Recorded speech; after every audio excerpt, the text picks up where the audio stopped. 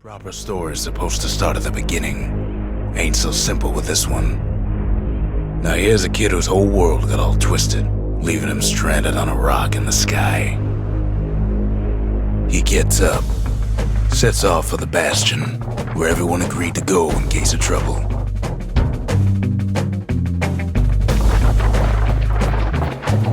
Ground forms up under his feet as it pointing the way. He don't stop to wonder why.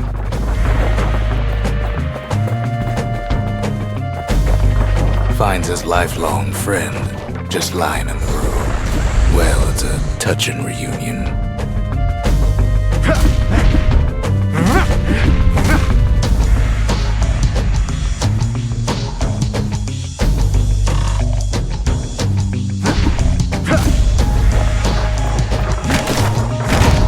He sees what's left of the rippling walls, years of work undone in an instant, in the calamity.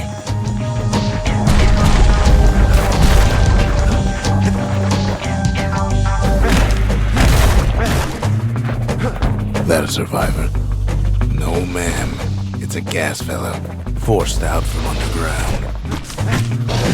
Kid pops him good. Starts to feel his bruises, though.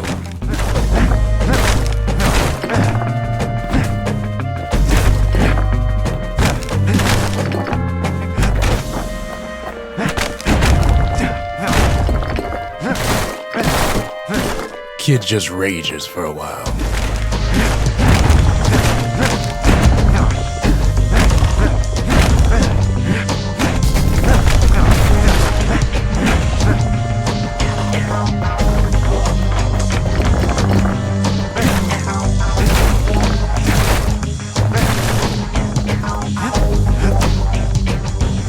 An old repeater falls out of the sky.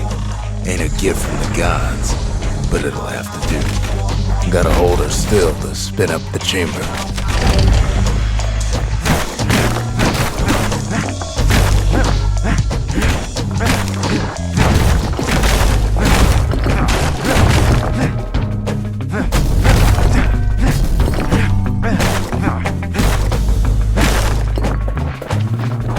Kid's worked up quite a thirst by now, so that fountain looks real inviting. Sometimes you just need a drink.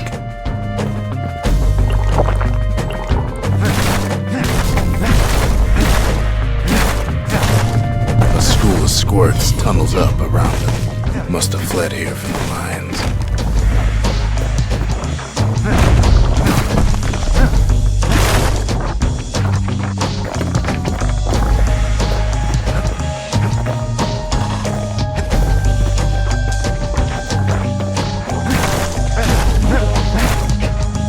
Kid finds memento from a girl he knew. Always used to fancy her.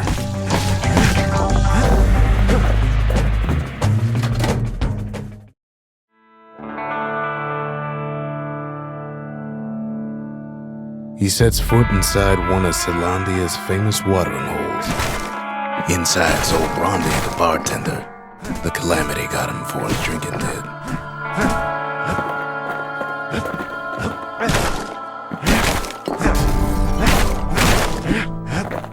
Kid finds his trusty shield.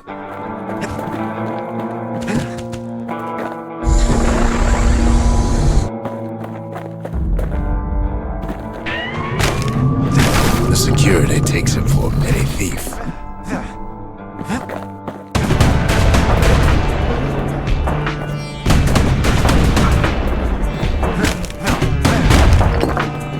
Special delivery.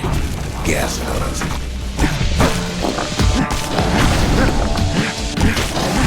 Windbags start turning up for last call.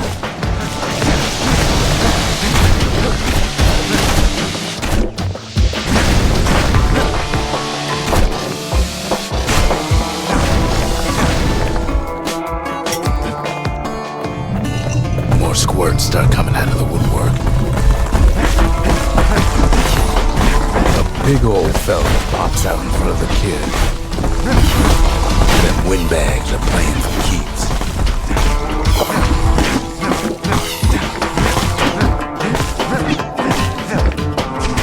Kid sees the way to the Bastion out the window. It's a bit of a drop.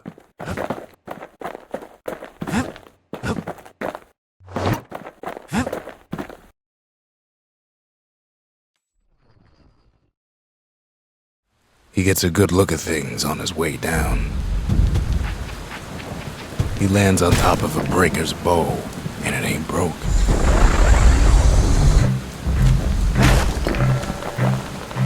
Wasn't long before the kid could loose an arrow, strong and true. Kid spies a good perch for some target practice. He knows he should draw the string all the way back.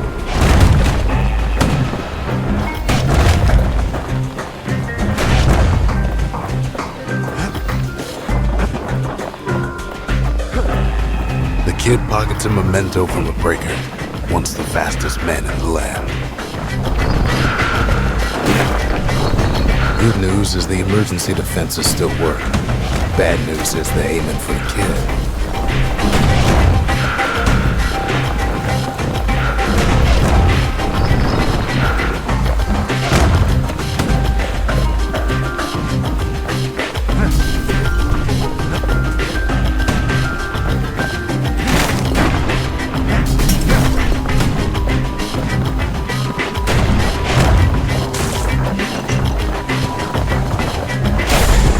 Up a few pointers from a dusty old tome.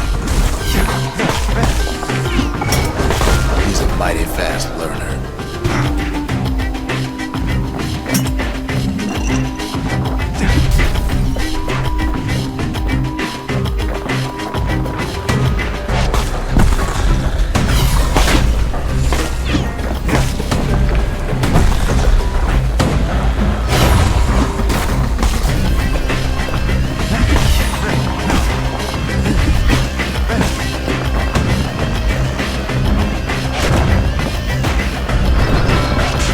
Finds the distillery right next to the arsenal.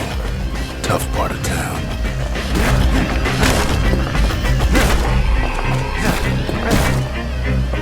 The arsenal's where the kid can pick the best tools for the job.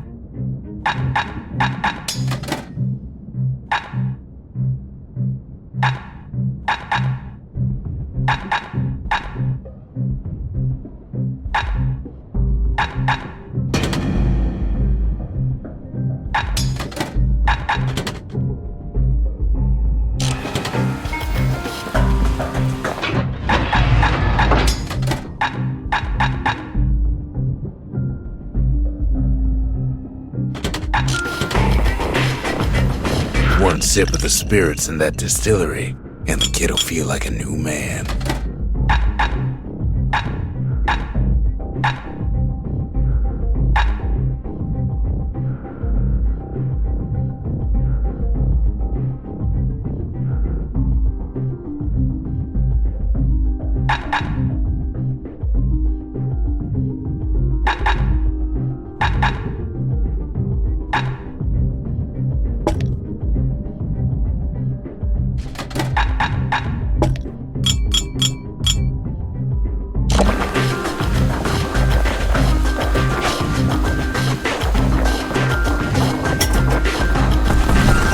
Some of them squirts birth like crazy in a couple of corn bins.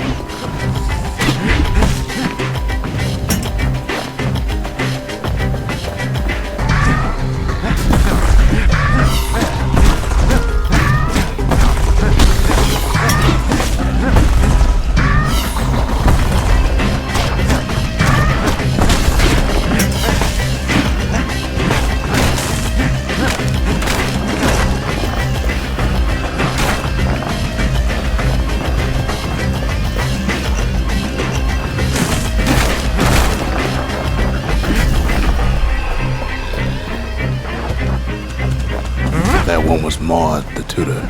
Once taught the kid good manners. He never used them, though.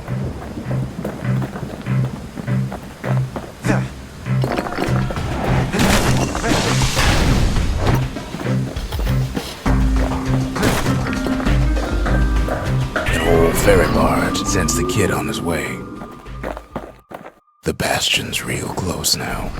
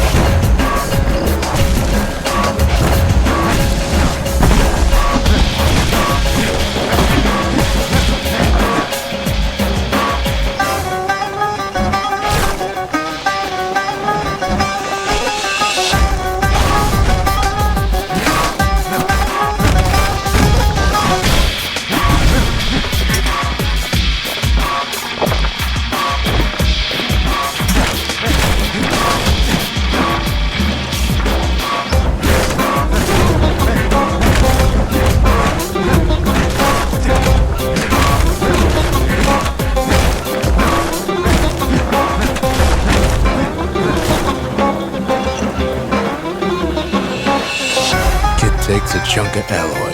The smell of barley and spoiled blueberries fills the air.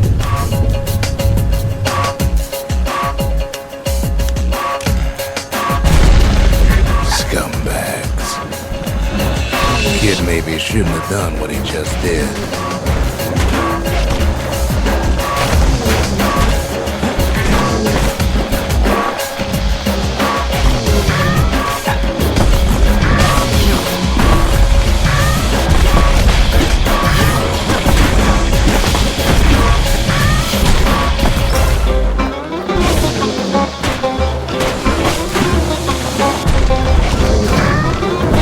Scumbag of his last meal.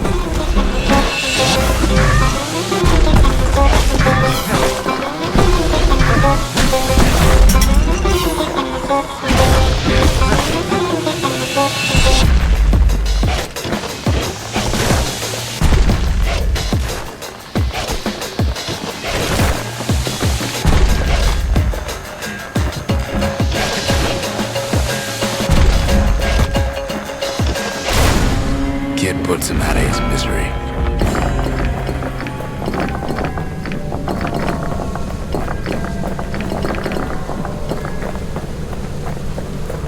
He finds the core to the wharf district.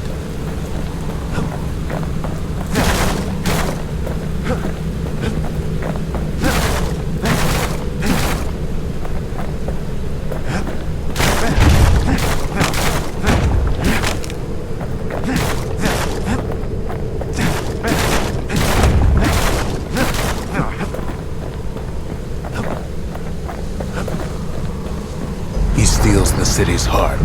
Might as well.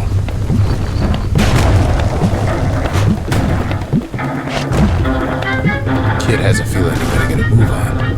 The place is starting to fall.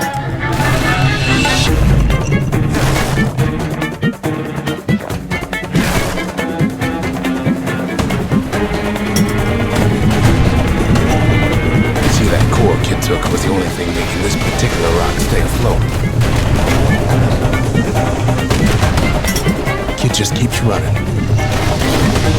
somersaulting like crazy.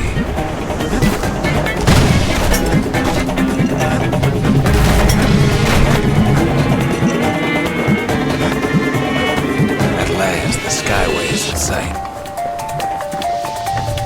Whisks him where he needs to go. Now the kid sees something stranger still. His mind races. Did anybody else survive? Sure enough, he finds another. He finds me. We talk for a spell. There's a bit of the Bastion's power in that crest, enough to point the way to the cores. All I tell him is to set that core of his on the monument there, then watch. I try to let the kid down gently. This is the Bastion, all right. Except no one else showed up.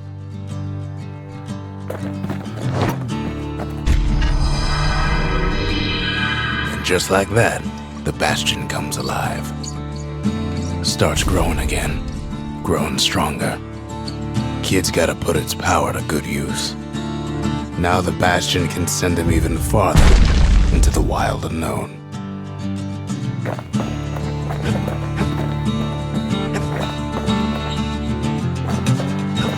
Kid ponders what to build.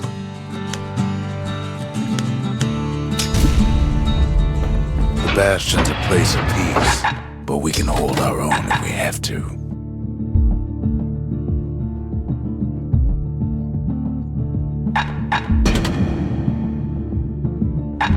Ain't much Kid can't handle with hammer and bow in hand.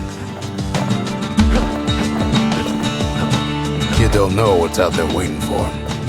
The Skyway. Now the kid can ride the wind to distant lands.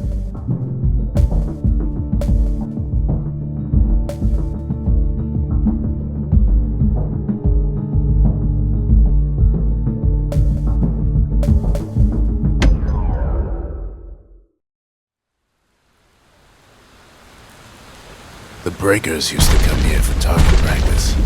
Used to play a little game. See who could bust the most targets and the fewest shots. focused, he's armed, and he's off.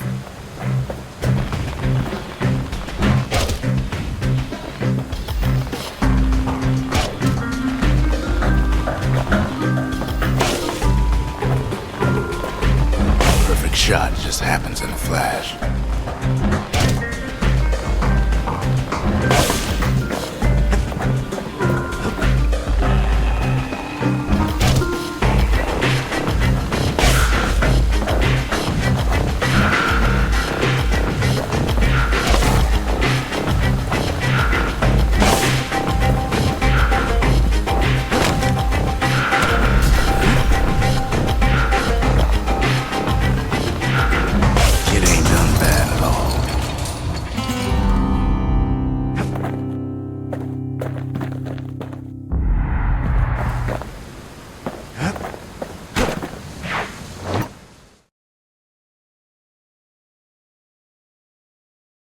He returns with some of the materials we need.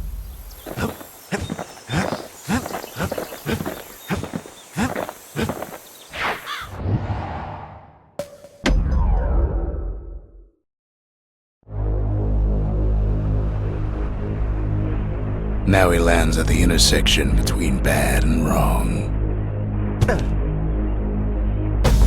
Ought to be a core down one of these twisted streets.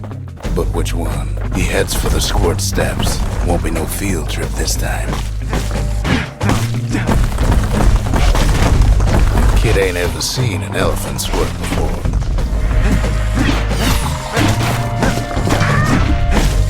Hopes he'll never see one again.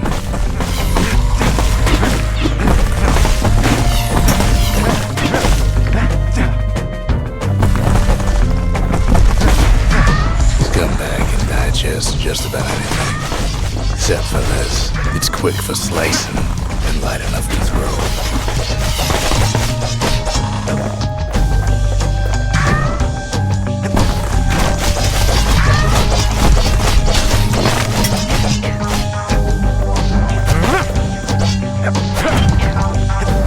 Keeps telling himself he better watch his step. They say even the most rambunctious squirts can be tamed. Squirts don't make the best of friends, but they can be useful in a pinch. No sign of the core here. At least the kid got something for his trouble.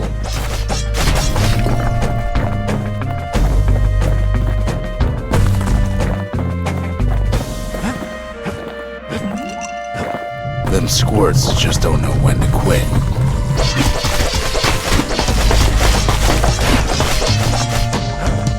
He heads for the biggest dump in town. Scumbag alley.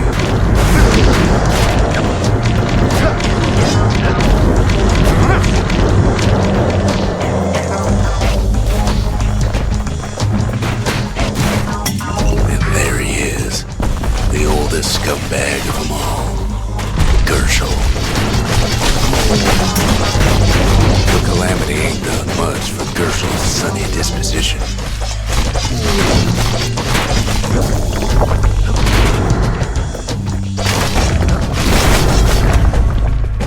Kid cuts up Gershel like a vine apple. Old scumbag didn't feel a thing.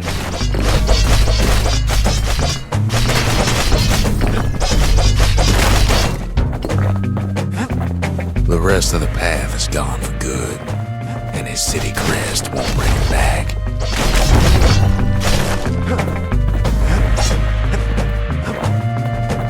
No core, no surprise. Like the gas fellas are hiding it from him.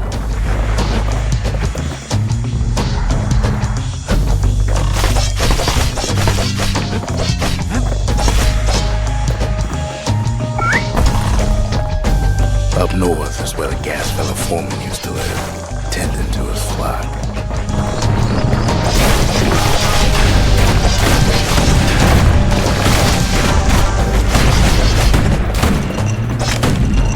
No white gas fellas all dress alike. Kids wondering the same thing.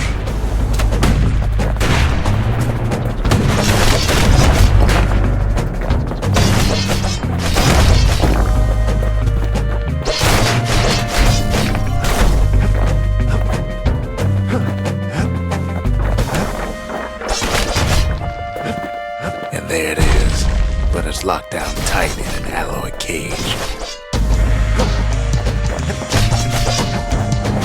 A blustery old foreman is keeping his fellas in check, almost like he's showboating for the crowd.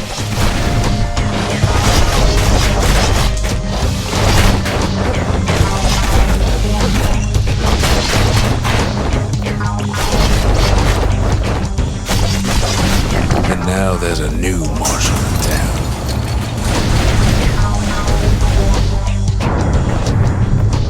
He hears the whole place groan, but it's too tough to fall. Might as well check the other side streets before leaving this hole.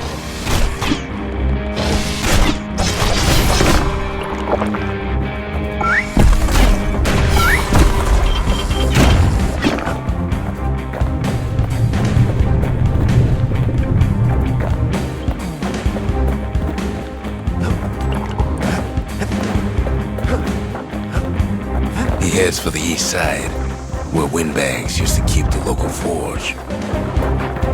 Odd place to find the likes of Percy the Snitch. Never much cared for that big wide grin of his.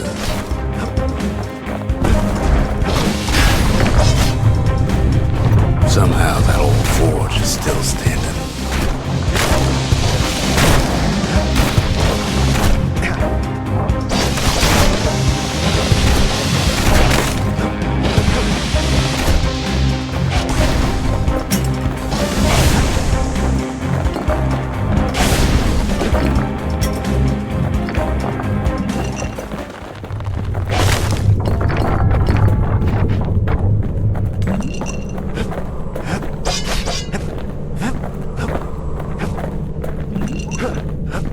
Inside the forge, Kid can fine-tune those instruments of his.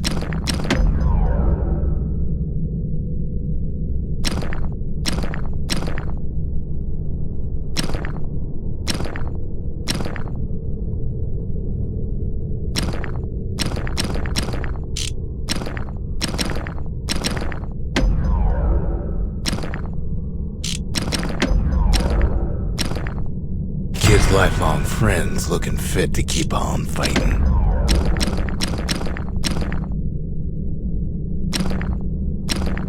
With a good length of meat-gut, that bow's like new again.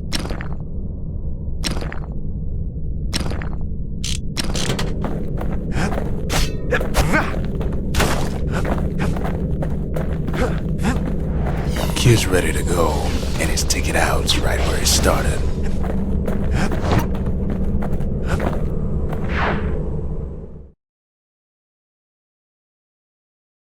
He comes back, just like I knew he would. The core hums in his pack. The monument's calling for it.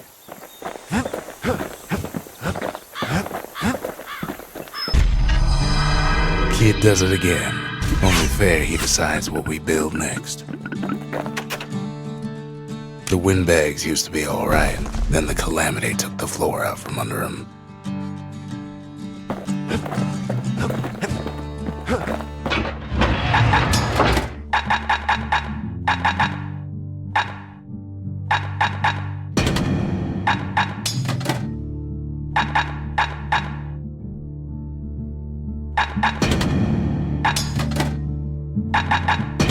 A repeater goes with a hammer better than a box of nails.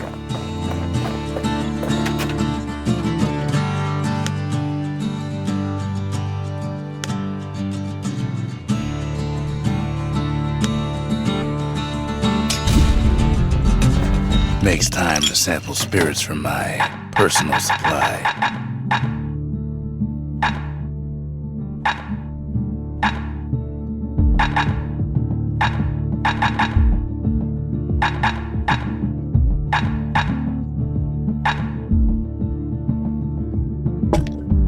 Where whiskey has no scent, but tastes like a peppered boot heel. It's not for everyone.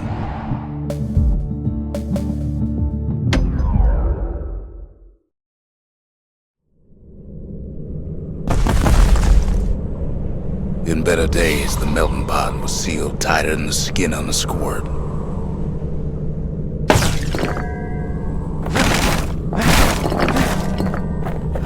Of all the plans to survive the calamity, City stab weeds.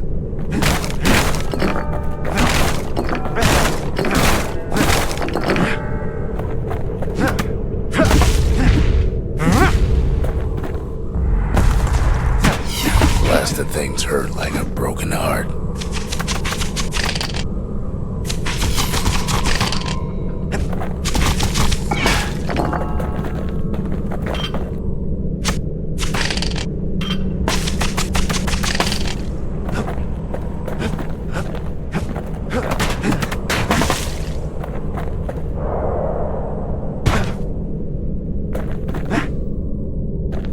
If there's a core, he figures it ought to be deeper down.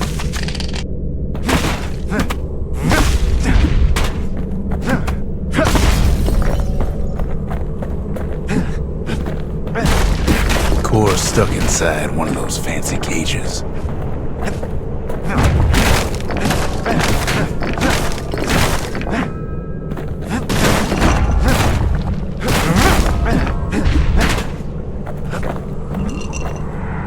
Stuff lying around is downright dangerous.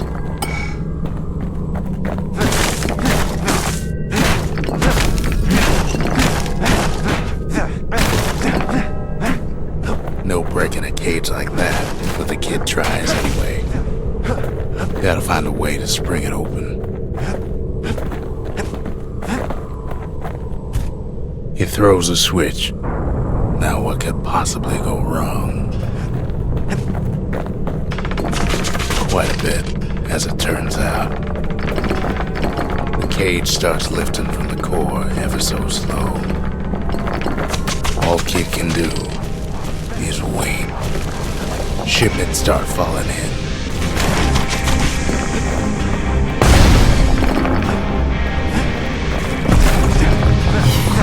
Not every score's born bad.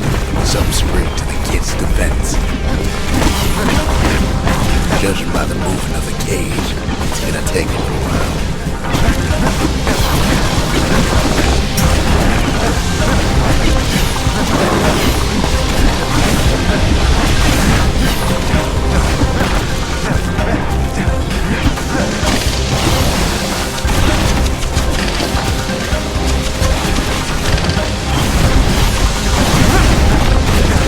Scumbags don't take kindly to interlopers.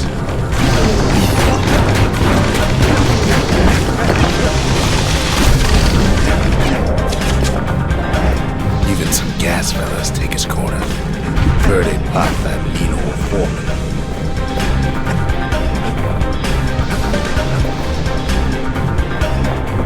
At this rate, maybe 5 more minutes, maybe 30, hard to tell.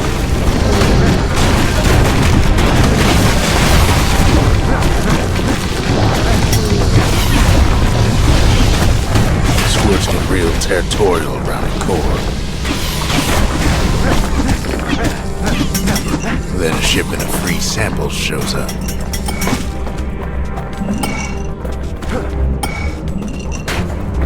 It ain't all bad, as the kid finds some spices from the motherland, tax-free. One thing's for sure, that cage is awful heavy.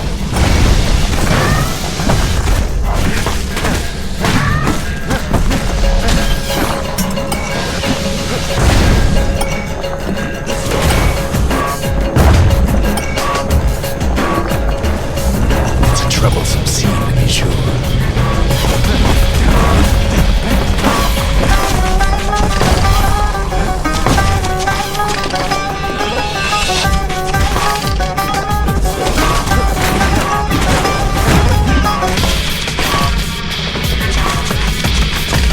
A few moments left, and the core goes free. 10, 9, 8, 7, give or take a few seconds. Finally, the core's within reach. And done. He's got it. Just gotta get to the nearest barge.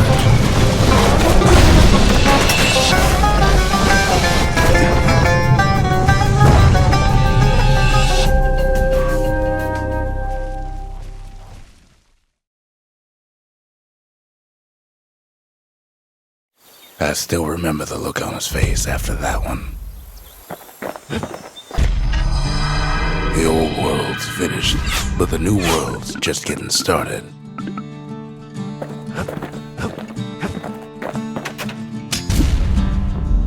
A lot of things need fixing up in this world, and we can start right here.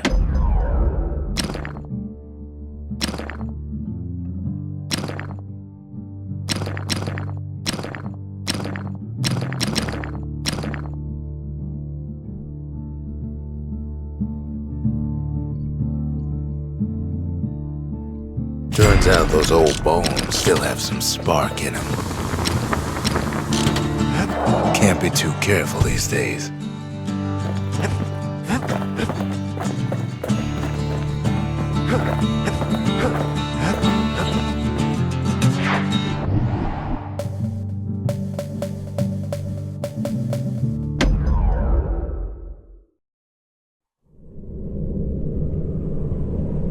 Windbag Ranch was built for gathering squirt extract in copious supply. Ain't nothing more healthful.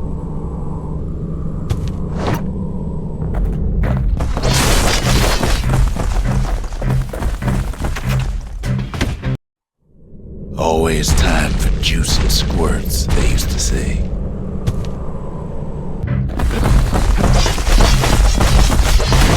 At least the little fellas can't feel a thing.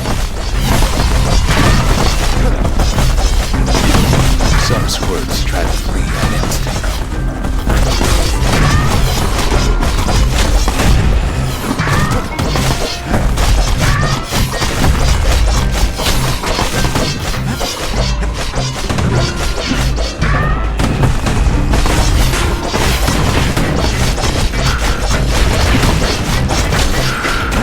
Best to put them away first before they rile up the others.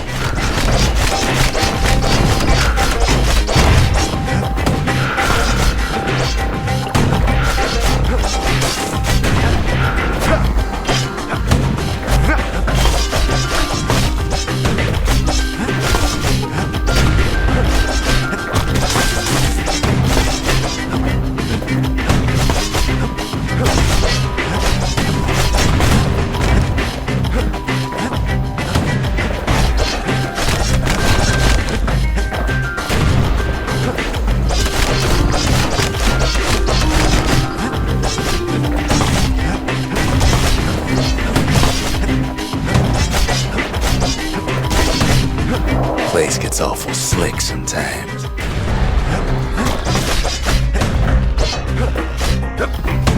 Slippery little devils.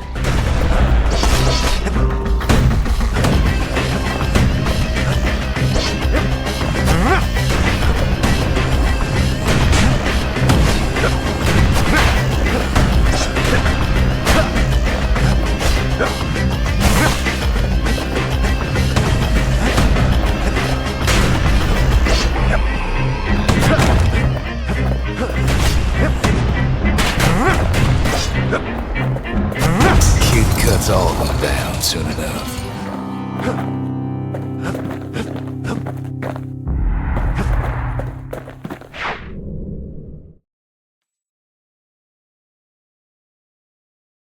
Kid comes back from Windbag Ranch smelling good and ripe.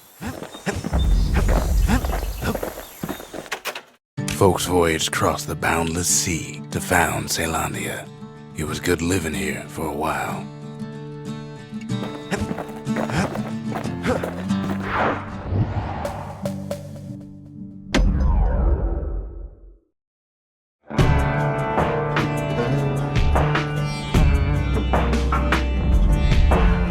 Couples used to walk the sundown path.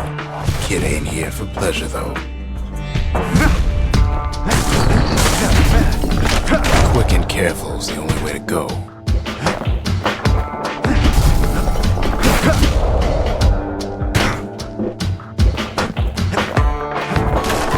But then, somebody gets to the core before the kid.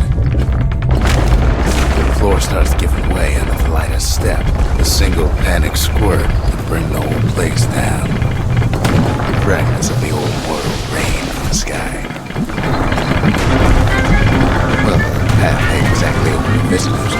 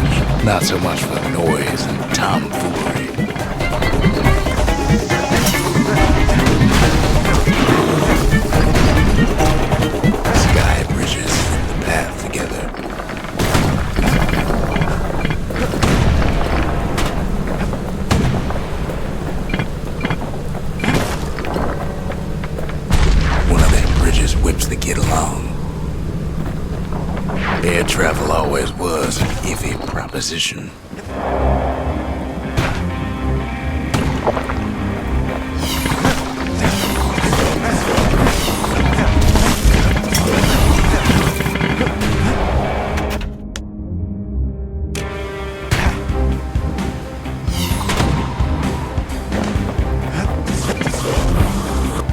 The calamity changed everything, even where the wind blows.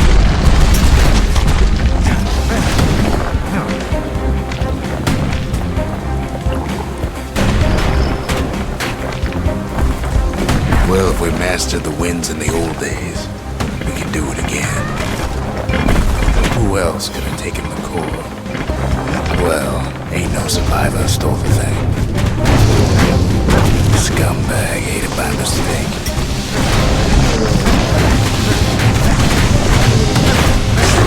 Break. Unlike the kid, that core ain't coming back.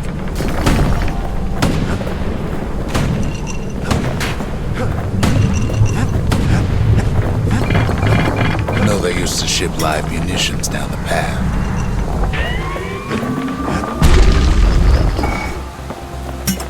These wires to toss those things plenty far away.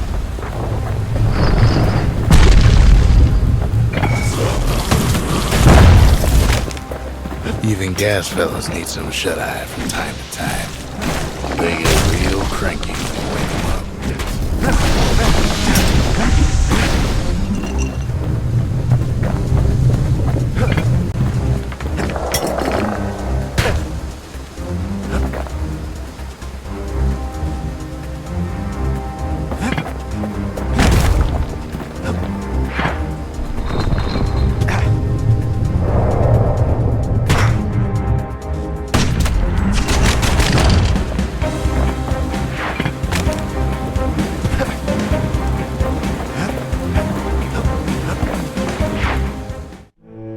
In all this toil, Kid keeps coming back to an overwhelming question. Who else could have survived the calamity?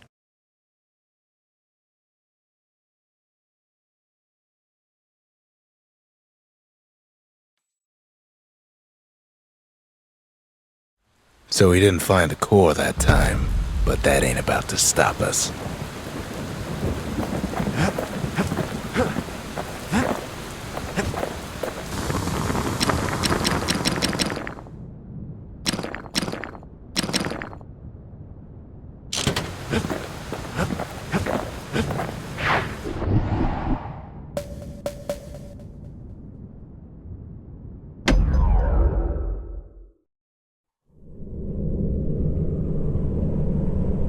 No place better than Trapper's Shingle for learning to tread light and shoot straight. Trappers had to tread real careful here, else take a nasty fall. They train themselves by clearing out the targets, while not clearing out the floor.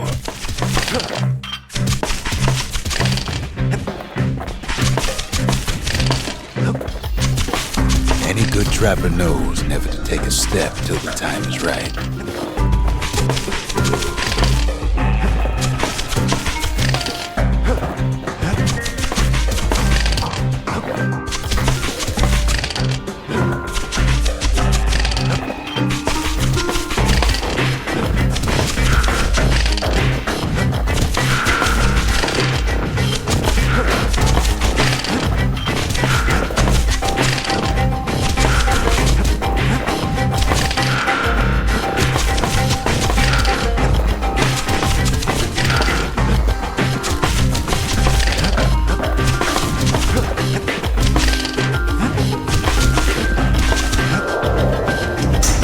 Expert trappers got something extra to give them an edge.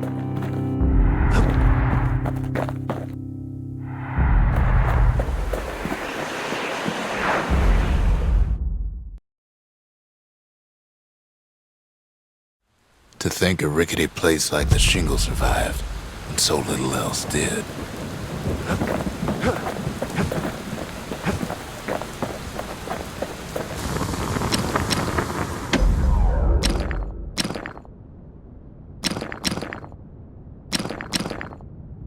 That ought to make those fangs sink in nice and deep.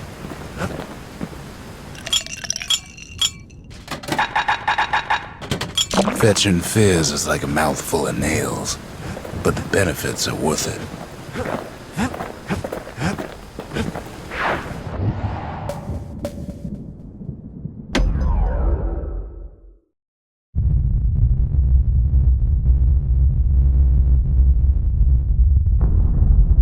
The dead welcome him with open arms. The calamity took everybody after all. Kid sees a plain, frozen faces all around. You don't much care to see him. Not like this.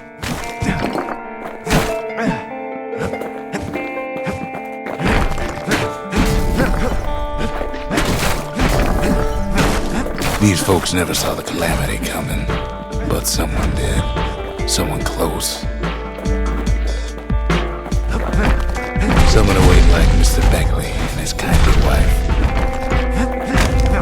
It was someone like him. Kid sees him there agape, in the flesh. It's a snag or two trying to get to him. He ain't about to stop, no matter what. He's got so many questions after all.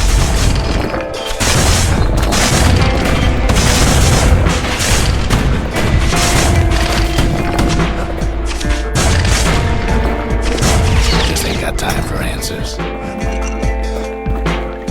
The Thunder brothers didn't make it. They never saw what it was like beyond the walls. Nordy the bird boy didn't make it.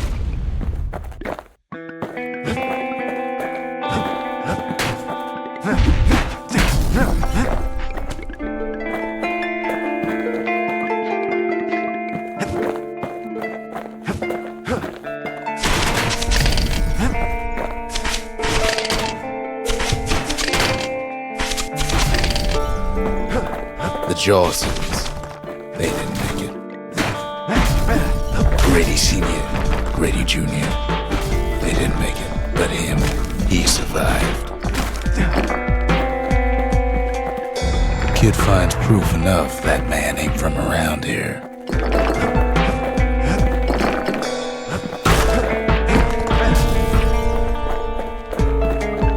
Just think, without that man, we wouldn't be here right now, would we?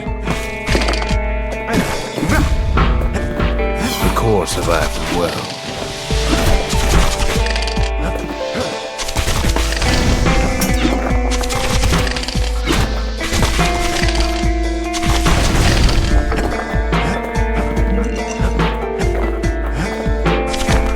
Kid does what he has to do. And then, what do you say to a man who's seen too much? Kid hasn't a clue, but he says this: we have to go. Please.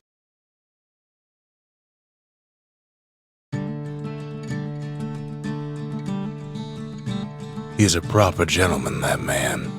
His name is Zolf. No hiding he's an Ura. Folks like him ain't never been a common sight in Caelondia.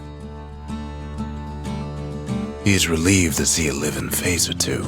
The kid and I introduce ourselves in kind, both to him and to each other, for the first time. For Zolf, Caelondia was like a second home. He's real worried about his first home, too, far to the east. We all lost loved ones in the calamity, he says. I don't know how I'm gonna go on without mine. He was born in the Tazzle terminals. The Ura sent him on a mission of peace to our city, and he's lived here ever since. Kid says hello, but Zolf's lost in thought. We fought the Ura decades ago, but that was then. Things are different between us now.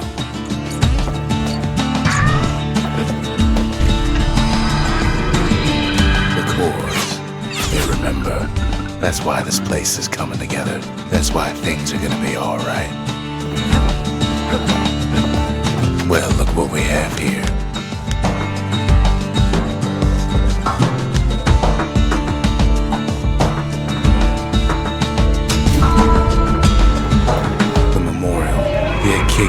respect to the old world and earn it in kind.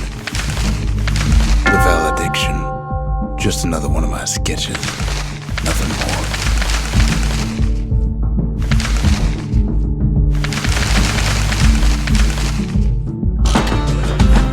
more. Words can't express what happened, but they're all I got. We tracked down a couple more cores near the edge of the city.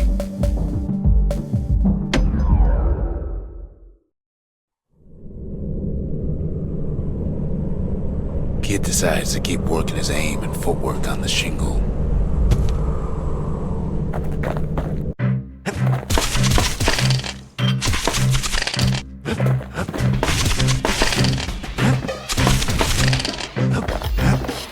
Best time to pick a new spot was when swapping magazines.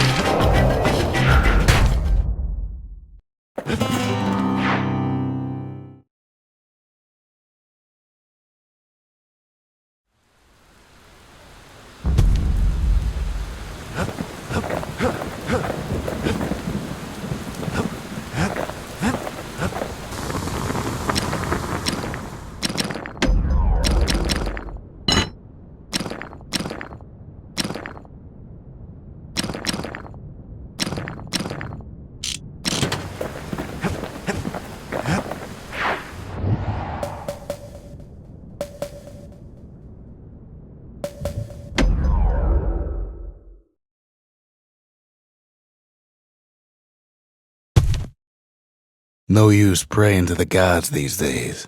No time for it either.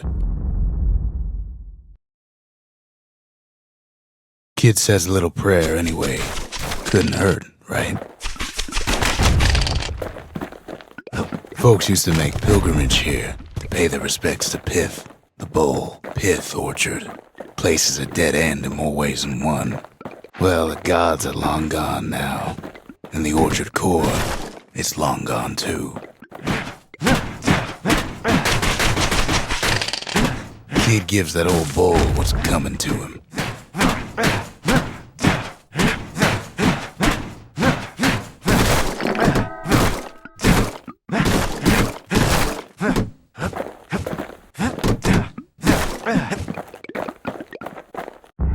The gods don't care about trinkets, but the kid ain't no god.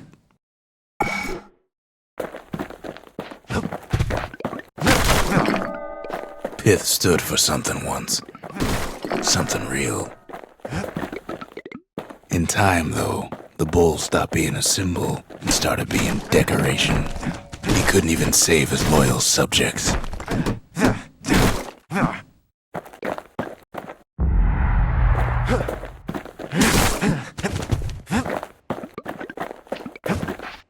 Pith makes a decent scarecrow, at least.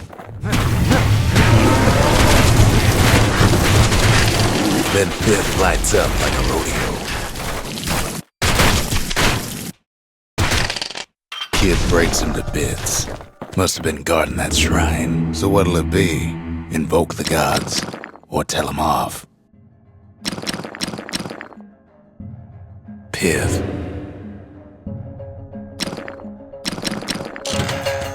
Kid decides to press his luck.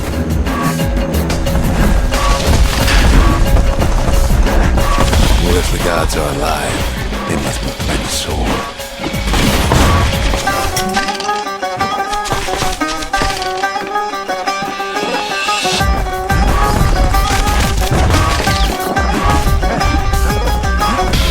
Kid ain't never seen windbags that quick. Maybe old Pith put a scare in him.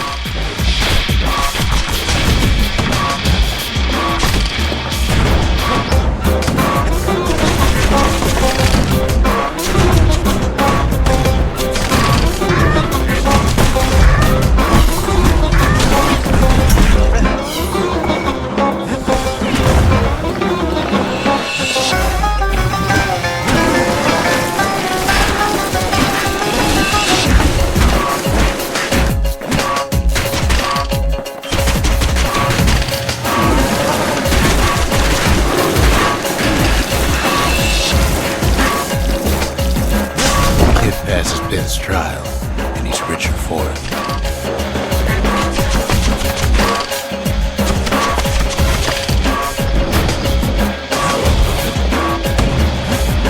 Kid ain't found the core, but at least he found himself a precious shrine. The gods ain't gonna catch you if you fall.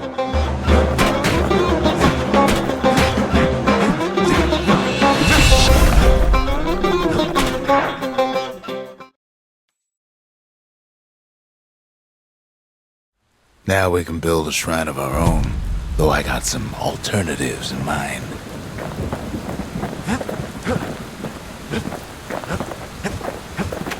The Ura feared the gods.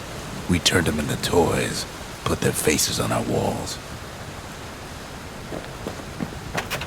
Zolf doesn't touch the thing. Says the god of commotion is no children's toy.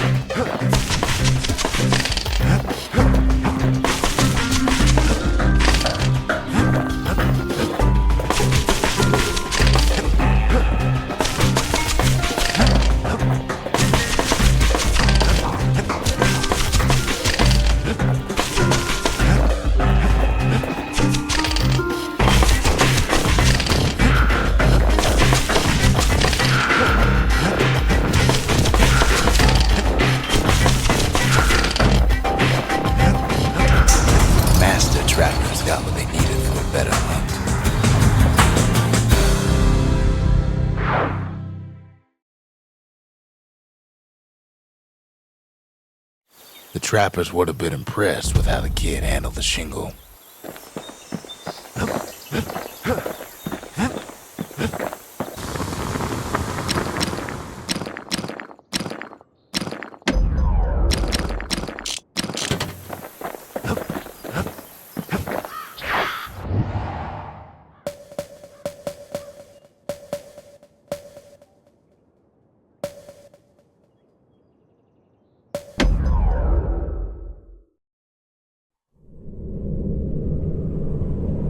The accused always got a fair shake in Zealandia.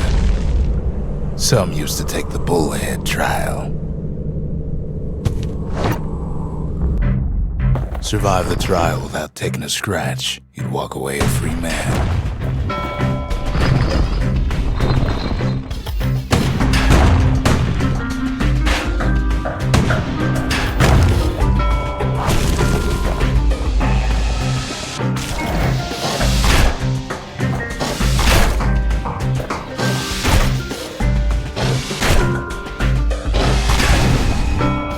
Trial taught folks three things.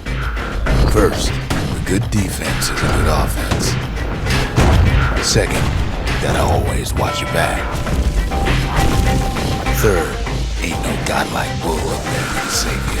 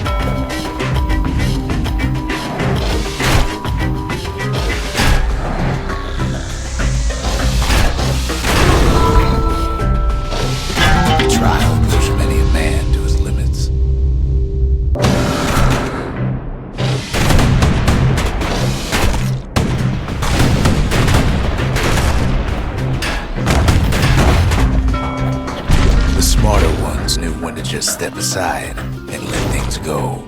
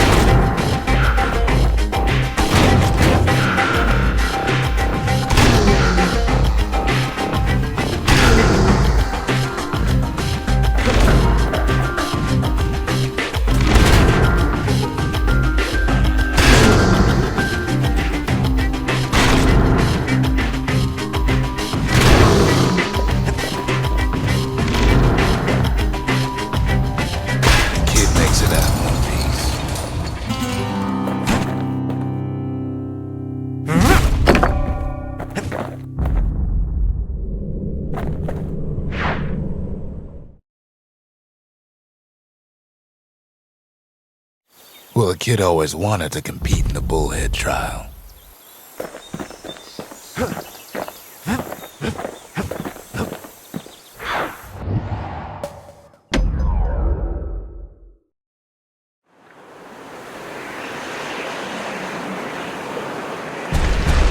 There's only one way to cinder brick Fort.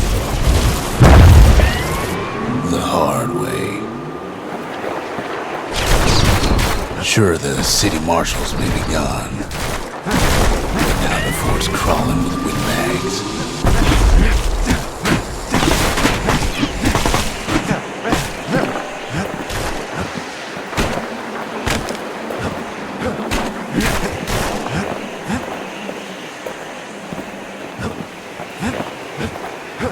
The calamity was mercy, normal.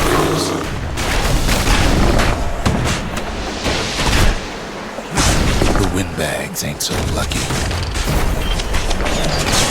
They've been left to freeze or starve or face the kid.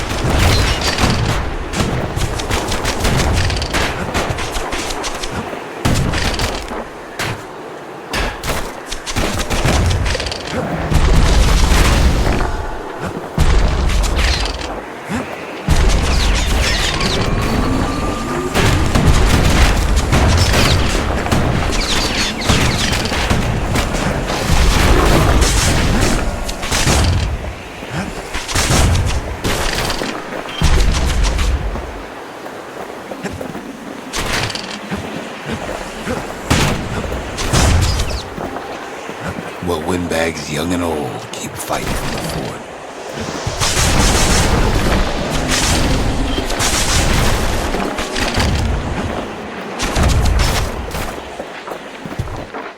At least the marshals left the kid a parting gift.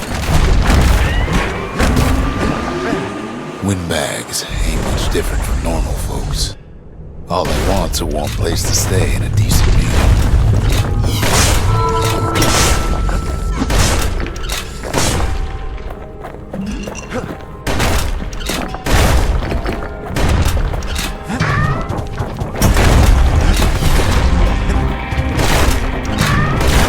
The calamity drove the windbags topside.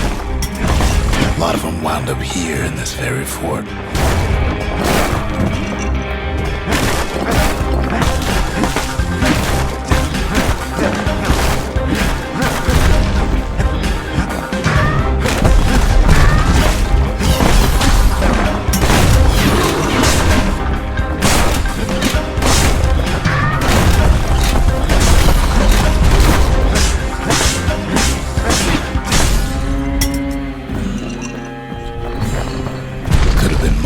Business underground like in the old days.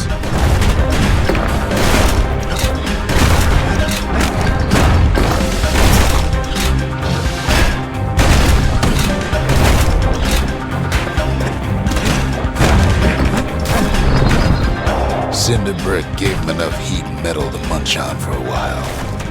Windbags can't use marshal supplies, but the kid sure can.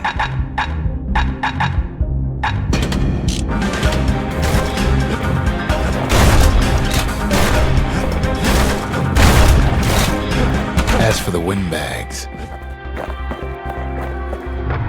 fort ain't theirs by right.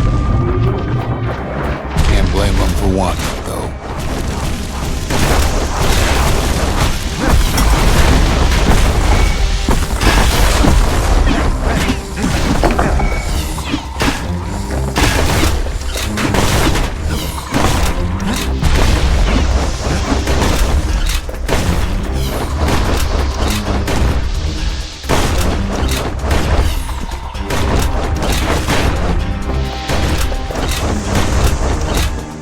So many of those sorry things hold up inside that old fort.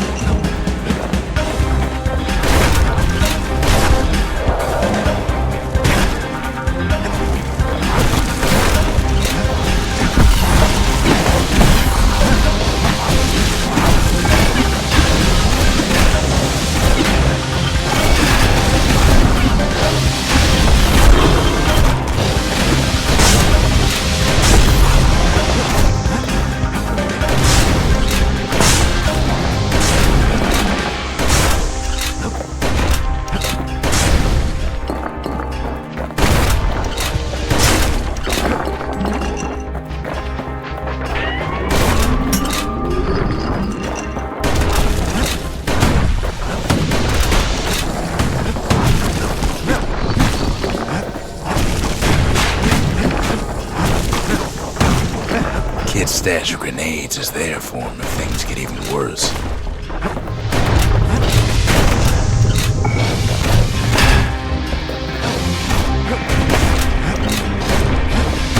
Kid's blasting everything in sight with that newfangled musket.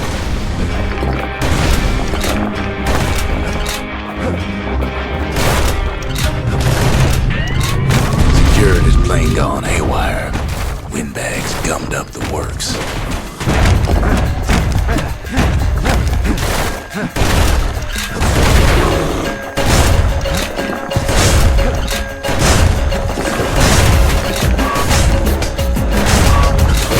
Kid ain't afraid to get burned.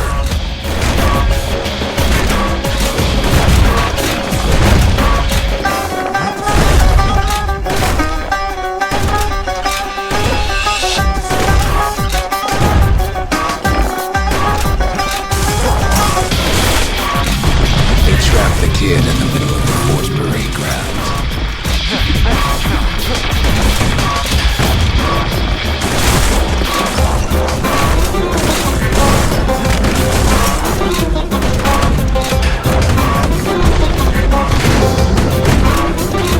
Then they bring out Glutus and Glandon and all their scumbag uncles.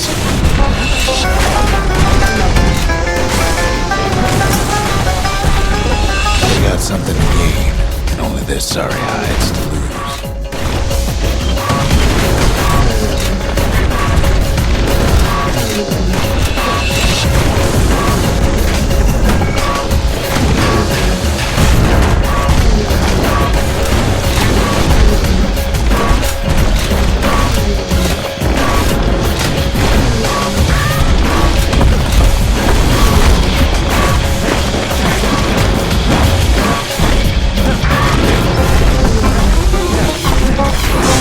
Takes down Glutus. Or maybe it was Glandon. The other big fella soon joins his brother, wherever they are now.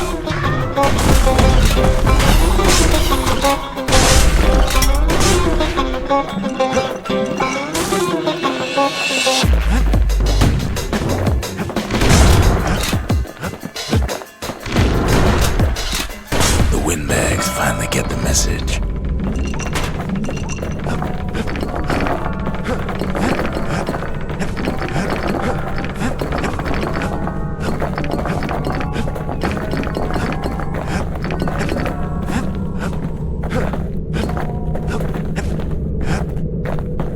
Kid used to dream of getting Marshall's badge, but not like this. And now ain't nothing left for nobody down at Cinderbrick Fort.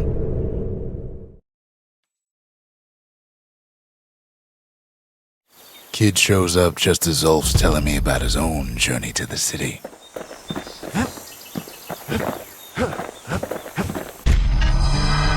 Zolf's travels ain't much compared to what the kids had to go through for all this. The marshals seem like good men, he says. They treated him with dignity. Zolf brought his antique smoking pipe all the way from the terminals. Zolf's the talkative sort, at least he used to be. Seems the only thing the Calamity saved for Zolf was his smoking pipe.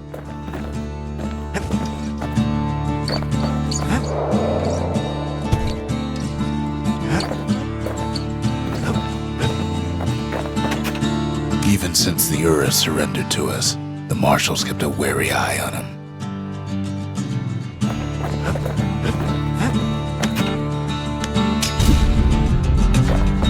Behold the Pantheon.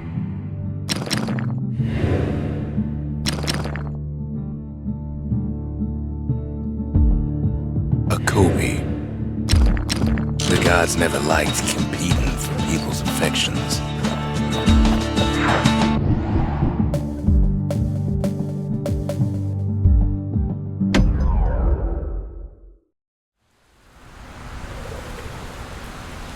Ever felt a Zolwood gourd, like picking up broken glass barehanded? At Zolwood Grove, marshals learned to make every shot count. The trick was to pop all those nasty gourds without wasting ammo.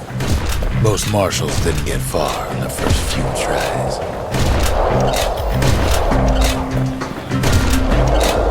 Had to catch a bunch of those gourds in a single shot.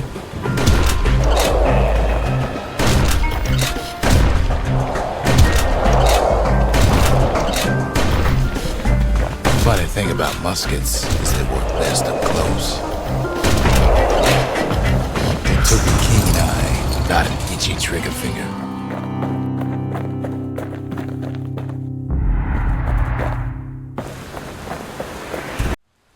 Kid takes a little personal time for just him and his favorite musket.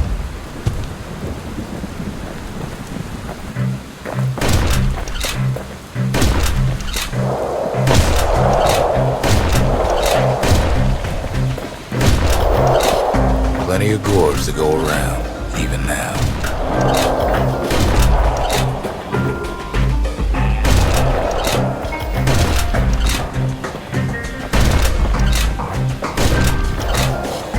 Marshals like to fine-tune their muskets to get better results.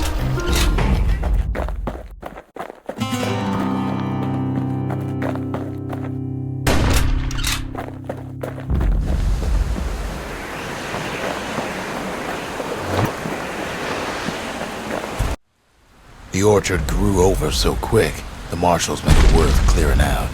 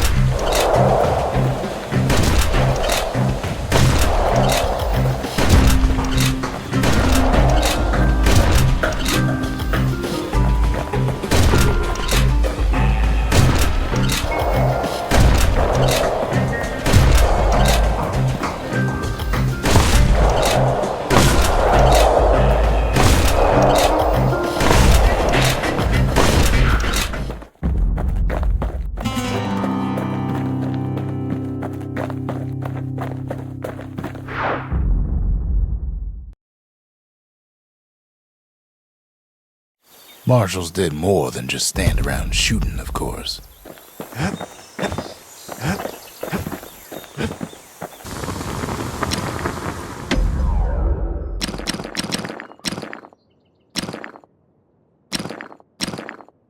You want to tune a scrap musket, you start with the barrel.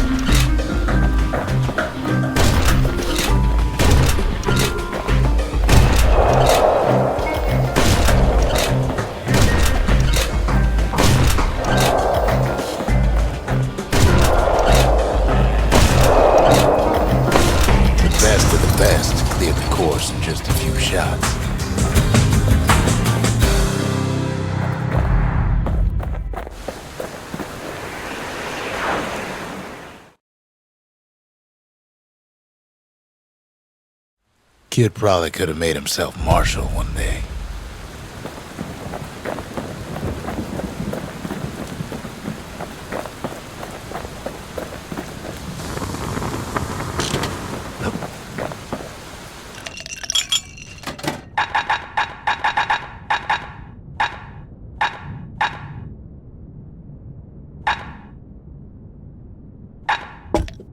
Dread rum's brewed from swamp weeds, so its effect is as bold as its flavor.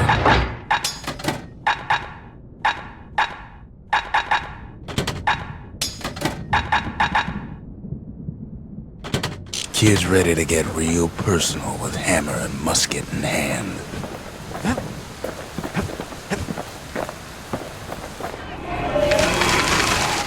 The menders, they had thankless jobs. The most important kind. The marshals kept the city's peace. They can rest easy now.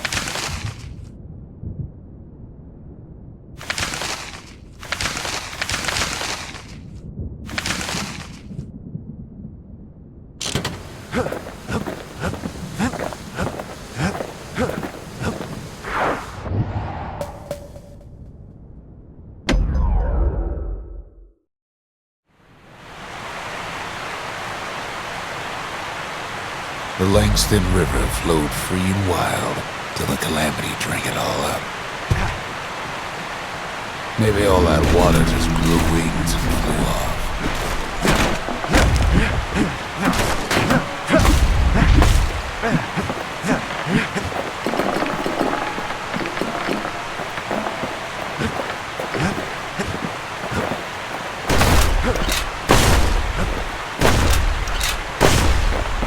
Riverbank swarming with windbags.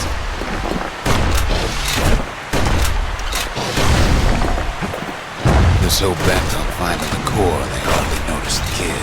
Lucky for him, a certain famous ferry barge is still afloat.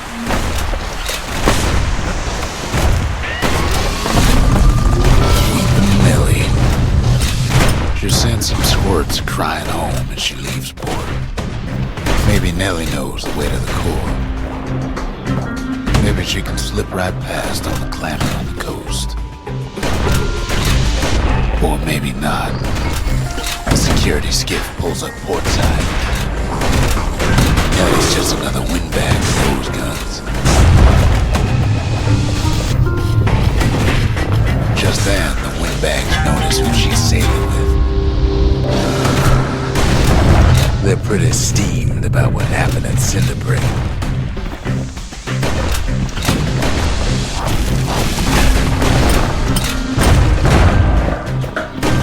Try to cut her off.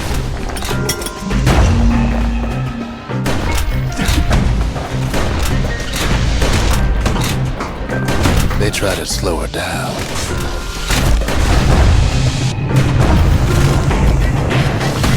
They try to knock her out.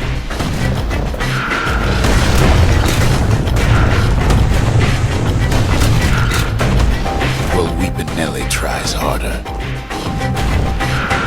Try as she might, though, she hits a snag. Kid's gotta help her get untangled. Favors for favors.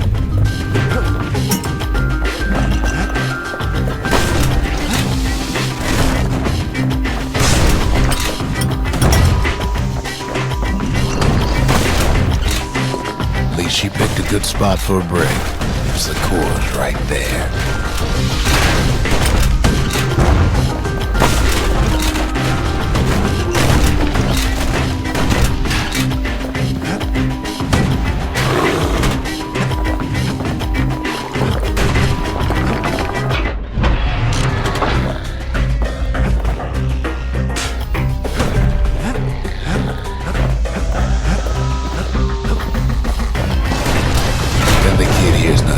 Sound like 100 flapping wings. Beggars.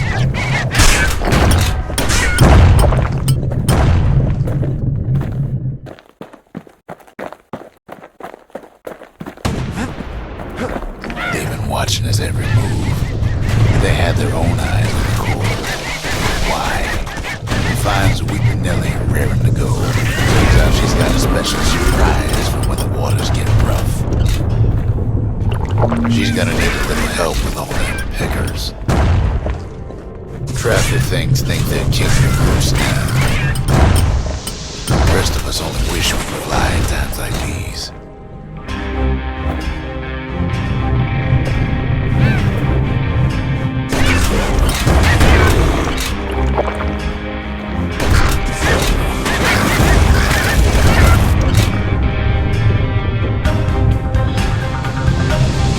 Security skiffs keep on coming starboard side. Don't seem to care what they shoot as long as they hit something.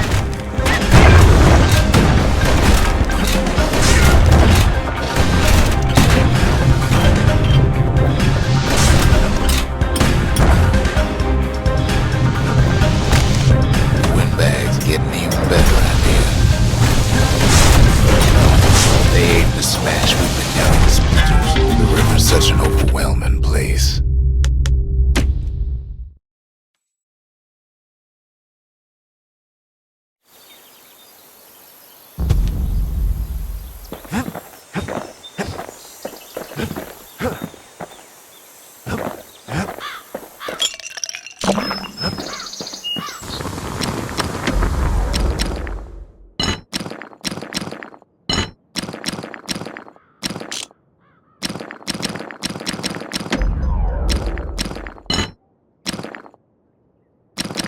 The marshals learn to pack those shells full of fire.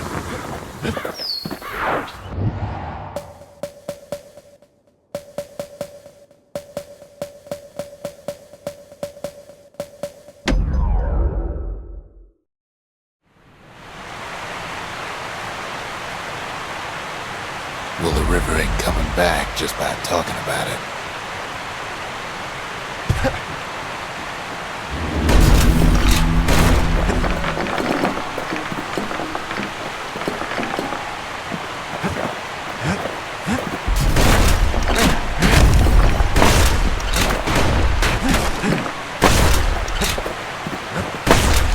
Riverbank swarming with windbags. They're so bent on finding the core, they hardly notice the kid.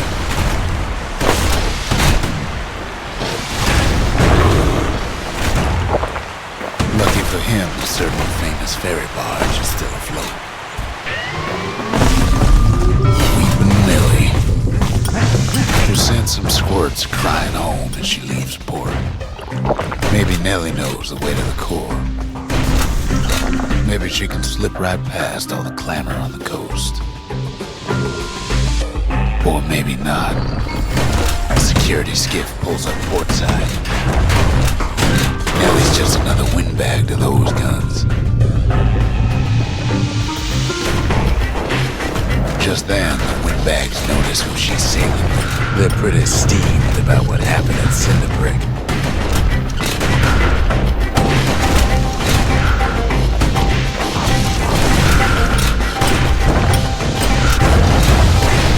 Try to cut her off.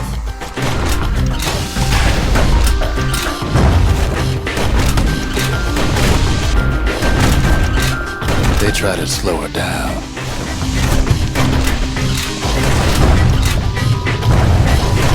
They try to knock her out.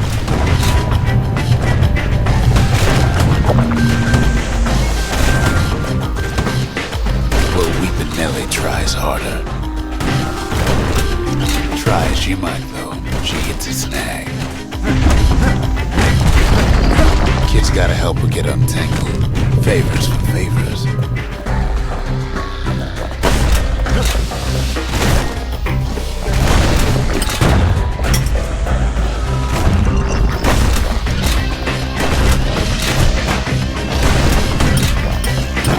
At least she picked a good spot for a break. The core's right there.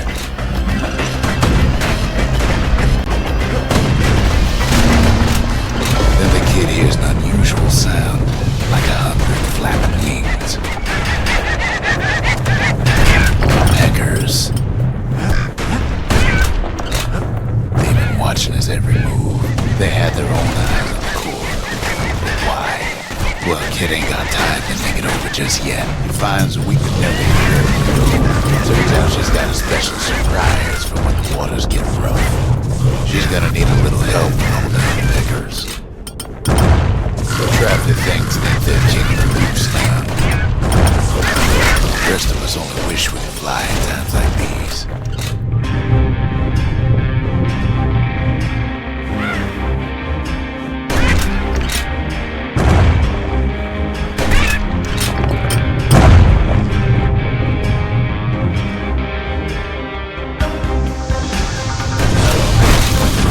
Skiffs keep on coming, starboard side. Don't seem to care what they shoot, as long as they hit something.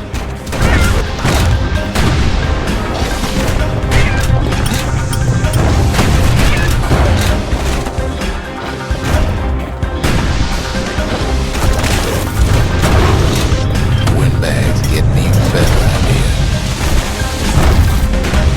They aim to smash with the Nelly splinters.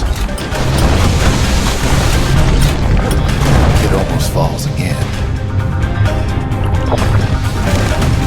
Kid boards one of them skiffs like some kind of Ceylondian privateer. They don't know the kid's just trying to help, or maybe they don't care.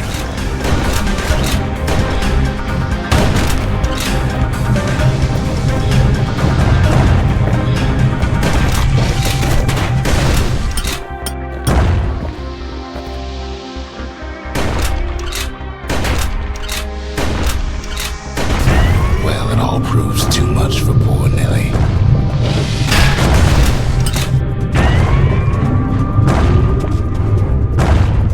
She's just gotta make one last stop. With her last breath, Nelly gets the kid to solid ground. Solid ground in picking country. Seems the calamity ain't hurt the pickers' appetites. They want that coal real bad. Might be they want it just as bad as a kid. Kid shoes them off, no one will be back. Poor times.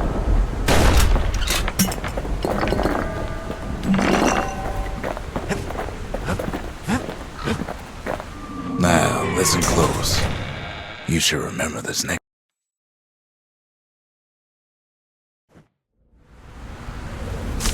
Why go to Prosper Bluff?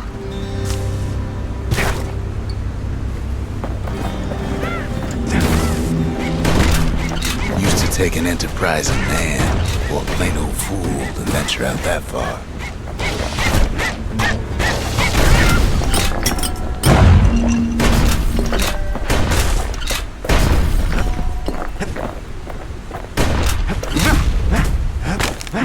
The city was the most beautiful place in the world.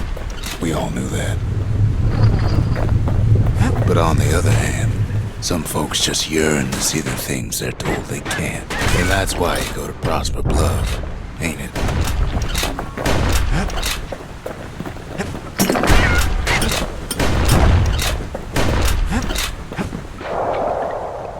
There the kid hears something he ain't heard in a long while.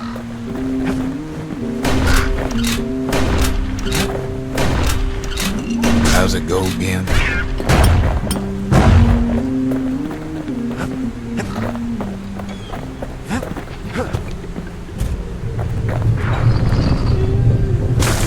Yeah, that's the one.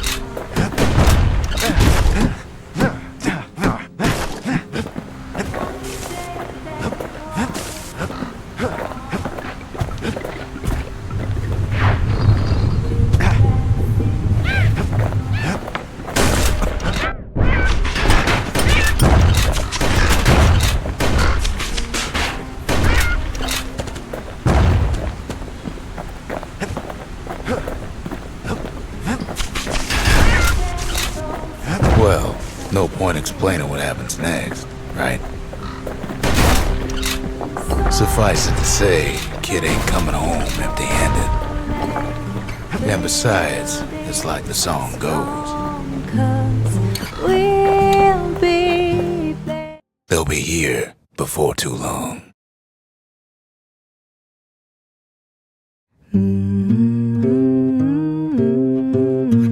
We darn near celebrated when the kid got back, didn't we?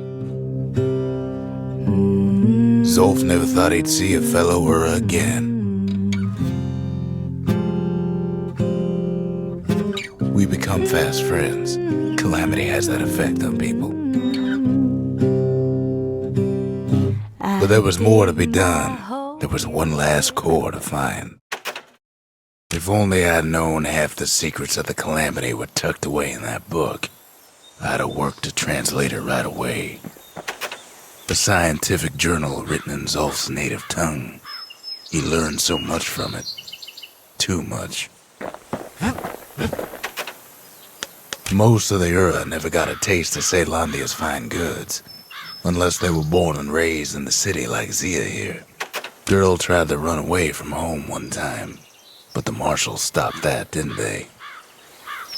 So many secrets in there and she can't even read it. Her father's own journal.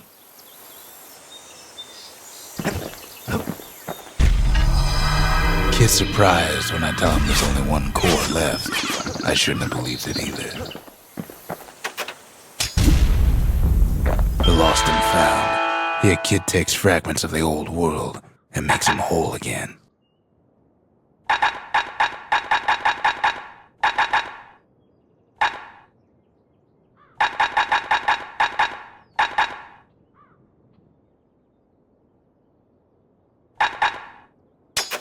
All it takes is some fragments, and the Bastion makes it good as new.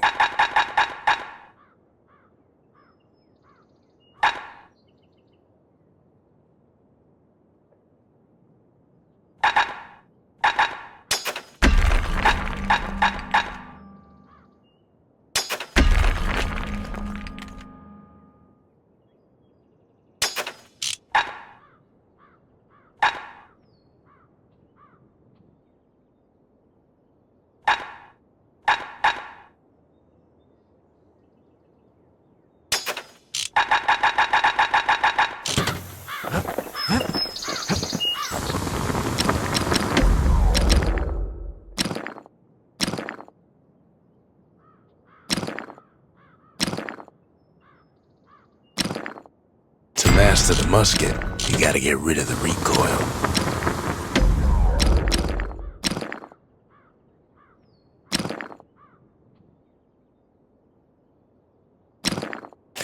letting go of his old friend with a sturdy grip like that. We tracked the final core beyond the city to the wilds.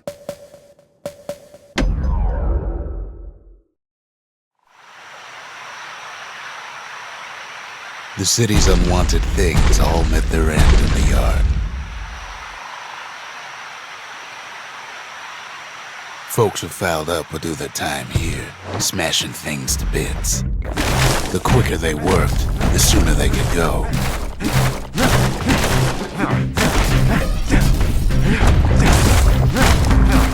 Folks learned to plant their feet and put their backs into it.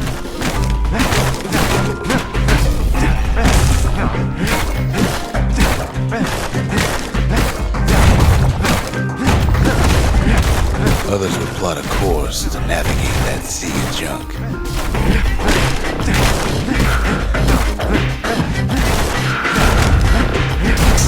A good day's smashing could feed a family for a week.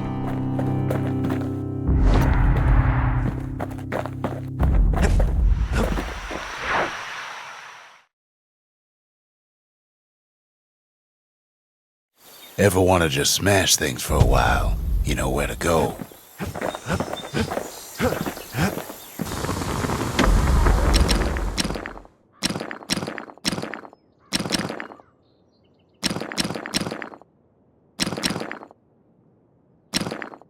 A sail hammer's only as strong as its spine. That's a strong spine.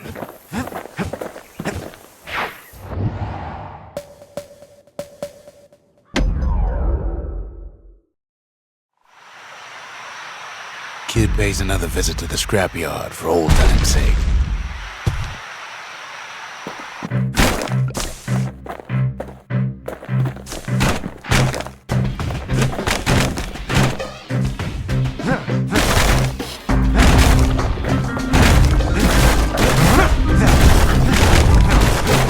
Worked too slow and all you got was a sore back.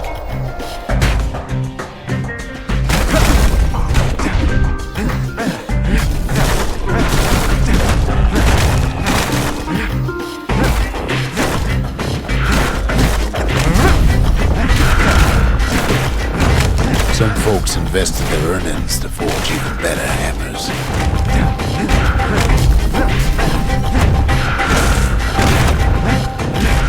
Had to work real fast for the finest prize.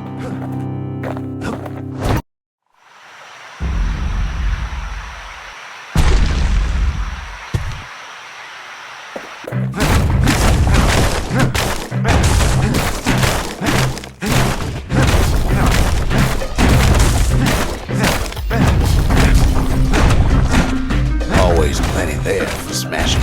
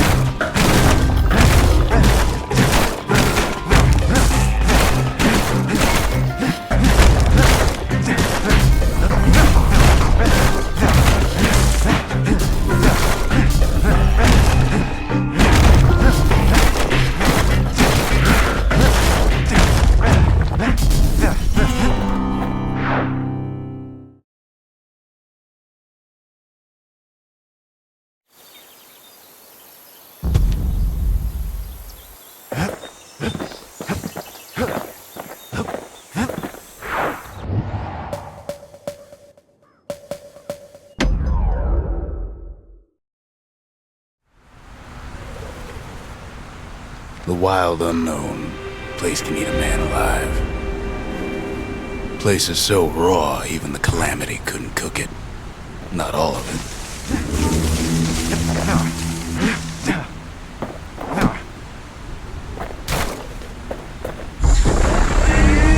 What's better than having a slinger pistol in a fight? Having two. Savage things lurking at every turn. Kid's faster than a slinger with those guns.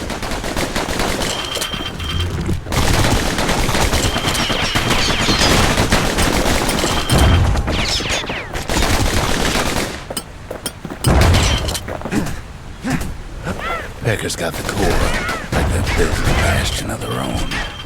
The welcoming committee scrambles to attention. Didn't expect the kid so soon.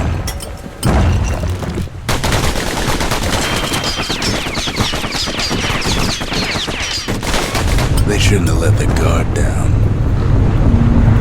Getting that core was one thing. Getting out's gonna be another. He digs his way out of the clearing, but the wilds won't let him go without a fight.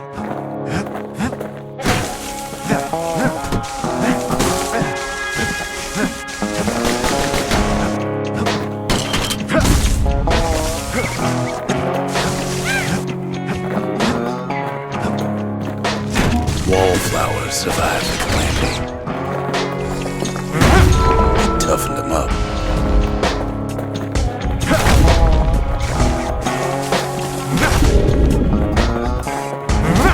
Best take it real slow when pincushions are afoot.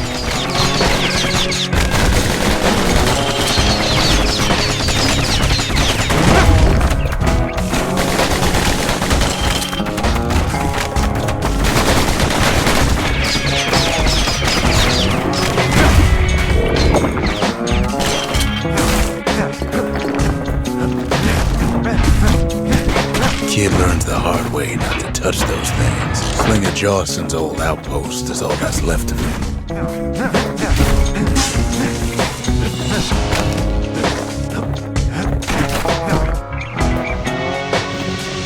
A handful of windbag shipments made it out this far. Kid's seen the last of them.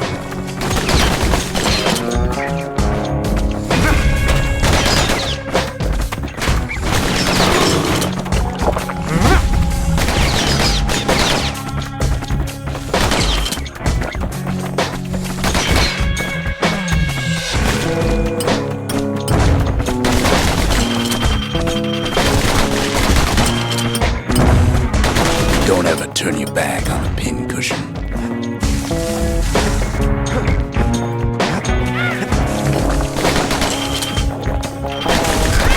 Kid's roused up half the wild by now.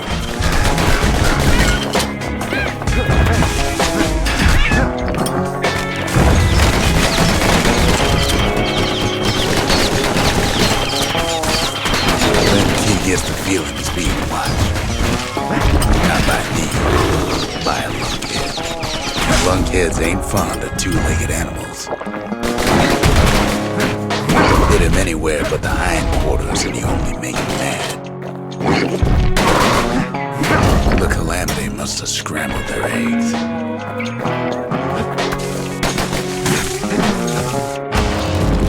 Leave it to the kid to make time for stomping swamp weeds. Hardly any signs of the old Jawson camp.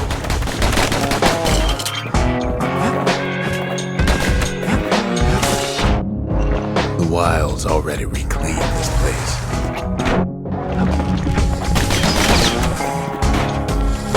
He's anxious to get back.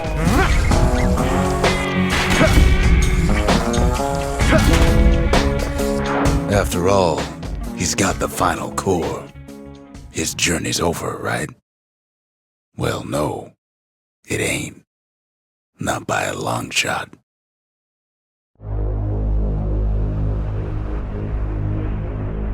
Kid knows something's up when we ain't there to give a warm welcome. See, Zolf and I were just wrapping up a heated discussion. Zolf can barely muster the words. The calamity failed, he says, but I will not. And with that, Zolf leaves us here, alone. Zolf cursed the city, cursed the Bastion, cursed me, said he was going home. When Zolf got through reading that journal, He just snapped. Started smashing up the monument till I tried to stop him.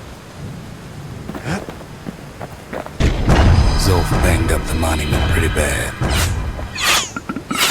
But there's a way to put her back together. The shards. We're gonna need all of them to nurse the Bastion back to health.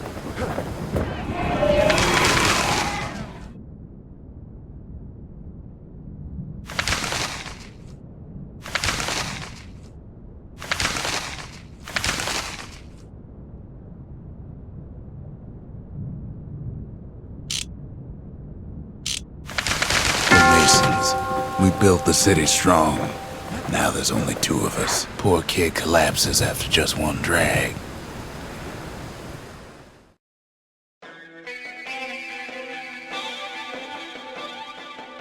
The past.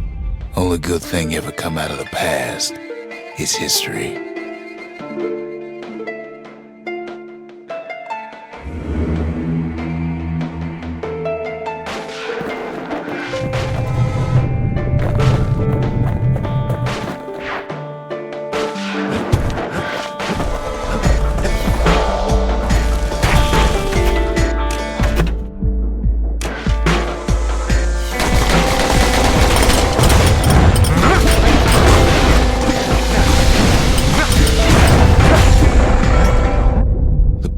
Catches up with a kid.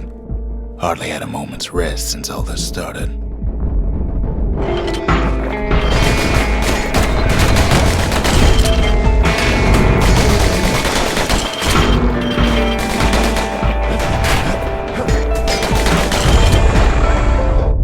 Fair to say he's led a hard life. Supposing what he says in his sleep ain't no lie.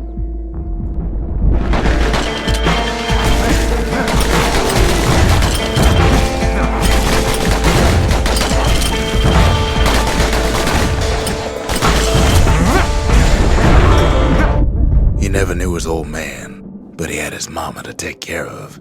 Frail thing with pure white hair like his.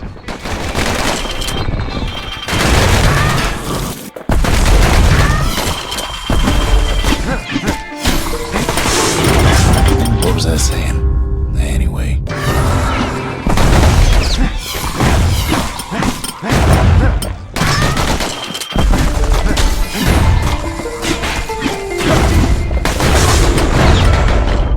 Having his mama's hair did the kid no favors while he was growing up, but he learned to hold his own out there.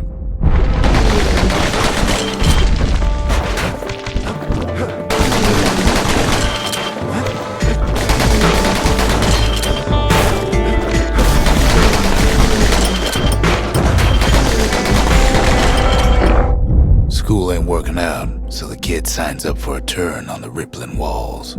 Make his mama some money.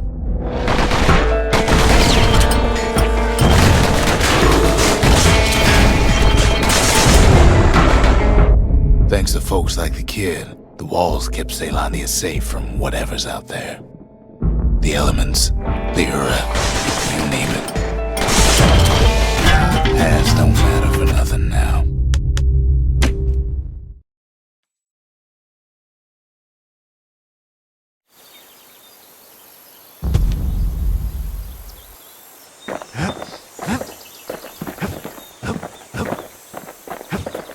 The city brought the shards to the wilds. Now the kid's gonna bring them back.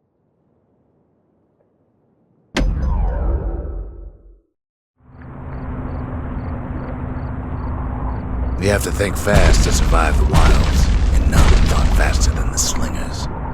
They could shoot their pistols with the speed of a machine.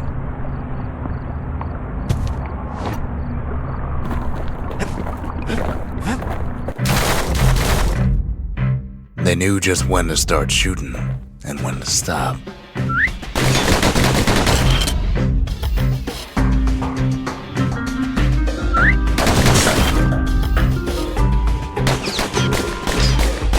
Those pistols can spit out rounds just as quick as you can pull the trigger.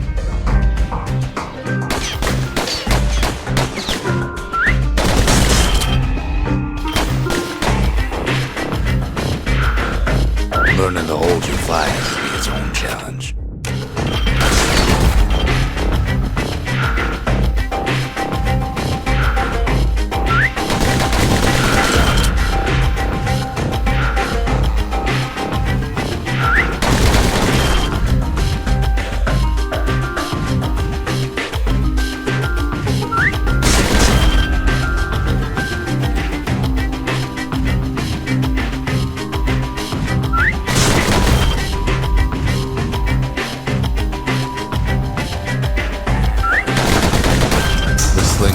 quicker than the average pistolier.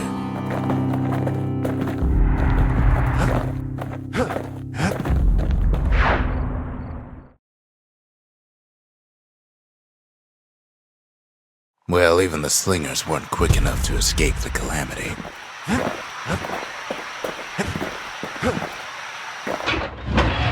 A pair of slinger pistols is just the ticket if a hammer's too slow.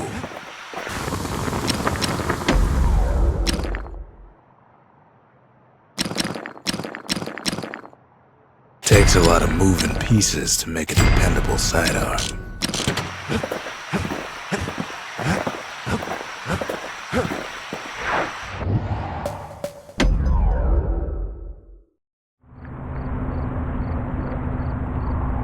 The slingers could plug you full of holes faster than you could say draw.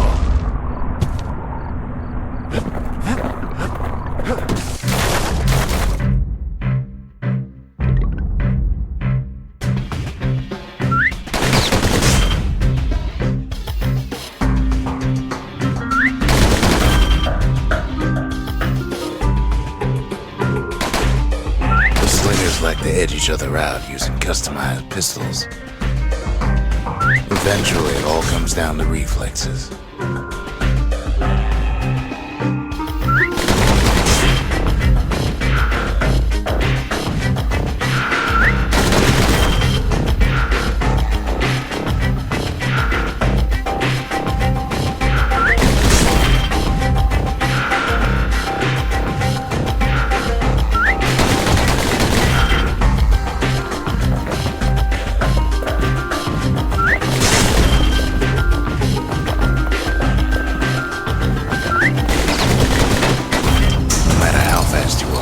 You can always get faster.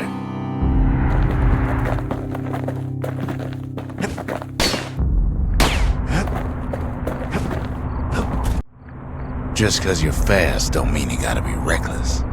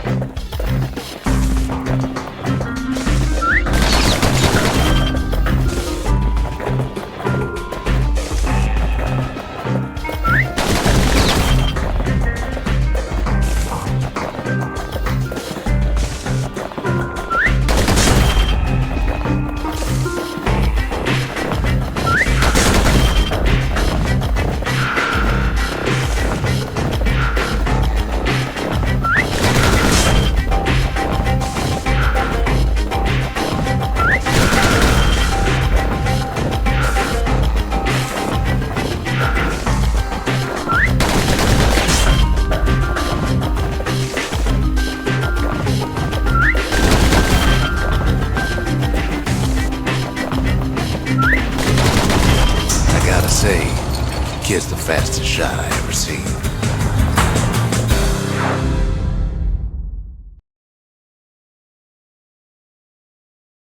He blew through slinger range like it was nothing.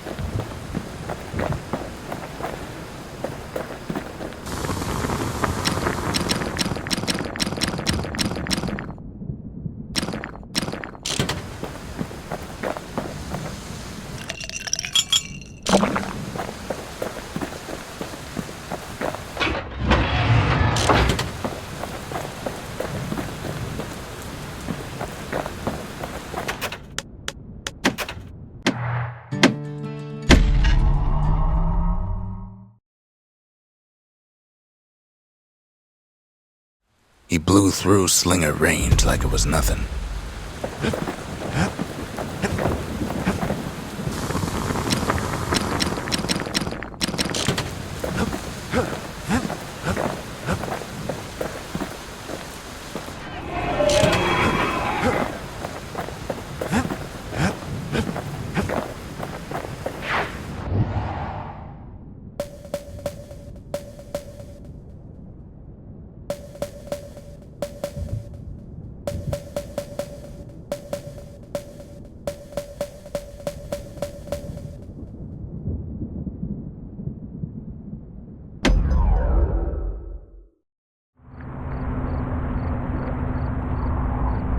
After Zolf's little episode, Kid sets off in search of shards.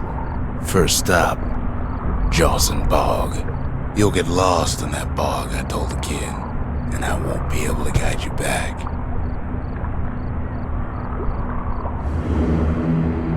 Well, I let him go. What else could I do? What could any of us do?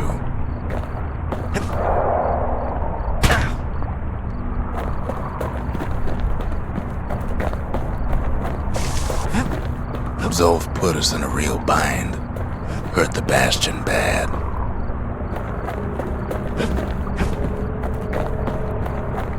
But the shards can make it better.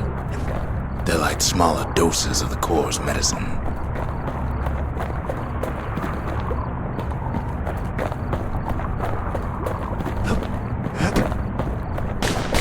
Shame the only place to fill that prescription is out here in the wilds. This place is intoxicating.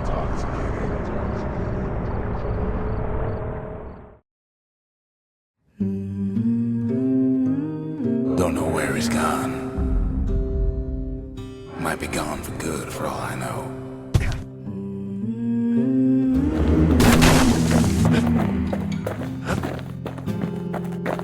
Wherever he is, somewhere I've never been. Somewhere I never want to go.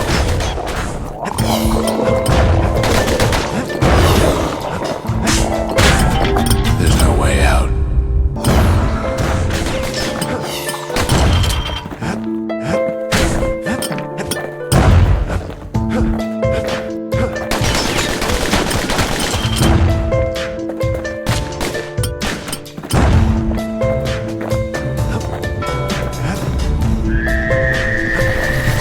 Dead, welcome him with open arms. Kid pops him good.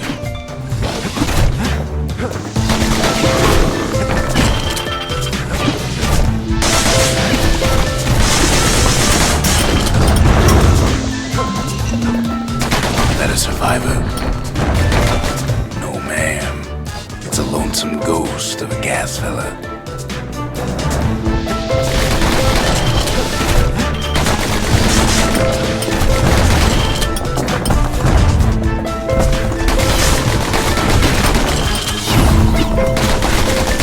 What do you say to a kid who's seen too much? I'm Zolf of Ligura. Pleased to make your acquaintance. Now the kid sees something stranger still. Did anybody else survive? Sure enough, he finds peckers, lunkheads, wallflowers, pincushions, pineapples, swamp weeds, ankle gaiters.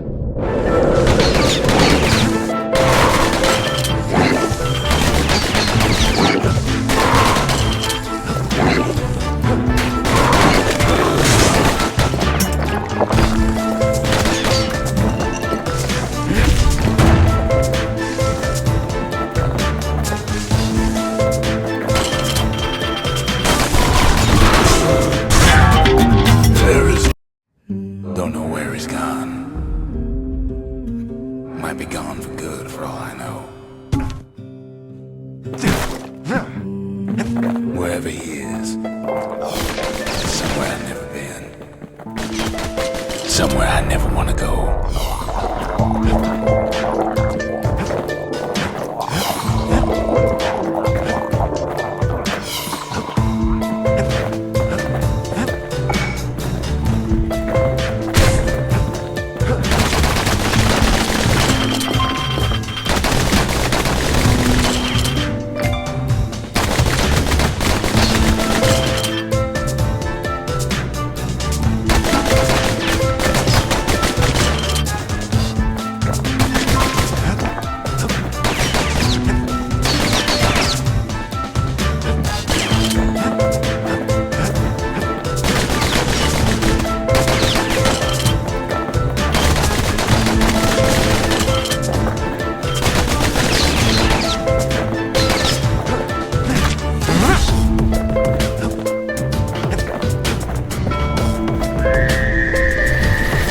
Dead, welcome him with open arms.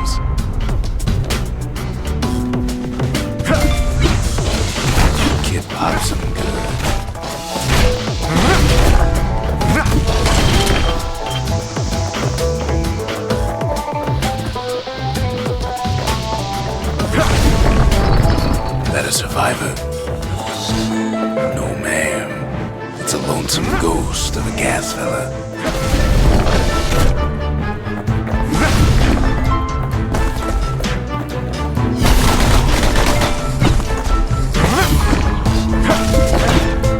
What do you say to a kid who's seen too much?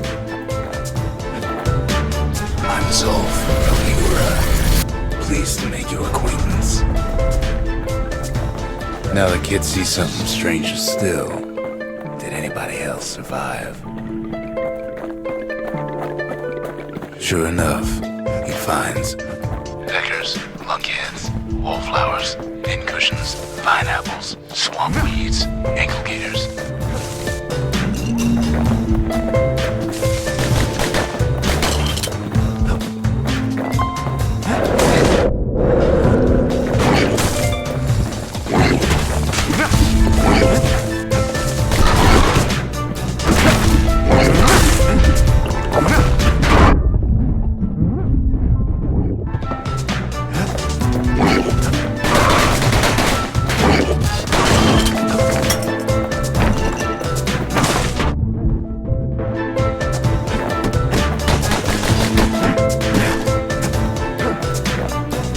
Bastion can send him even farther into the wild unknown.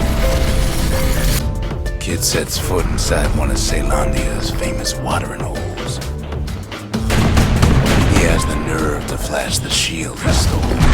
The security's just gonna have to straighten him out.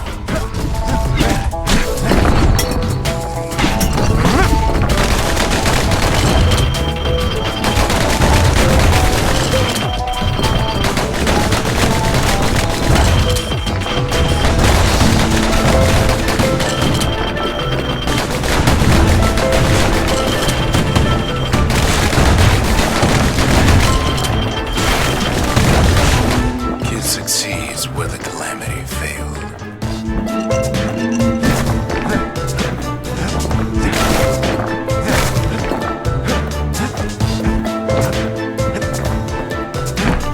Would you look at what he did to poor old Ronde the bartender? Proper story's supposed to start at the beginning. It's so simple with this one. Now here's a kid whose whole world's alright, snoozing there on a rock in the sky. He wakes up. I'm just fooling. He sees what's left of the rippling walls. Years of work undone in an instant. He sees what's left of Pith, the bull. The gods, they're all undone. He sees what's left of his lifelong friend. His friend, he's come undone too.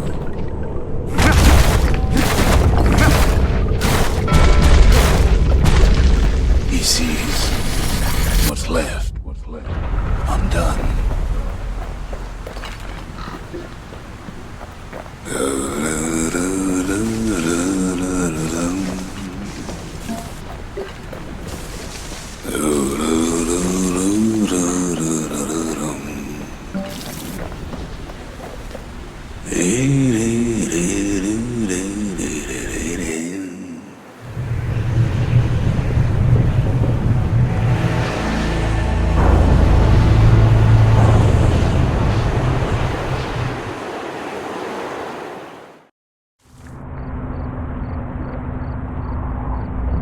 Thought we'd lost him, but he finally comes to.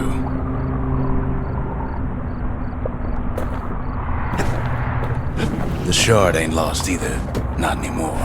Now to find a ticket out of this hole.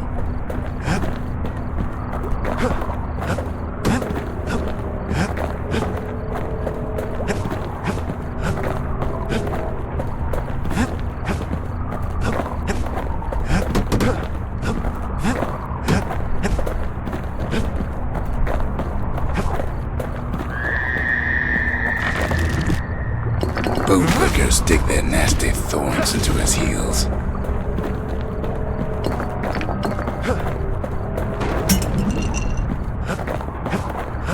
Ever heard of a lung blossom? It's bigger than the stories say.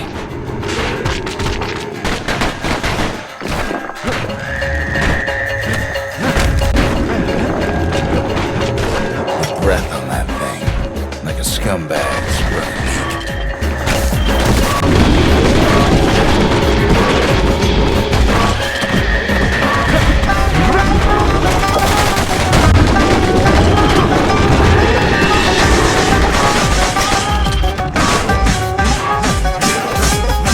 They say one whiff of lung blossom can make you lose your mind.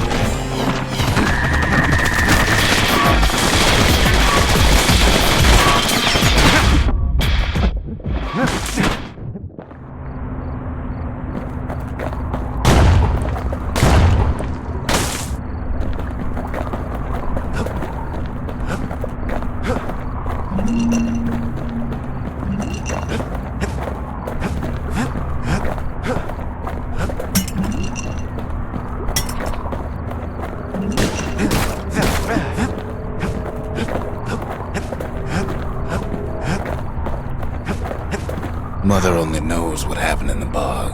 Kid never much cared to speak of it.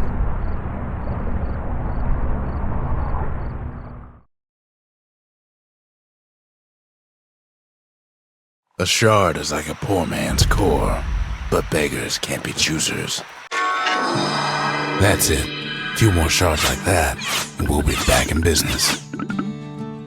A single shard can breathe new life into this place.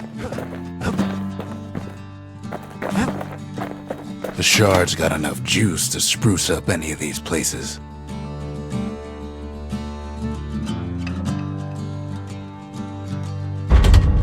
Ain't saying much, but that's the greatest forge in all the city.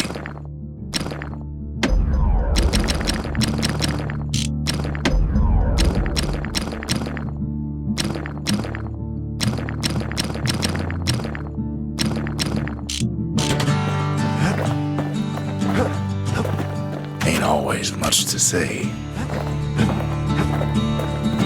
The city tried to use the shards to stake out the wilds.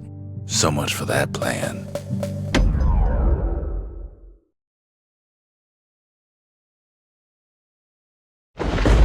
Ankle gators used to roam the wilds, and they nested at Rothes Lagoon. Many a tale folks used to scare their children straight originated here. All kinds of beasts we don't know up from down, still lurking about.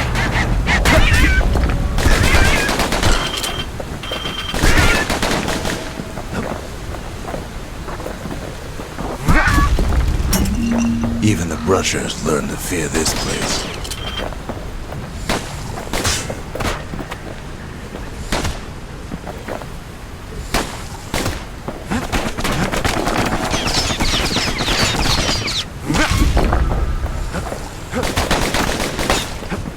Can't get hasty in a place like this.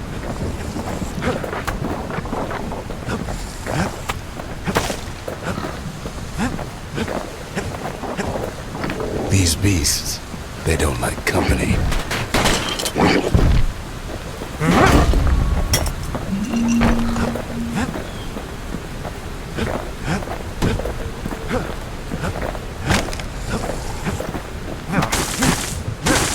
They used to think that ankle gators were extinct.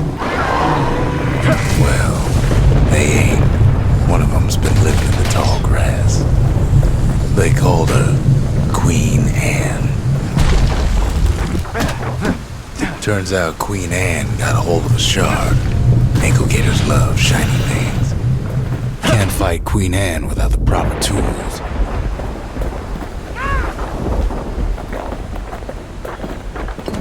Ain't time for pecker hunting, but the kid can't resist.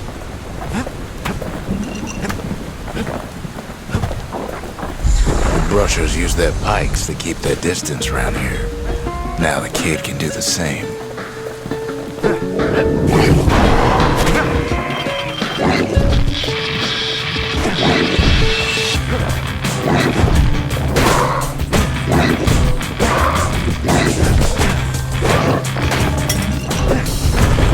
Sharp sticks make Queen Anne nervous, so she backs off a bit.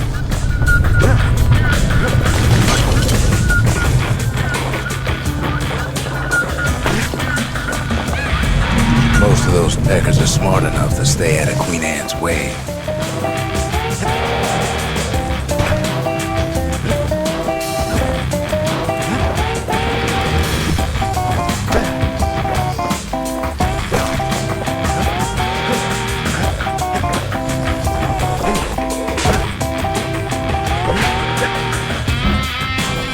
Kid's got a mean throwing arm.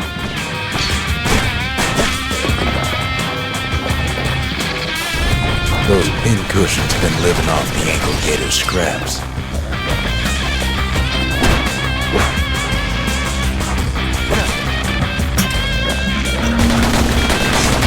Queen Anne can't fit down some of these narrow paths.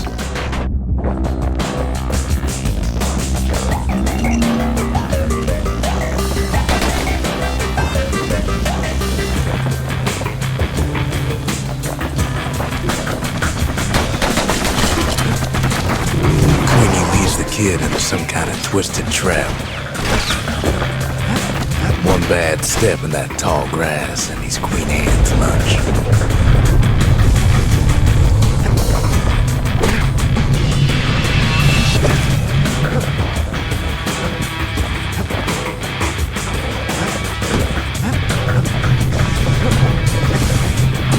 Still no sign of the shard.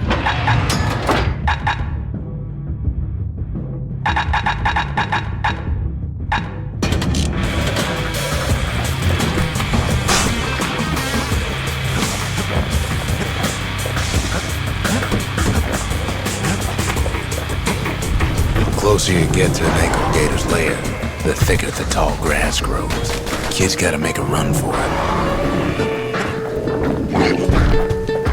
Those leaping lunkheads don't like Queen Anne any better than the kid.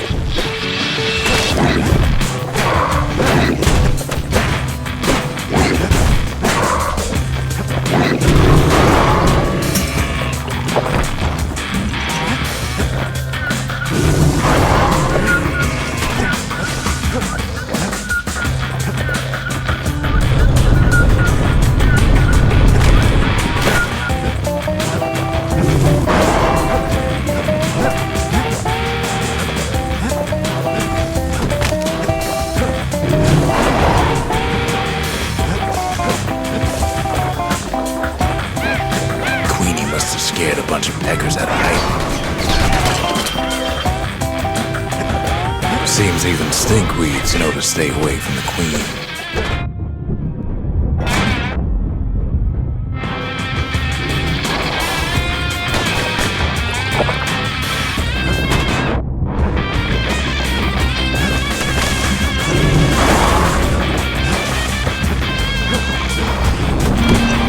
Ankle gators don't much care for their young. That's why there ain't many around. Wanna know how to find an ankle gator lair? They use a kid as bait.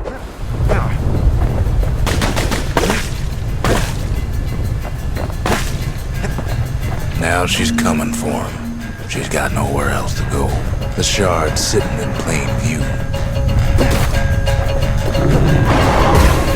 They say if you run across an ankle gator, you better keep running.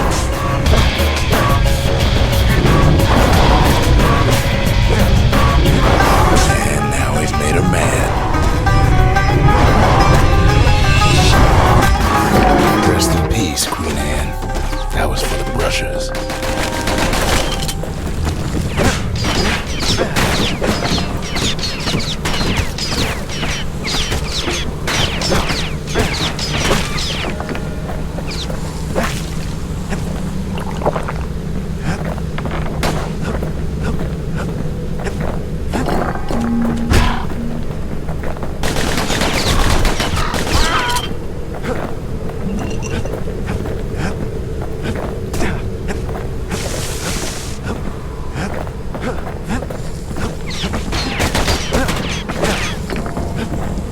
Kid's done what needed to be done.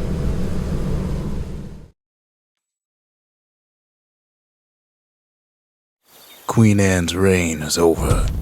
We even got a crown jewel. All that trouble for a single shard. But you know what? It was worth it.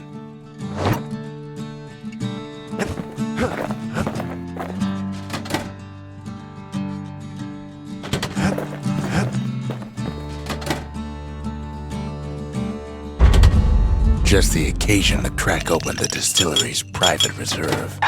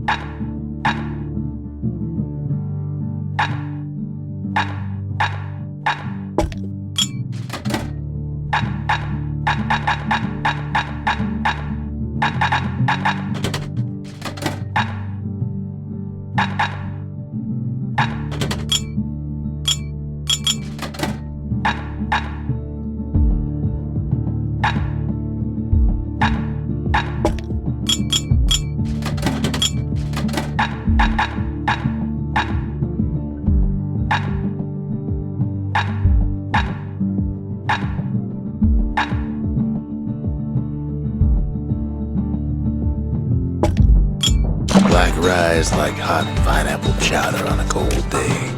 Brings back memories. They said Queen Anne was just a folktale. Now there's living proof she ain't. That Gator's a crazy gal, but so's the gal who promised to look after her.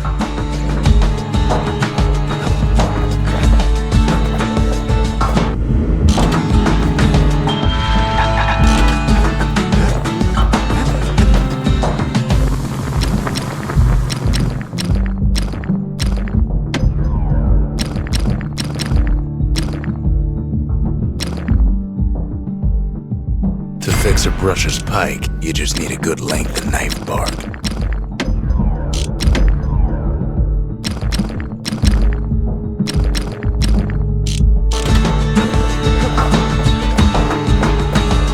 The next shard should be farther out there in the wilds.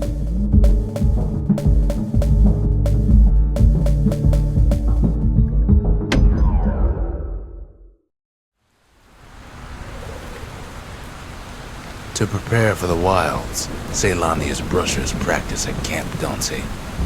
Had to navigate a maze of pincushions with nothing but a pike.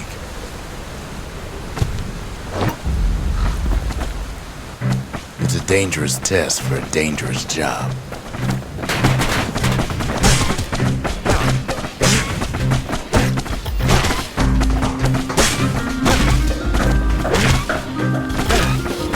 Health tonics were off limits at Camp Dunce.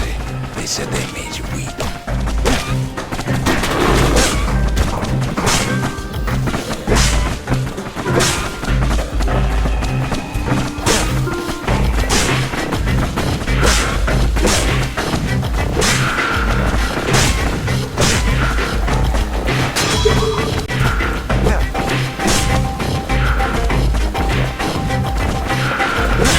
Sometimes the course was brutal.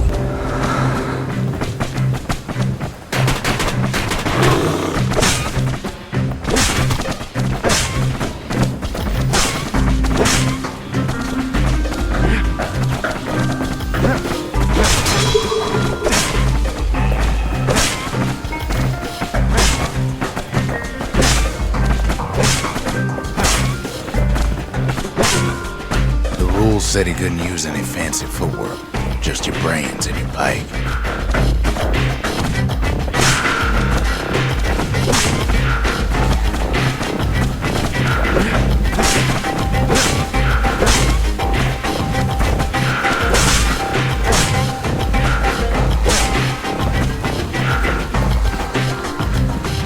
Just getting through the course in one piece was an accomplishment.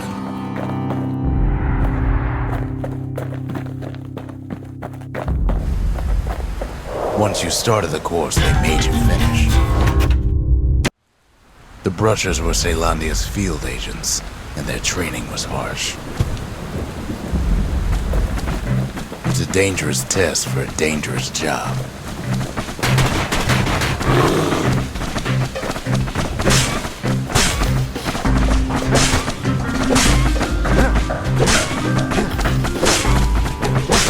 You had to find a path through the maze as quick as you could.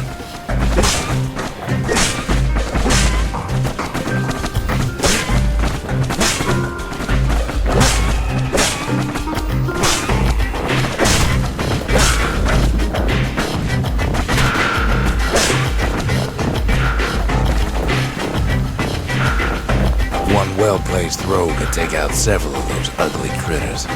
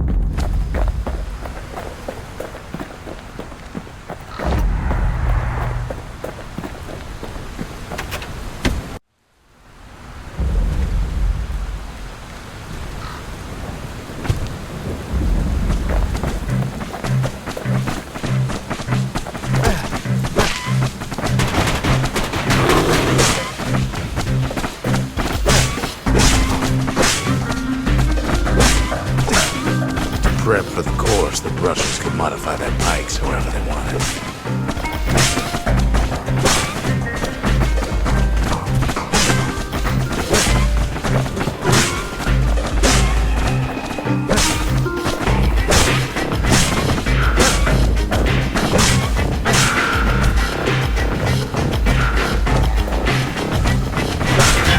Sometimes the course was brutal.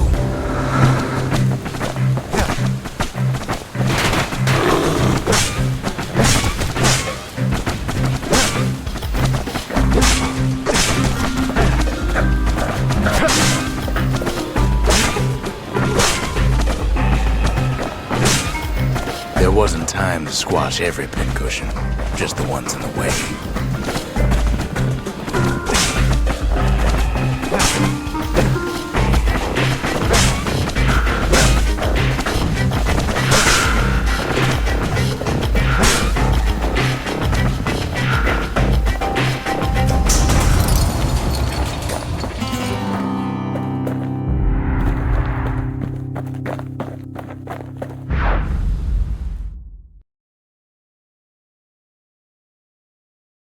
You can see why the brushers prize those pikes of theirs.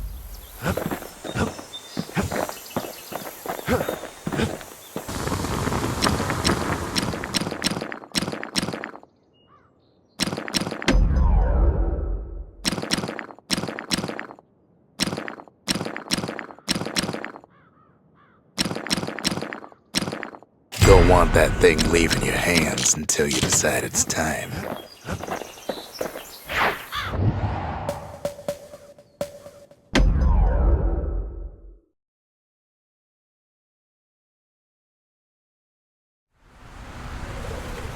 Know how Caelandia became the richest city in the world? 2 words. Point Lemaine. If the wilds could ever be tamed, it was gonna happen right here. But now, the greatest outpost past the city line is nothing but a freak show.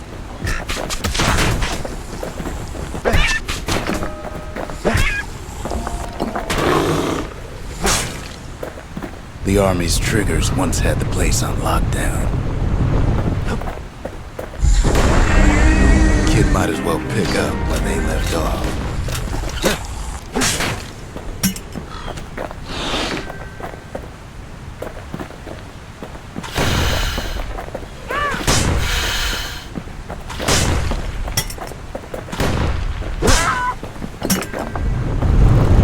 Point Lemaine seen better days for sure. But it ain't done.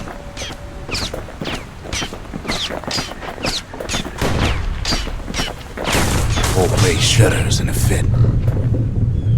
The grand rail of Point Lemaine, not only is it still there, it still works.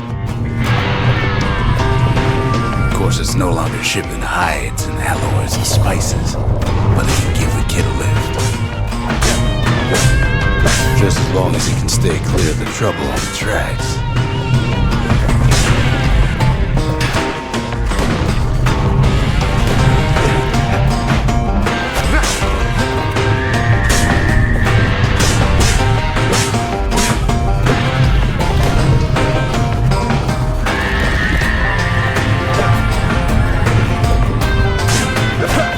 Grand rails all grown over with things of calamity chewed up and spat out. Things eager to take back their turf.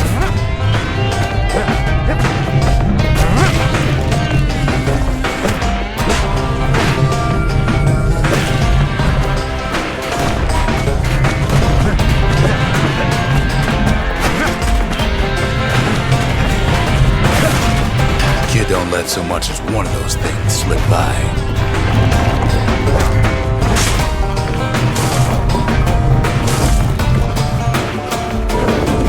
Lunkheads settled in like they own the place.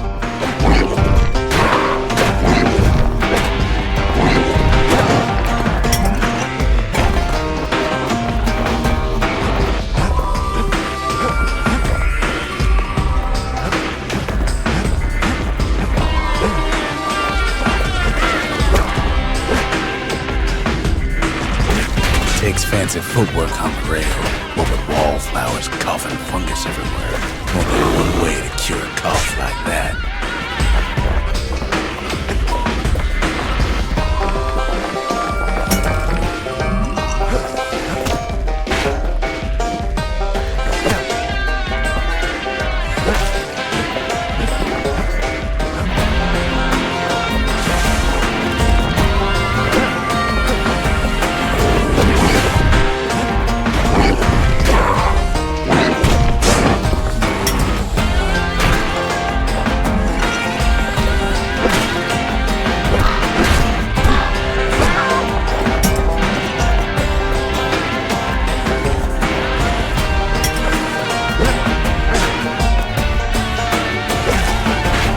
The place used to be closed off, but now it's split open like a rotten pineapple.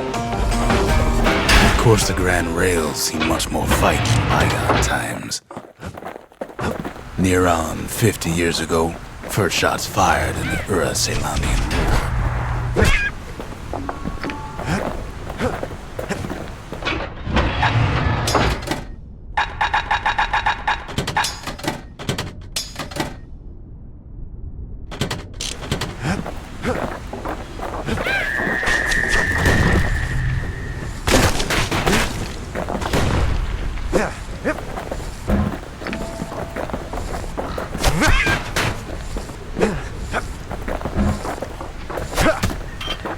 It was right here that Zulf's Ura forefathers decided to mix it up.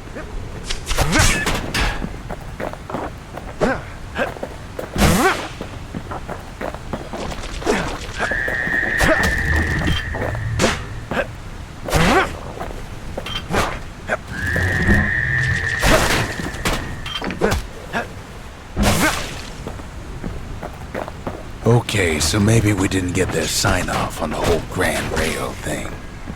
That was bad.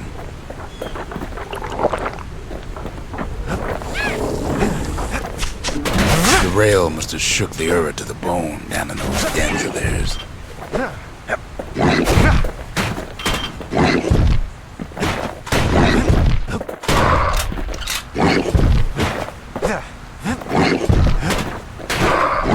Not much wiggle room up there near the rail.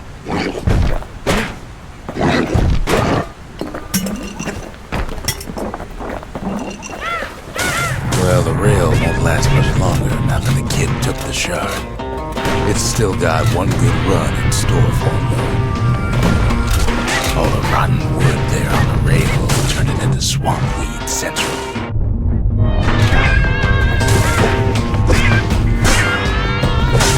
Ever tried dancing side to side while holding your breath?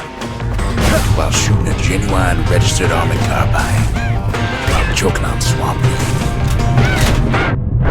While peckers trying to prick you in the eye? Well, let me tell you, it ain't fun.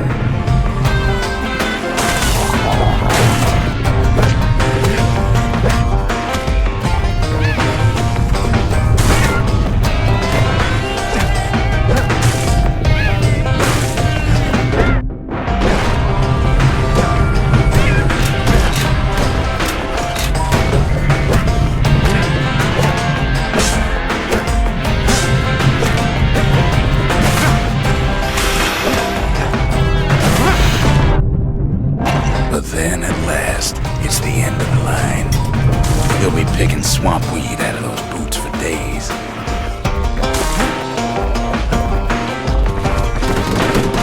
Turns out he's got company up at the rail station, waiting for him.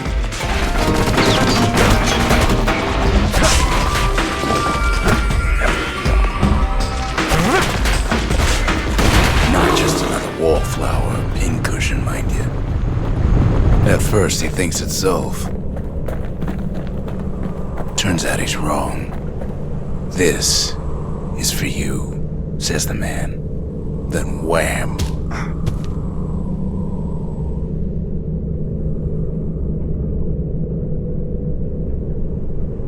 When the kid comes to, the man's long gone, but something else is there.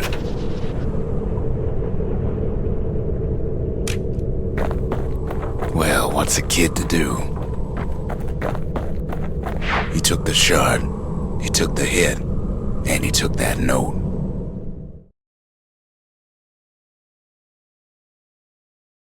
That note cuts straight to the heart of things, don't it? The note says it plain. Zia, go east to learn the truth about the calamity and our people. I'll be waiting. Sincerely, Zulf. Finding gourmet ingredients ain't easy these days, but we'll take what we can get.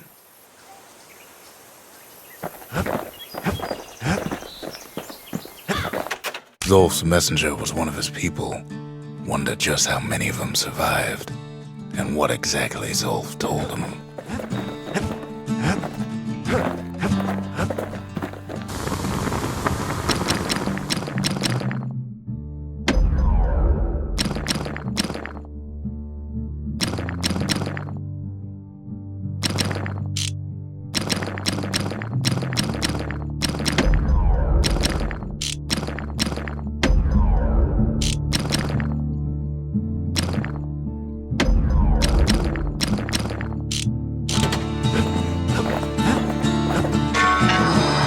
It ain't too late to unlock the potential of this place.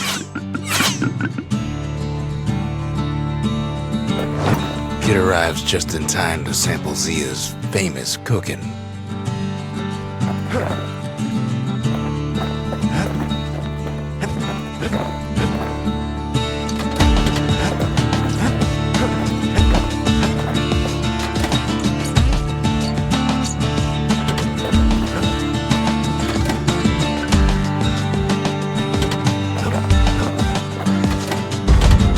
Seems the gods recommended this place to all their friends.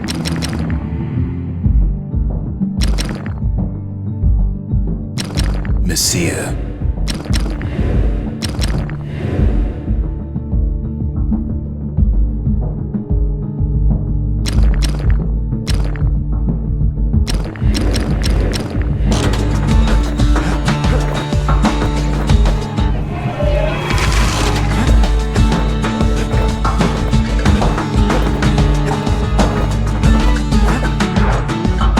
Down too much too fast, and it all goes to his head.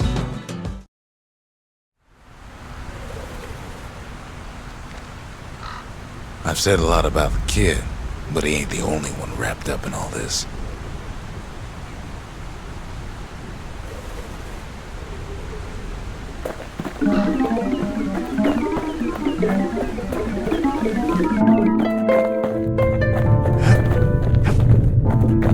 What's he thinking? Well, let me see if I got this straight. I only heard it once.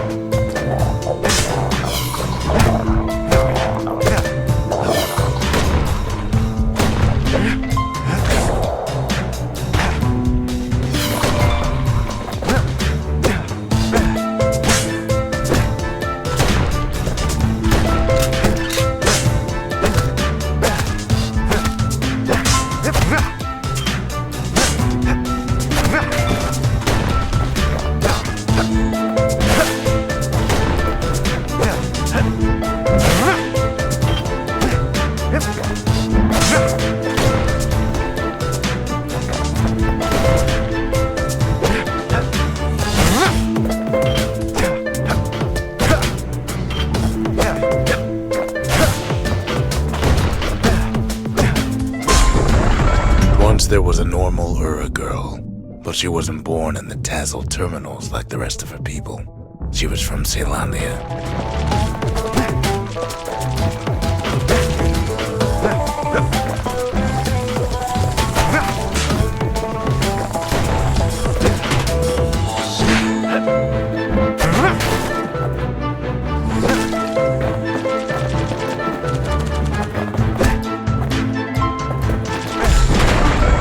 Folks were orphaned in the war, taken in and raised inside the city, on condition they would never return to the terminals.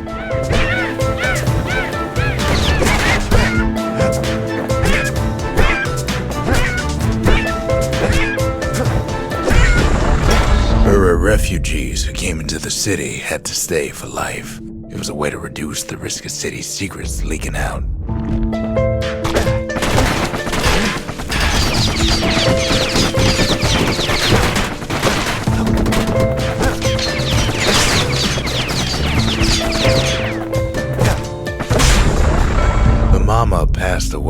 some birthing complications, leaving the girl trapped inside that city with no one but her father.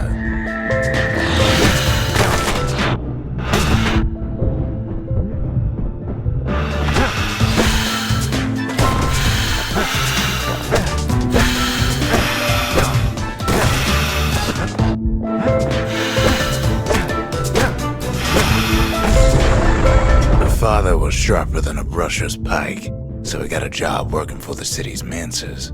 His daughter barely saw him.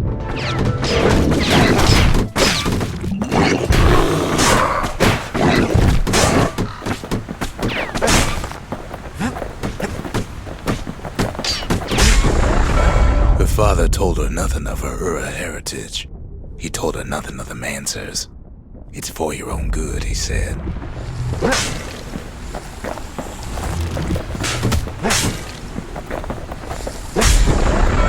She took to studying the arts, learned more through music than history books, gained a knack for strings and songs.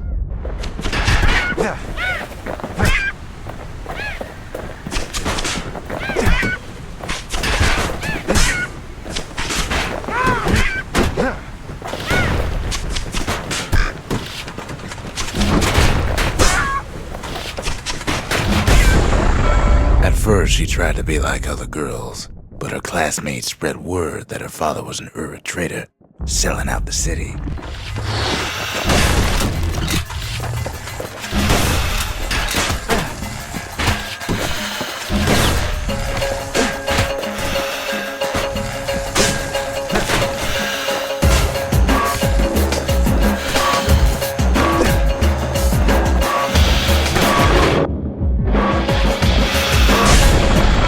One young man stood up for her, or so he led her to believe. He knew much of her heritage, and she grew fond of him.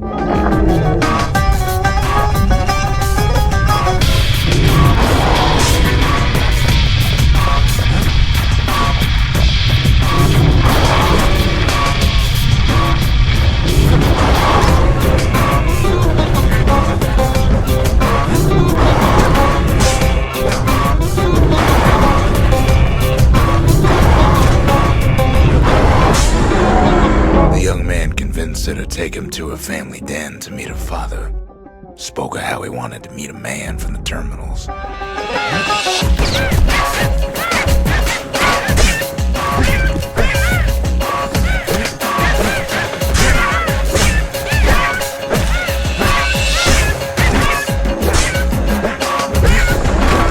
When the young man greeted her father in the Ura's native language, her father flew into a fit of rage and threw them out.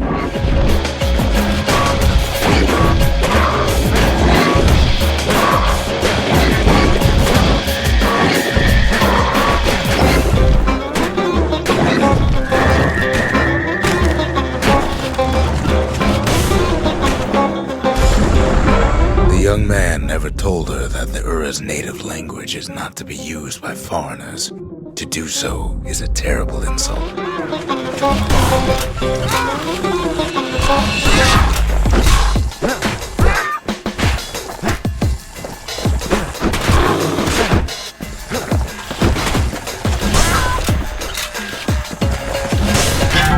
Now, where were we?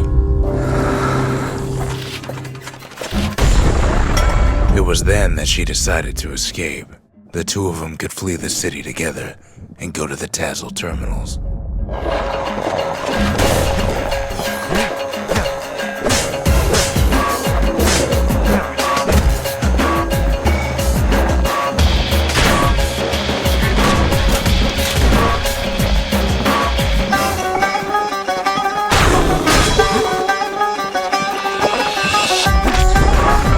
They would hide inside a garbage bin until it got ingested by a scumbag.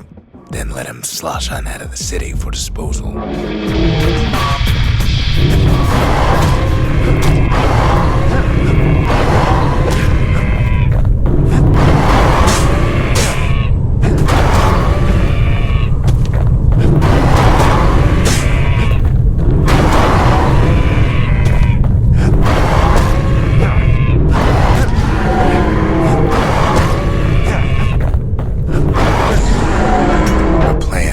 almost succeeded, but the authorities were already there when that scumbag sidled up to the city walls.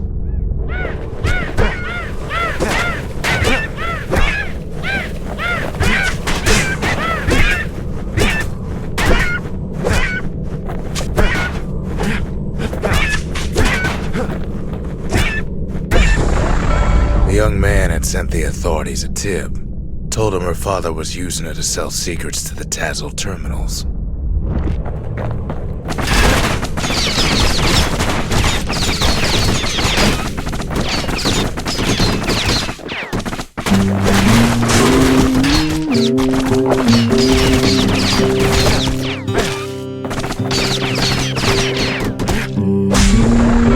She and her father were arrested for treason, but her father got a deal. Return to work for the Mansers, and she'd go free.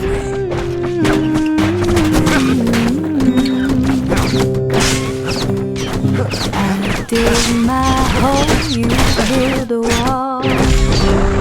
Before they parted ways for the last time, her father whispered a desperate plea. Hurry home to the den, and lock yourself in.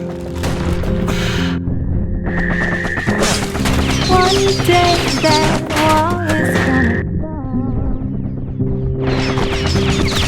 gonna build that city on a hill.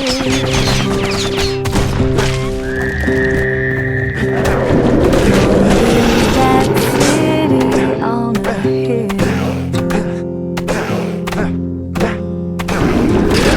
Someday those tears are gonna spill. So build that wall and build it strong. She did as she was told, and deep down underground inside that den, she found a journal written in her father's hand. Come build that wall up to the sky. Come build that wall up. The next day, the door to the den turned to ash. The girl came up for air, and she saw the calamity all around her.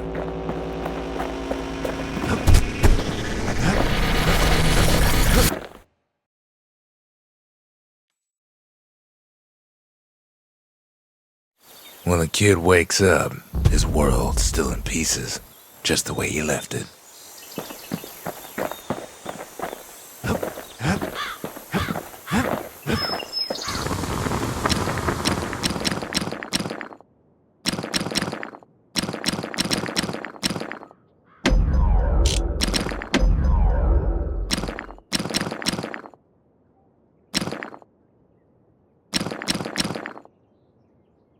That's the way to make every shot count.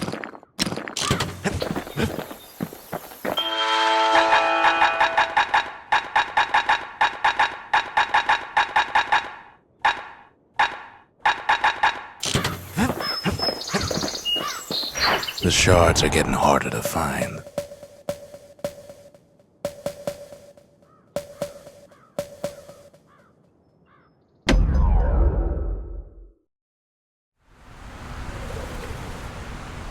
Ceylonia's army only took the best, and the best of them trained on Trigger Hill.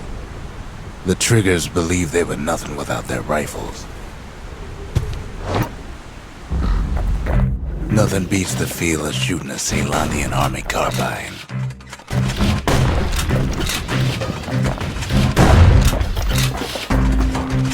Sometimes you had to take care to steady your shot. Triggers had clearance to modify their guns however they chose. Some felt the course was too easy, so the Triggers spiced things up a bit.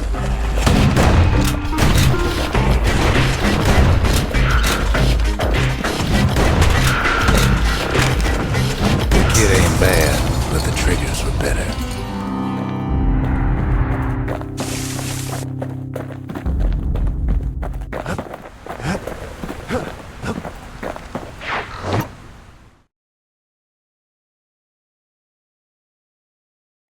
His ears must be ringing after all that shooting.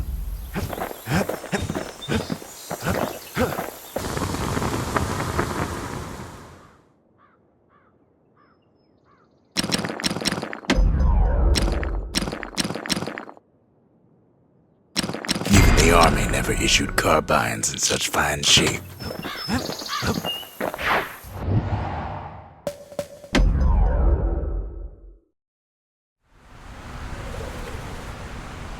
If you want to master the art of the firearm, then the place to go is Trigger Hill.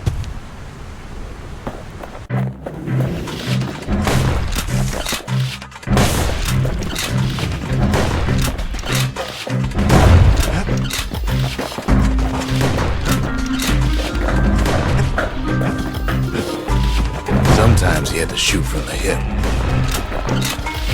Had to keep moving to avoid getting burned.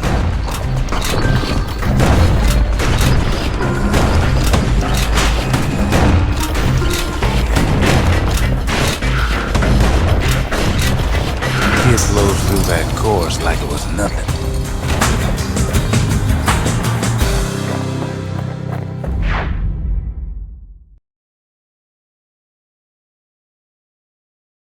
The Ceylandian army would have recruited him in a flash.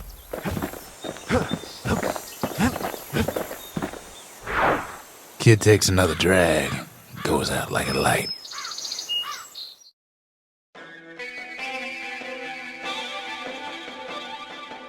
There's something you should know about the kid, but let me take it from the top.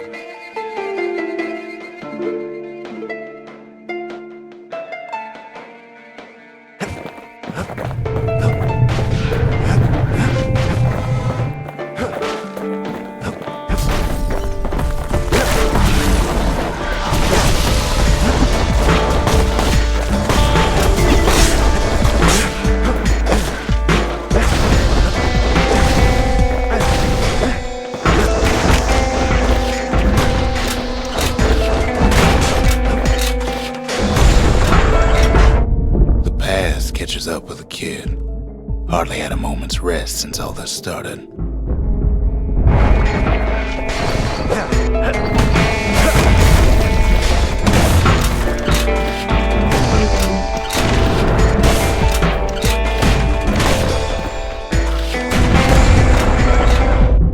Fair to say he's led a hard life, supposing what he says in his sleep ain't no lie.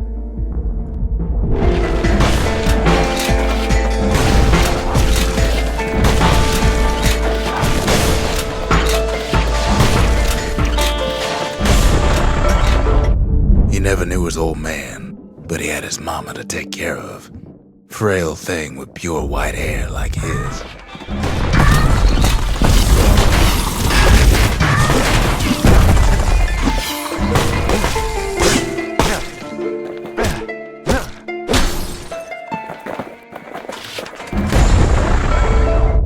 Having his mama's hair did the kid no favors while he was growing up, but he learned to hold his own out there.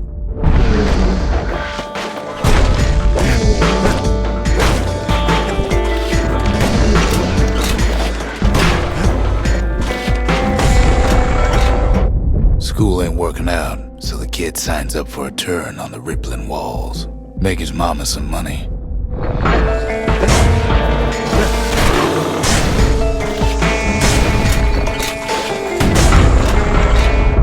Thanks to folks like the kid, the walls kept Ceylandia safe from whatever's out there.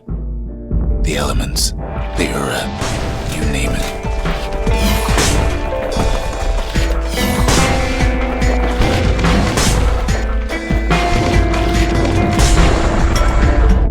Once the kid done his time, he hurried on home. Turns out his mama's time was done too.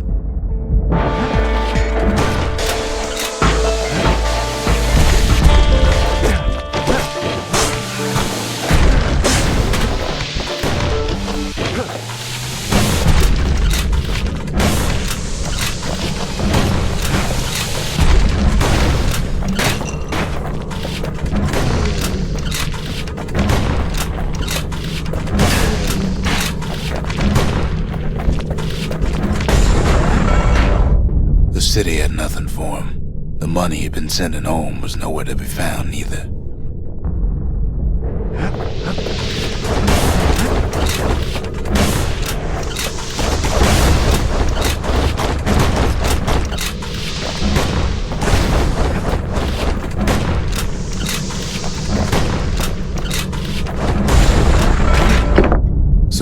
kid do? Why, he went right on back to the walls for another 5 years.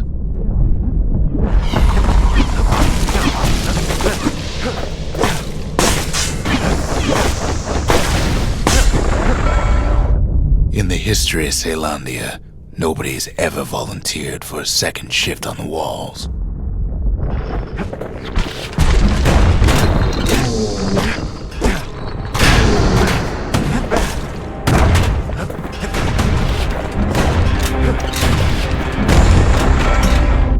Out there, kid learned to fend for himself, learn to build, learn to break.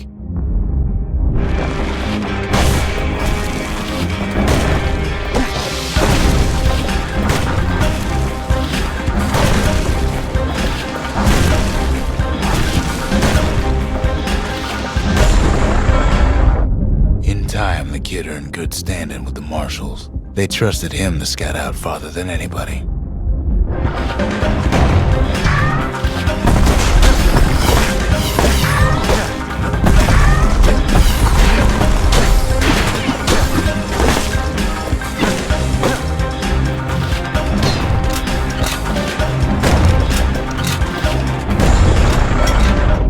One night, on one of his expeditions, the ground beneath him shuddered, cracked, and split apart.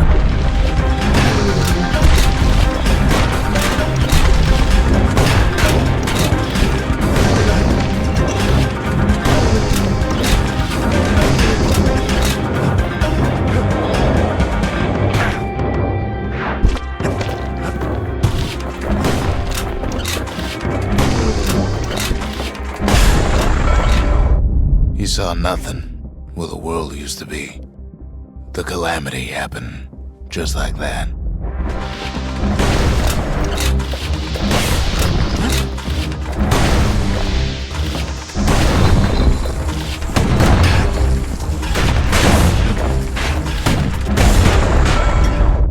All the kid had to work with was his hammer and the clothes on his back.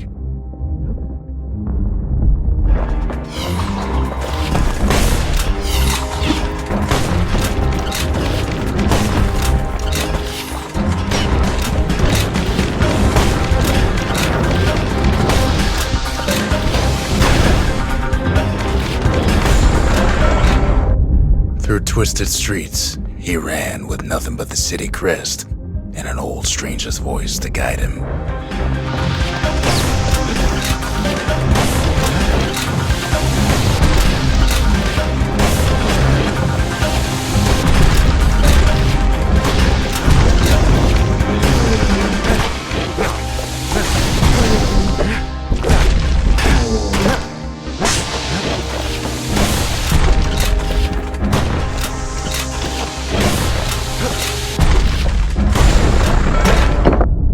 Finally arrived at Caelondia's vaunted safe haven. He and no one else.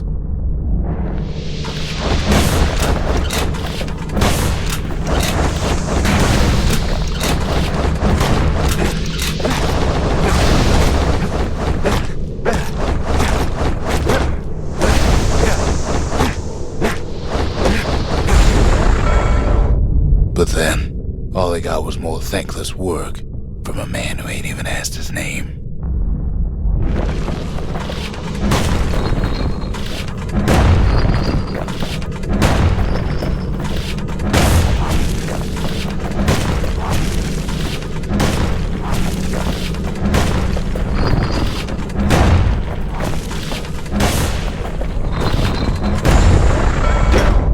Sure, I may be the one who dreamt up the walls and the Bastion, but the kid made them real. Not me.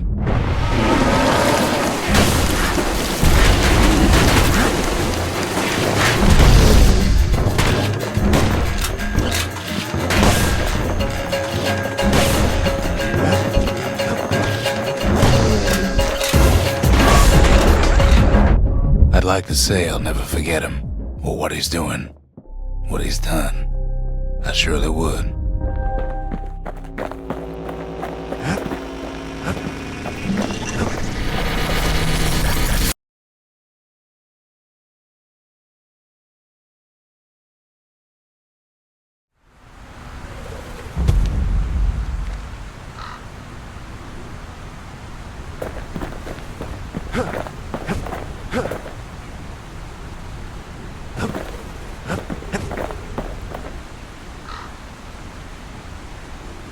Sometimes a single look says it all.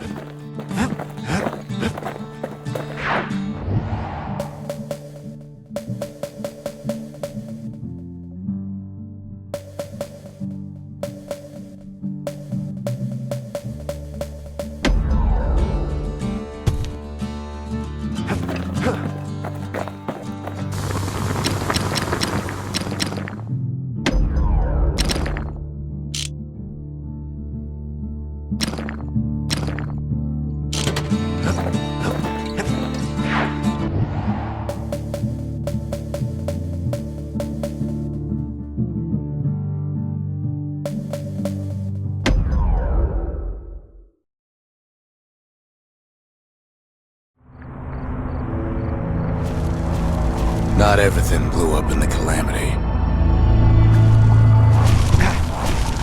Why, Colford Cauldron here blew up way ahead of its time. The cauldron boiled over some 300 years ago. They say it filled the skies with ash and the lakes with molten rock.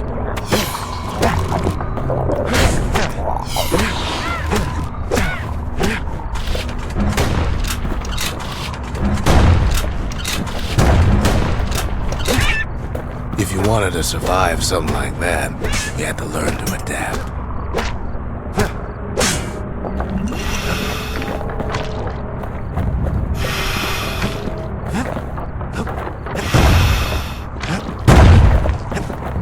So in a way, the beasts of the wilds, they're all survivors too.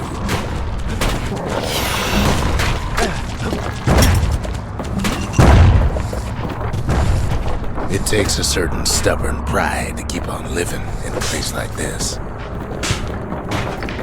As for us, we learned an awful lot from Colford Cauldron. That learning led to some interesting inventions. The raw power of the world fell right into our hands.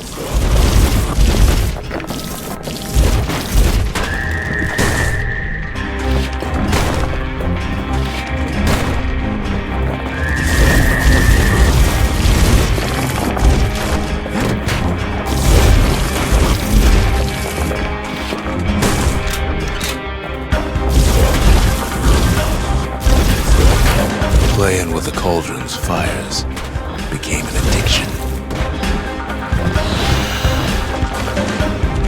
Can't fault our people for their natural curiosity now, can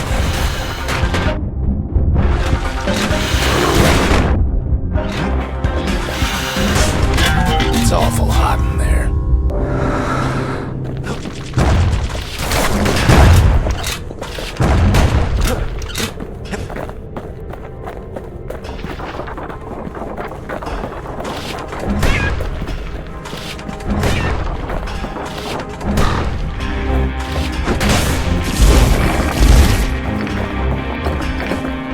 Sure, we dusted off a good many secrets out here.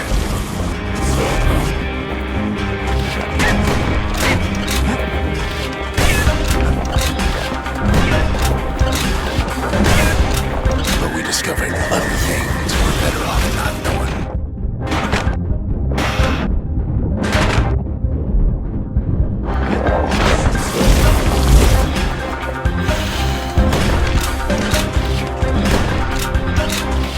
The unforgiving scent of sulfurous dirt. A taste of air so hot it sticks to your lungs.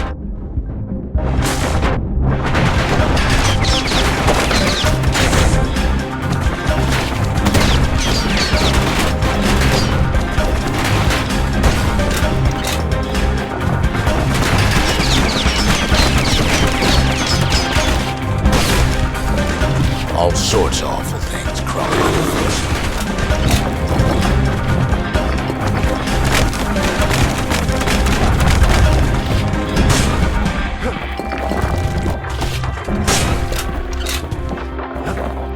Never thought we'd find so much life in all that ash.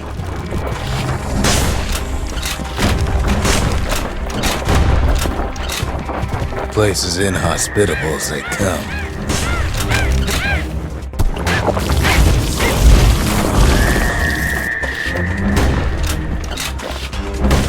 Still, we pressed on.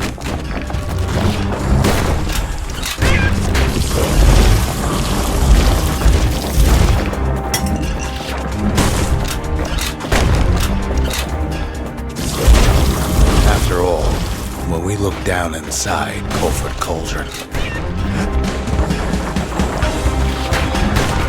looked down through all the smoke and flames,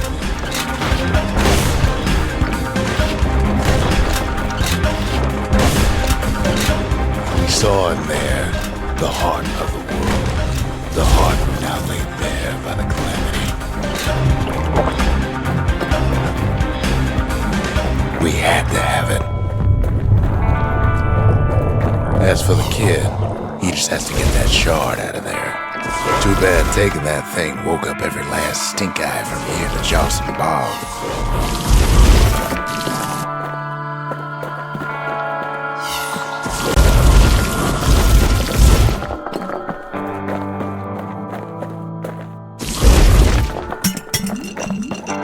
Kid's thinking he's got to trek all the way back around the cauldron.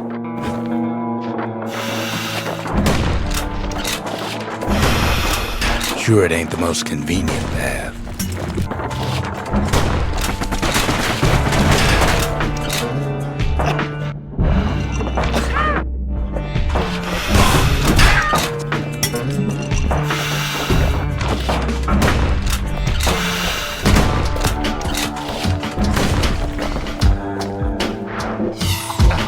Biggest stink eye he's ever seen's waiting for him on the other side. Pops open on him like a pimple on a school day.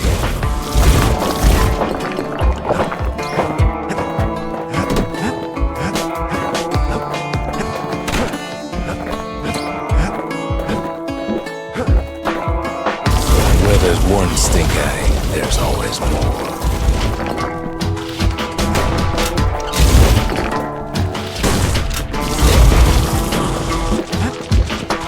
Cauldron's tenants all gather up to bid the kid a final farewell.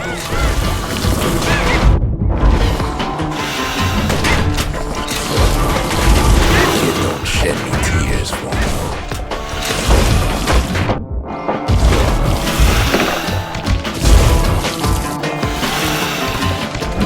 With a good spyglass, you can still see the cauldron from the city.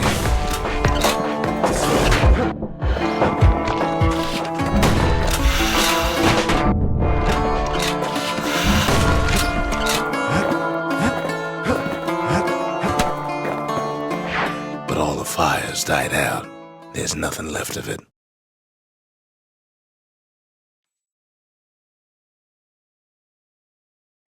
He comes back looking like the inside of a chimney.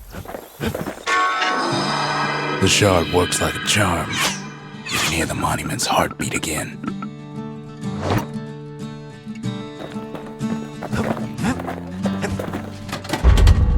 We need an awful big lost and found under the circumstances.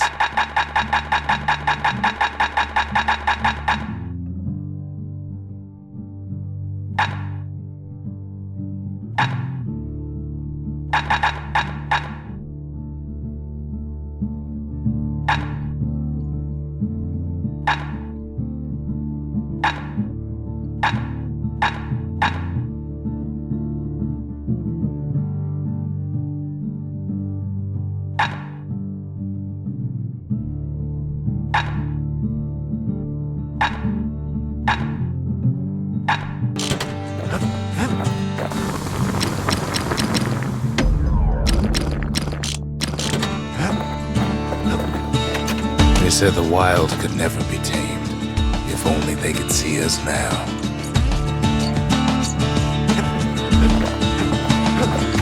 We're all a little short on friends these days, so that's a welcome sight.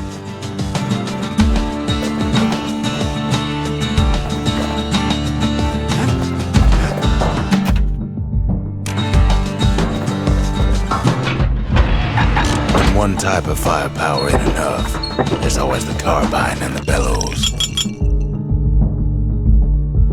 Life wine's so rich, they say it's brought men back from the brink for one last taste.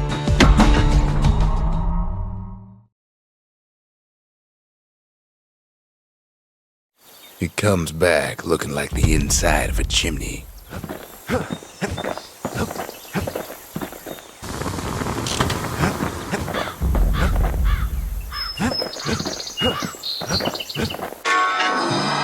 The shard works like a charm. You can hear the monument's heartbeat again.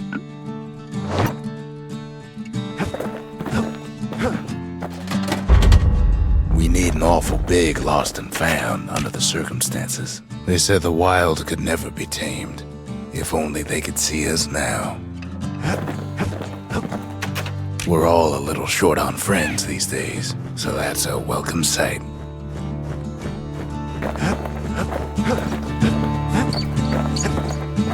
We spotted a pecker carrying a shard to Mount Zan.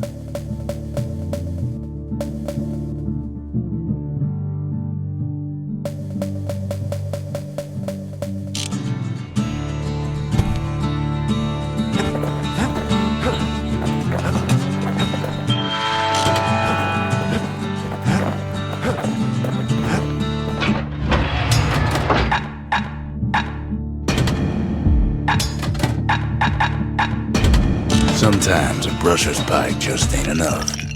That's what the carbine's for.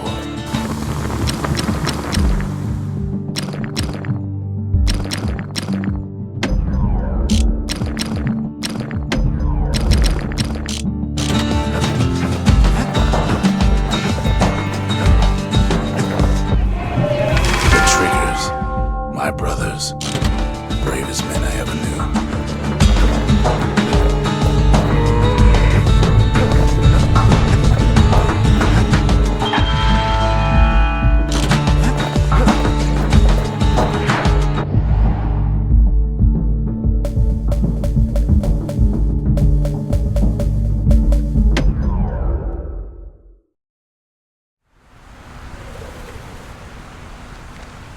Can't rightly call Mount Zan a mountain anymore.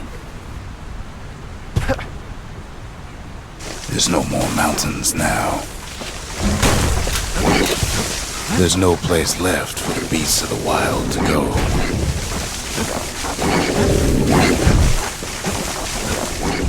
Good thing for those beasts the Calamity saved leftovers. We only found their little lair because they found themselves a little shard.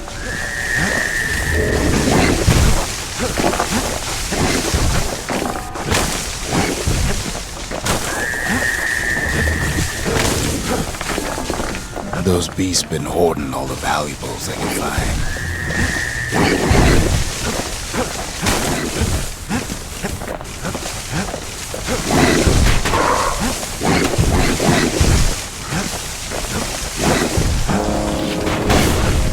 The creatures of the wild, they've been building a bastion of their own.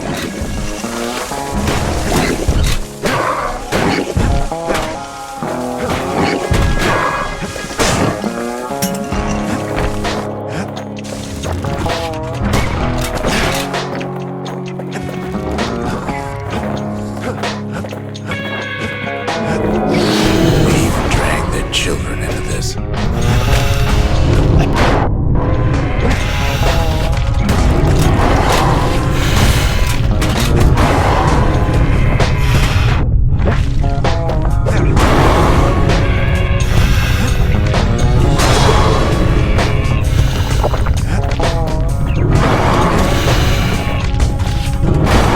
Without a doubt, the situation stinks.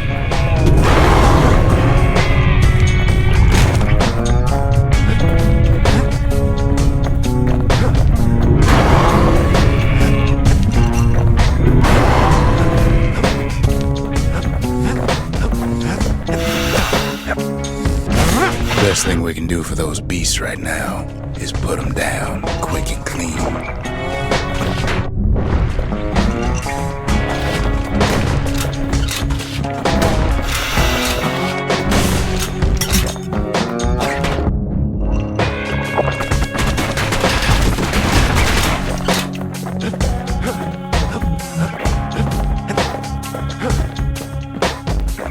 There's only one kind of mercy left these days.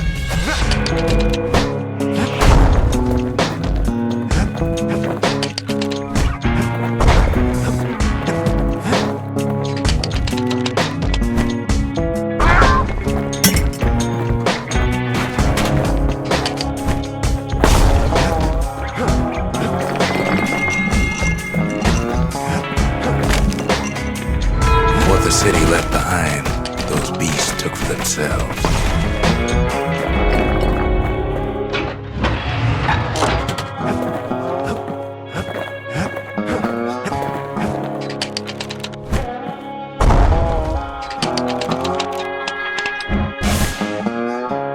Takes a lot of convincing, and our mortars have to do the talking. Look at it this way, it's either them or us. But if we win, they win too. Our Bastion is everybody's gain, not just ours.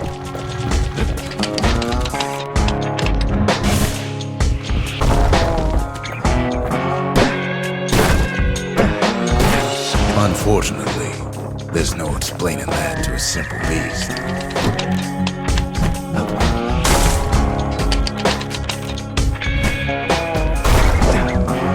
Those beasts been hard at work fixing up the place.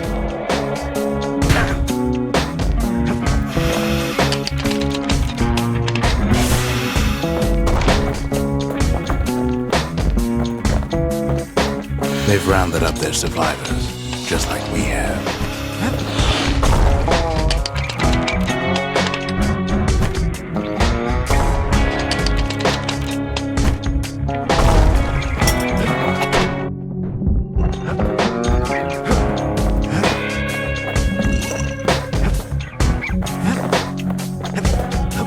They've been searching for cores and shards, just like we have.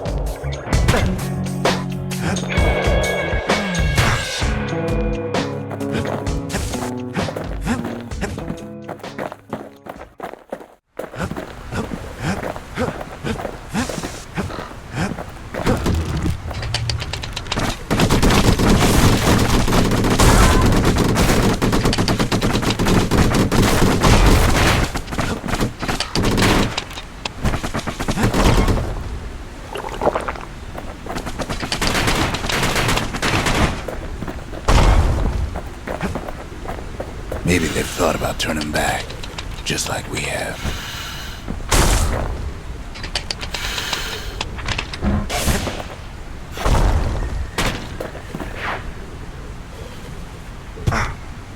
We just really need their shard. Kid got it fair and square.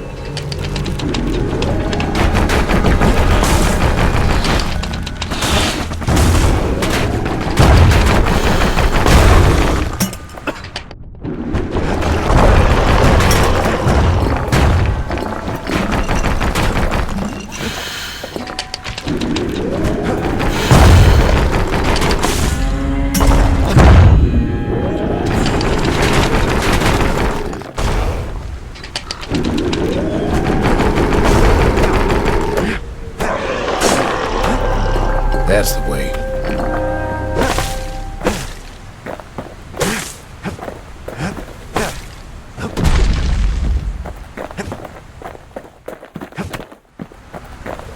He's done what's best for him, don't you worry. Don't you worry.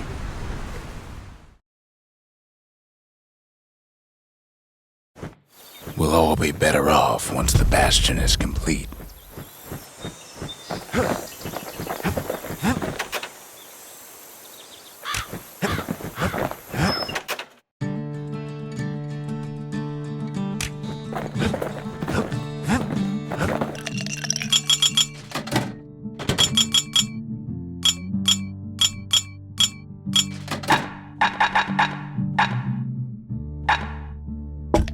Party punch is so zesty, it'll let you carry on through the worst of times. Suppose it's true a little song can put things in perspective.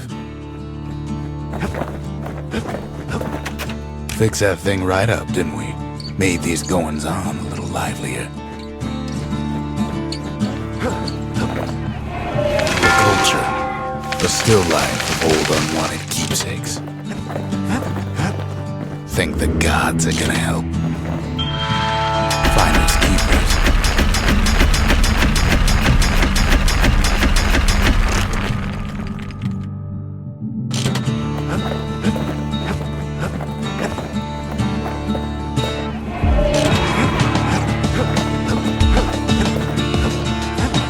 You could always see the stars. We just never could reach them, no matter how high we built. Sure, the world's all gone to pieces farther than the eye can see, but leave it to this gal to point out the amazing view.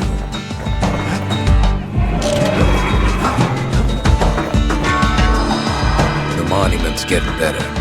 Zol sure did a number on it, though.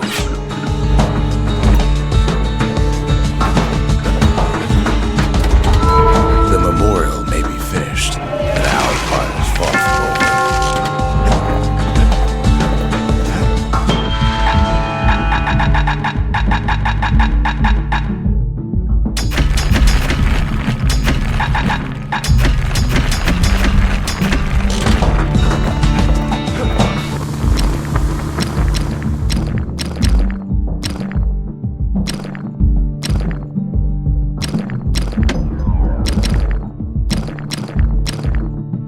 Gotta make sure the pointy end's fastened on real tight.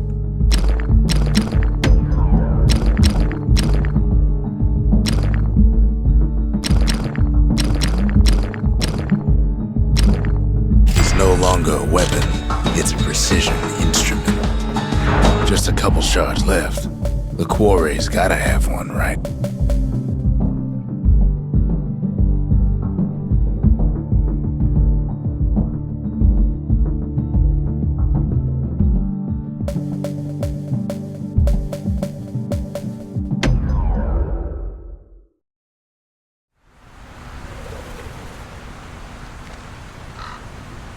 Imagine everything you'd need to build a city like Caelondia. It takes hard work and planning, and it also takes a burstone quarry. The Ura tunnels beneath the quarry must have softened the blow from the calamity. Same goes for its natives, rattletails.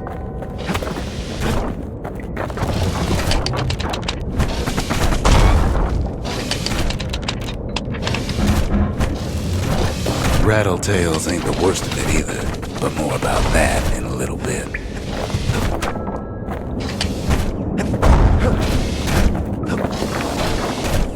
The quarry came with a lifetime supply of windbags. Windbags smaller than the naked eye can see are nesting in those rocks.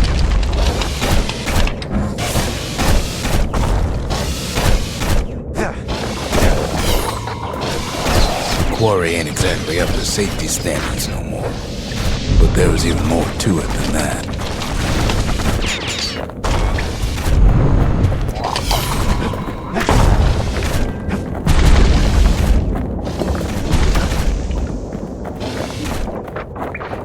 Not only are these rocks a source of life, we found that the oldest ones remember things.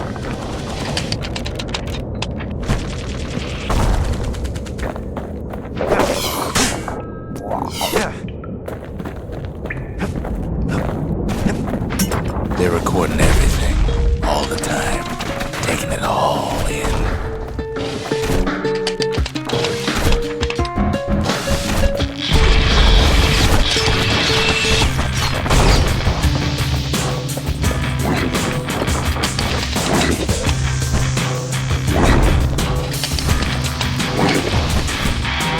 No wonder all those beasts were drawn to the quarry.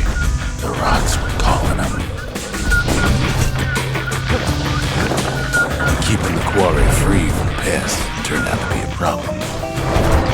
Rattletails kept tunneling in to snack on windbags.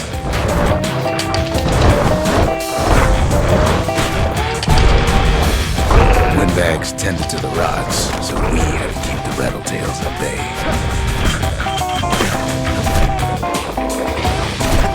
Now, why would the Ura sell off such a fascinating place?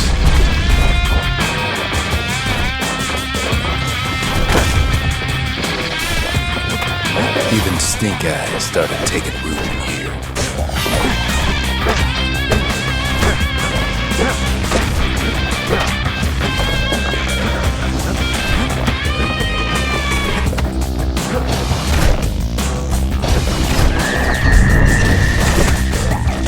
The Ura always were a superstitious lot.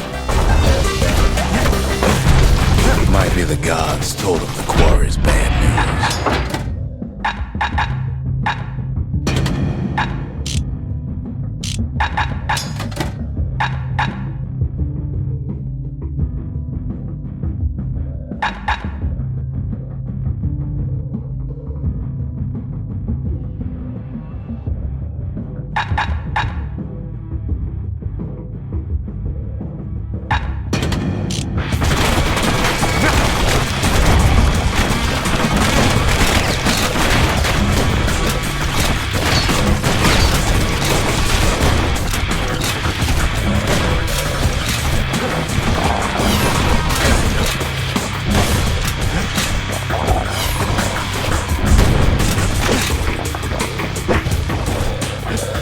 On top of that, you know they're hitting anything above ground.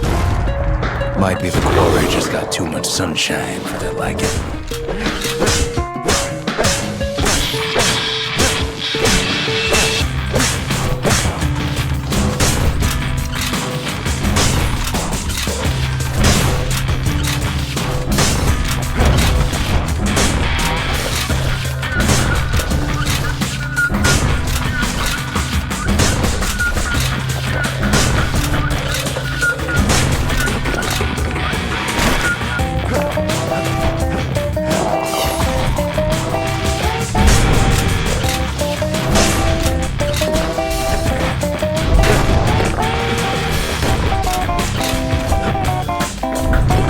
In any case, it's fair to say the quarry was a godsend.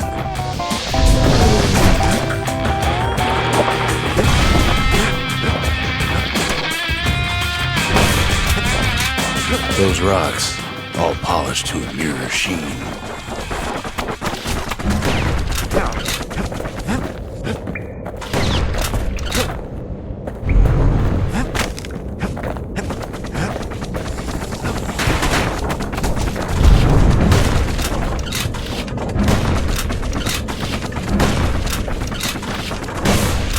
The largest ones, you know as cores.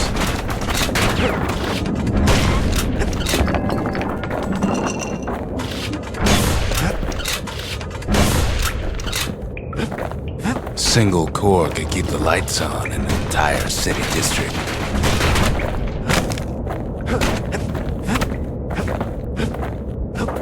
The smaller ones, we call them shards.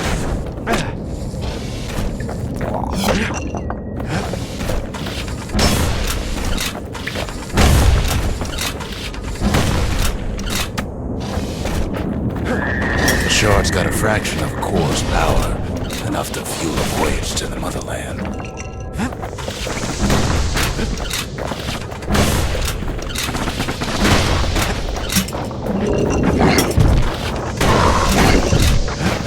Well, now the quarry's all dried up. These rocks are much too young to be of use. Remember how I said rattletails ain't the worst thing in the quarry? That honor goes to a beast we took to Colin, Sir Lunky. Massive thing stomped many of our boys. We just couldn't get rid of him. The only thing harder than the rocks in Bastion quarry is Sir Lunky's head. We never could get stubborn old Lunky to leave the quarry alone. Then the kid hears a voice calling from down the hall. "Are you all right?" it says.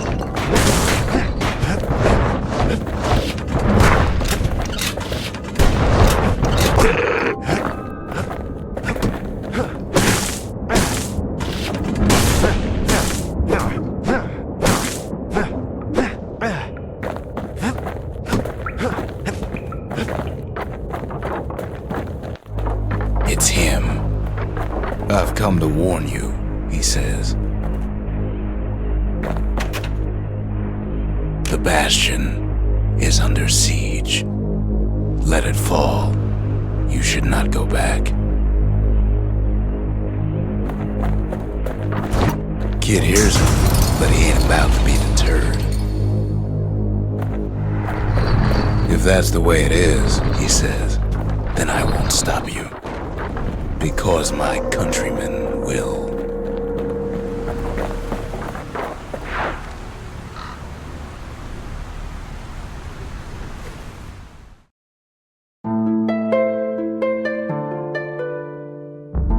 Say what you will about Zulf, but he's a man of his word.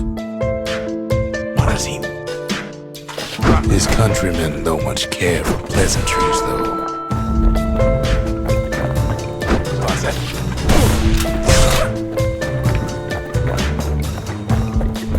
Zulf showed him the way here, and here they came to take revenge. They got inside the Bastion and shut the door. Kid's gotta go in through the back. To make matters worse, seems the Ura took the girl.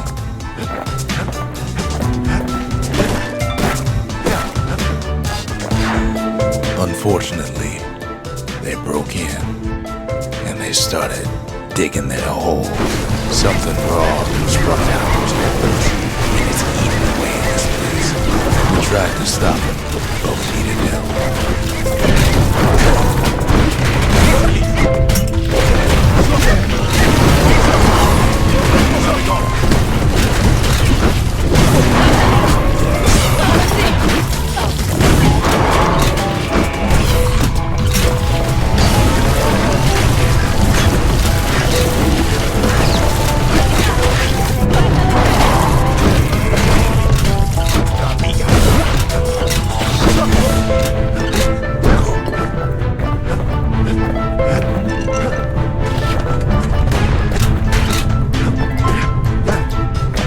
Somehow, some way, he sends those Ura packing. Problem is, it didn't matter. Zulf's plan worked.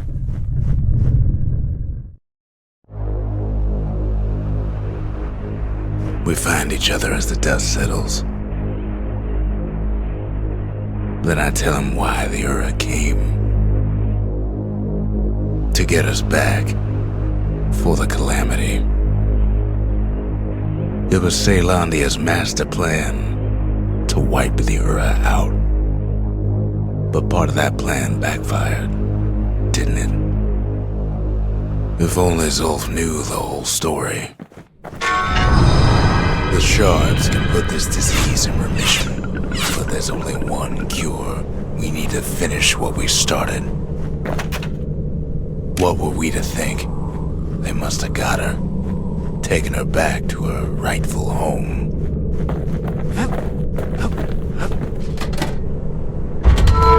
The arsenal's complete in case we need protection.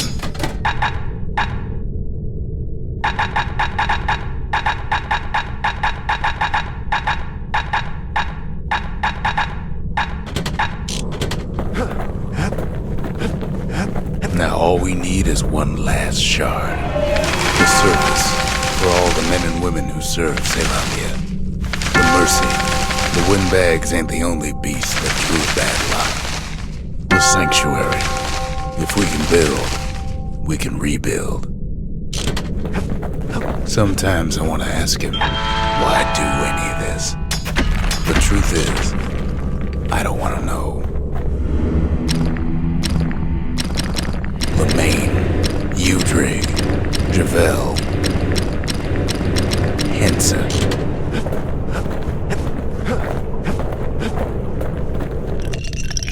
Life wine so rich, they say it's brought men back from the brink for one last taste.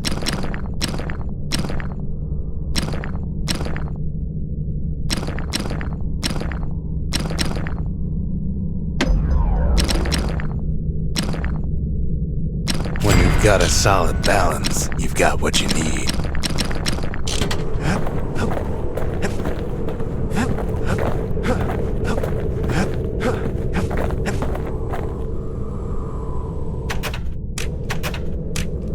The Ura swooped down from the east. At least now we know the way.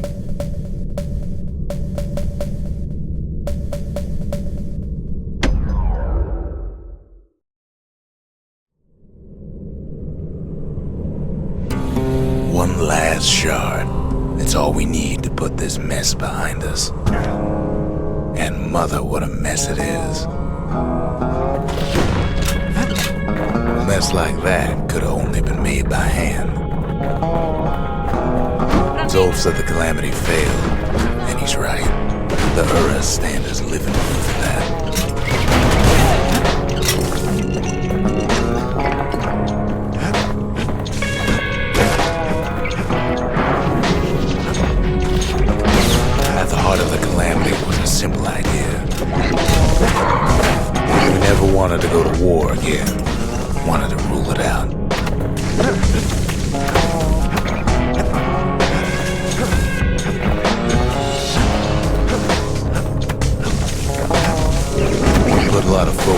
fix that problem.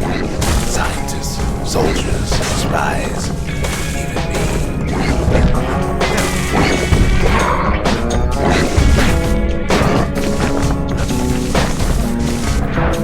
We sought solutions far beyond the city. Traveled near as far as the kid's going right now.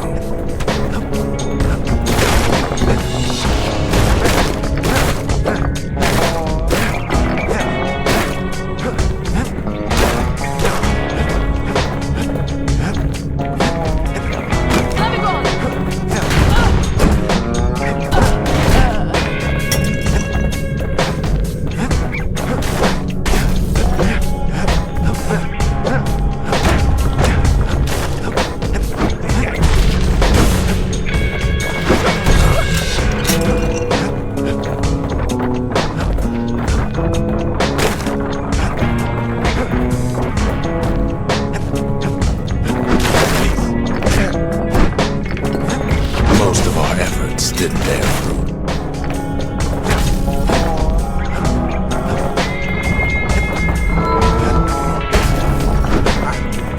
Then there was a breakthrough, but it didn't come from one of our people.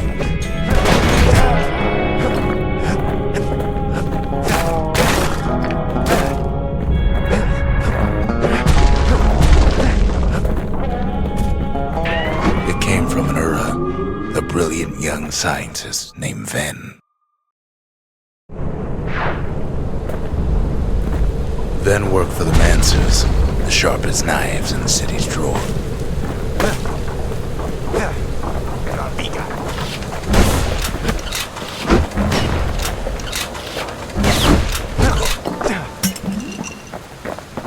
With his help, the Mancers devised a way to seal the Ura tunnels shut in a flash.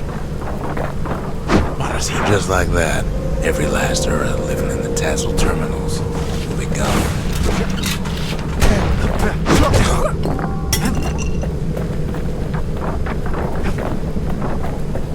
This discovery was never to be used, they said, except as a last resort.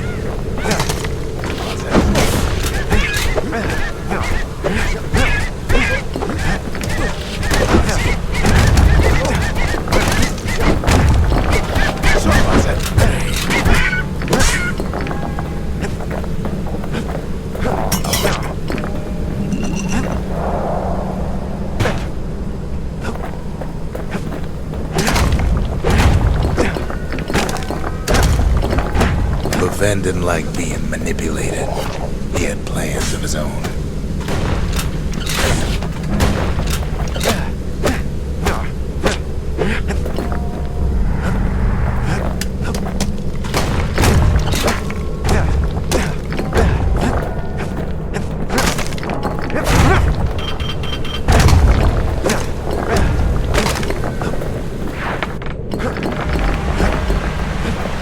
Sabotaged the Mancers' little science project, set it to blow up in their faces.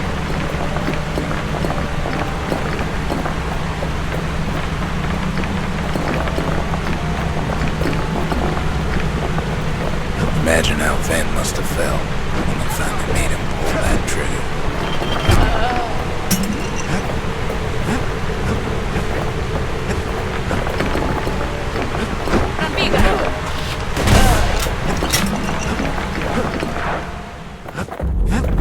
But remember, the Bastion can fix everything.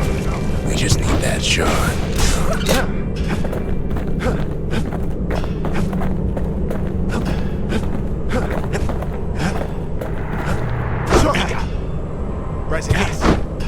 It's too bad the Ura ain't exactly been willing to collaborate on that front.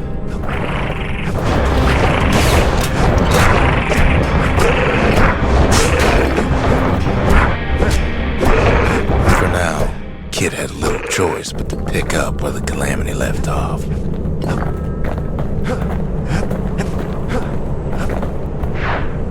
First things first, though. There's someone we figured needed rescuing. See ya.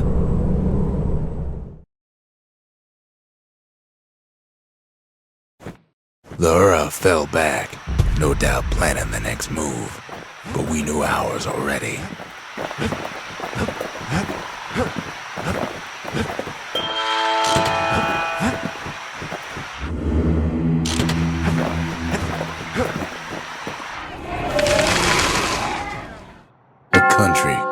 She's all to pieces now, but still looking good.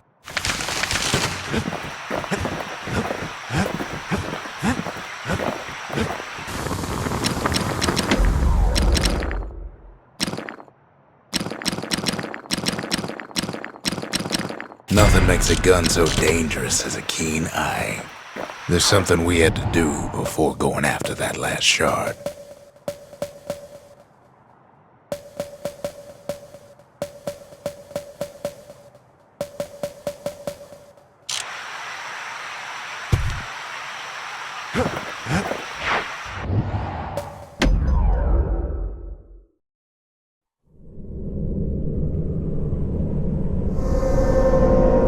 Well, now it's personal, ain't it?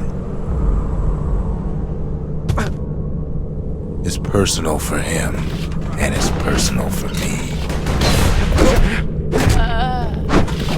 They never saw him coming. He gets his hands on the care package I sent him. It's a little something I've been fixing up in my spare time.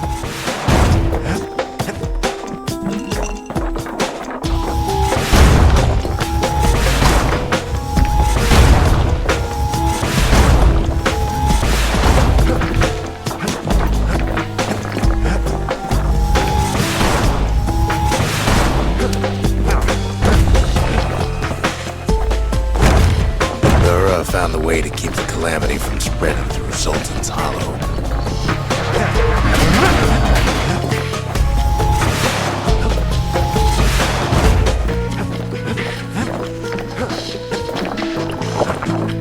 They got their own security and everything. Pretty fancy.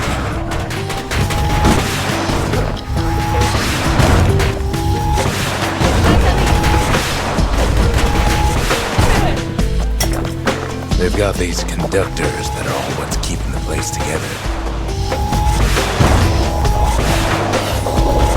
Break enough of those things and the calamity rocks slink back into the ground.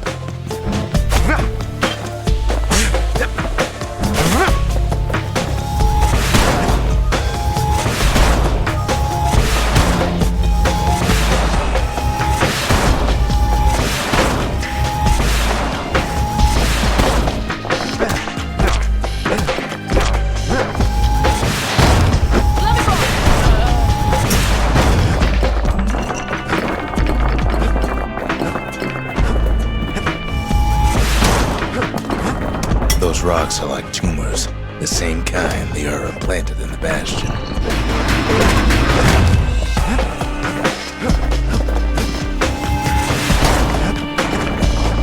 Well, the Ura must be in a panic right about now.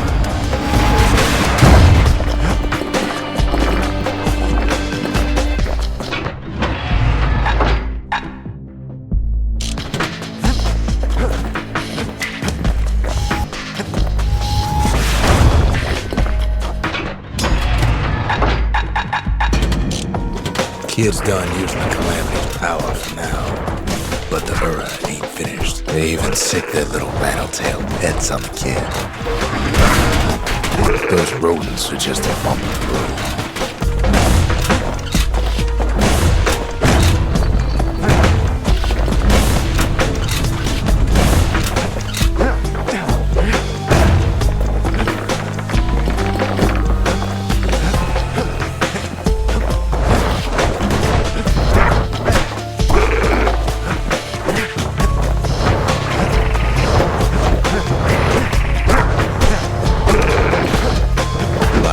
Every Ura from here to the terminals must know he's in town.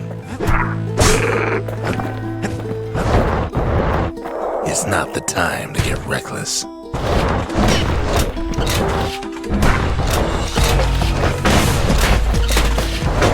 Kid's picking the whole place apart, piece by piece.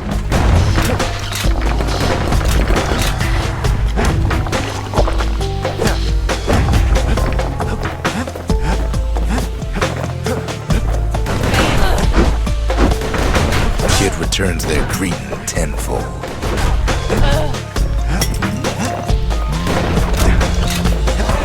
Most of the Ura's conductors are squared away in the middle of the hollow.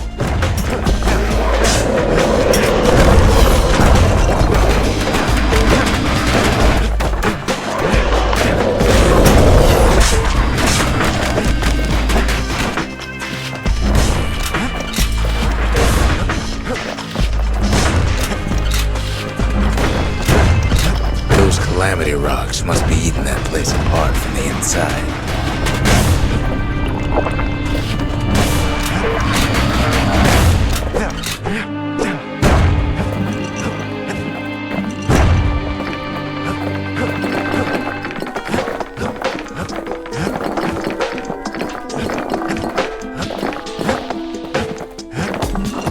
The Ura keep hanging on to their barricade. After all, their homeland's not much farther.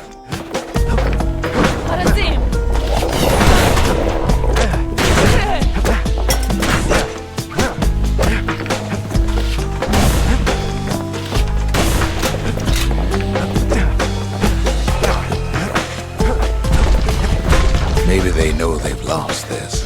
Lost to a kid. Some of them are downright bewildered by what's happening.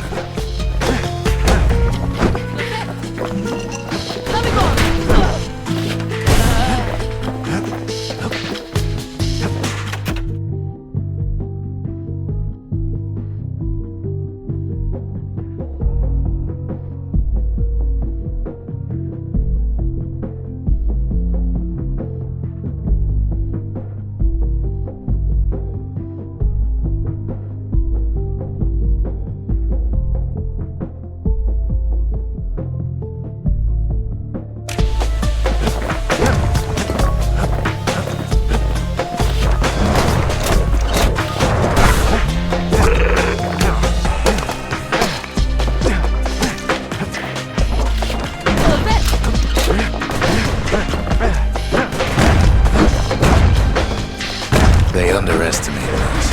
Had us pegged all wrong.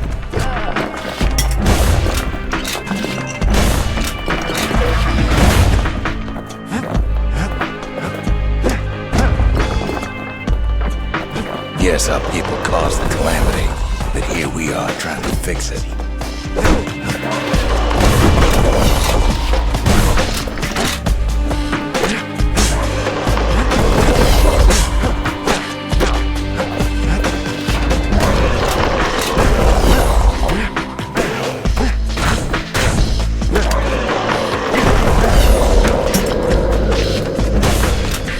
Did the Ura really think we just turn around and walk away?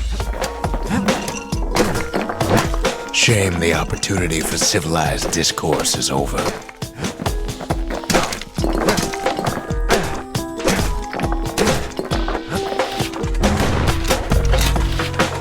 Suppose old Zolf should have got to know us better.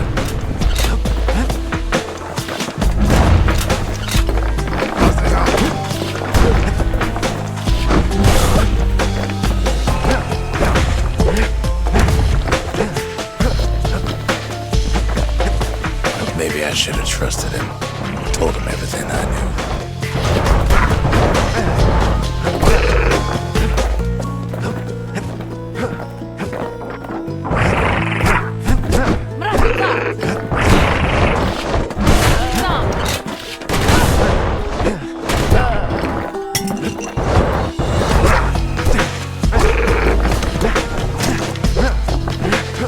Zolf, the Ura, they have every reason to be angry. Beyond angry. As the hour grows desperate, the Ura bring out their big guns. There's nothing standing in his way no more. He sees the Tazzle terminals loom large on the horizon.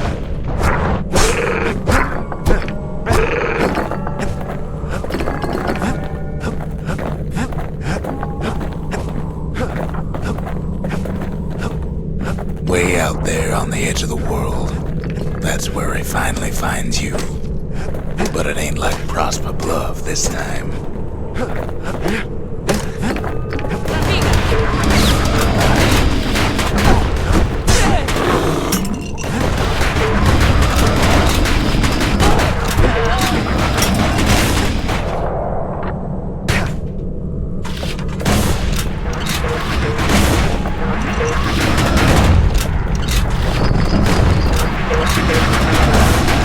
But when this is all over, it'll all be water under the bridge.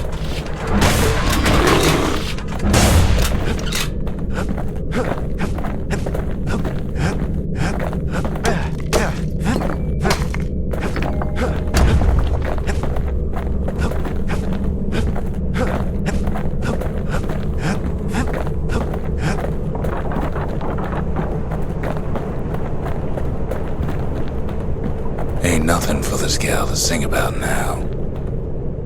Zia, you weren't kidnapped. No, ma'am. You just had to see what happened to the Ura. To your own people. You had to see if everything Zulf wrote to you was true. Sure you didn't drop that twangy thing on purpose, just to see if he'd go after you. They lost everything, didn't they?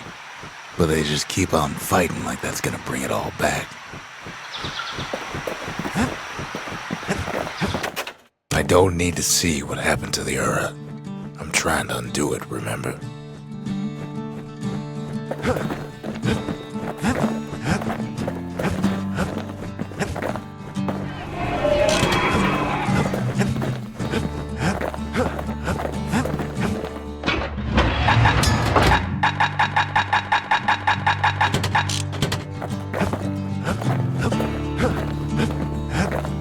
Once the kid gets that last shard from Zulf, it'll all be over.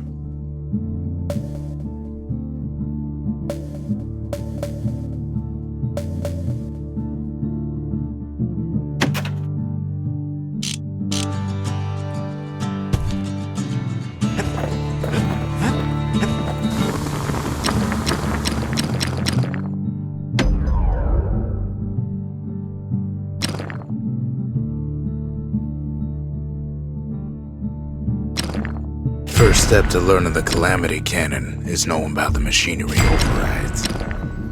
Good thing I didn't throw away the manual.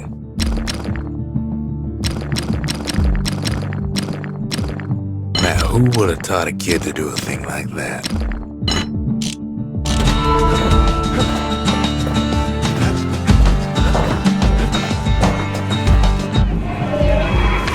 The inspiration.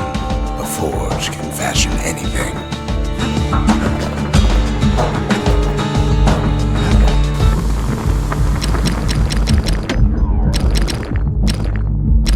Take my word for it. Don't ever drop one of those.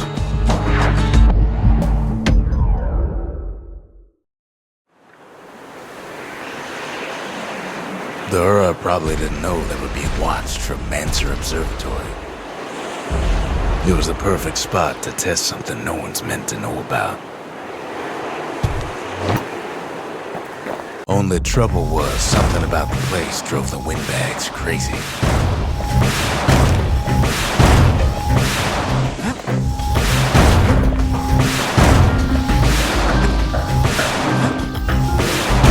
When the windbags caused enough trouble, the Mancers conducted their most secretive research far east of the city.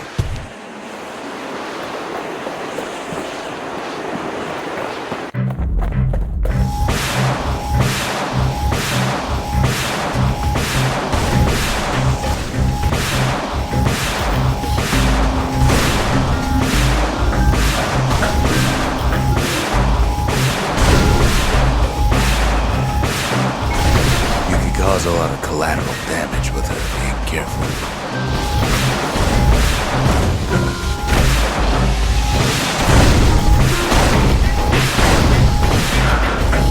Best stand well clear of that impact.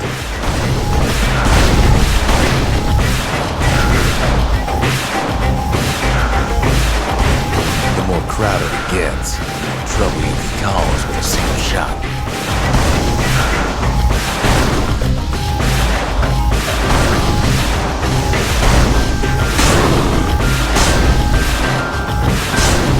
Designed to be fine-tuned, just need the proper balance.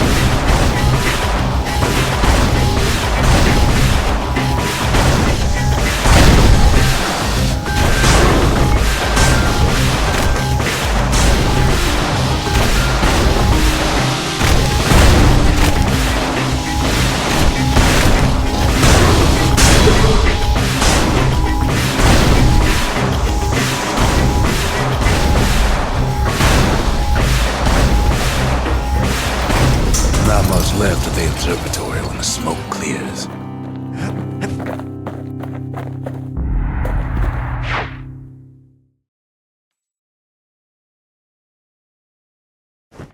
If the power of the calamity is safe in anybody's hands, it's safe in his. Part of the rippling walls floated by, so I caught the kid's old knapsack.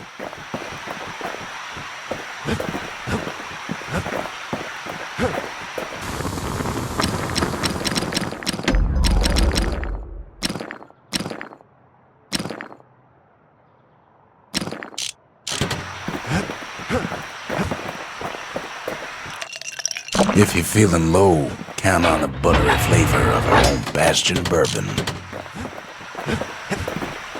It's hard to sleep easy these days, what with everything that's happened.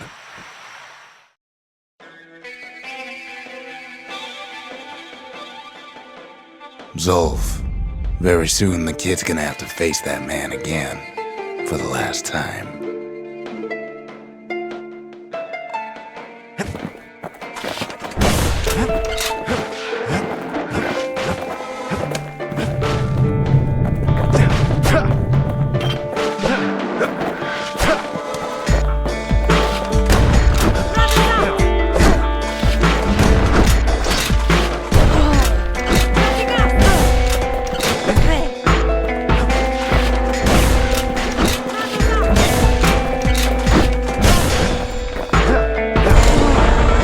They met on the worst day of Zolf's life.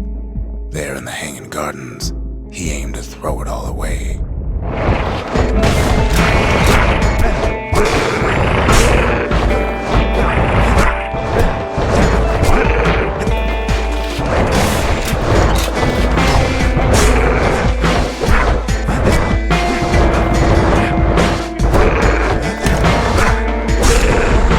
It wasn't the first time Zolf had nothing to lose. He was born to a simple Ura couple who didn't last long before plague took him.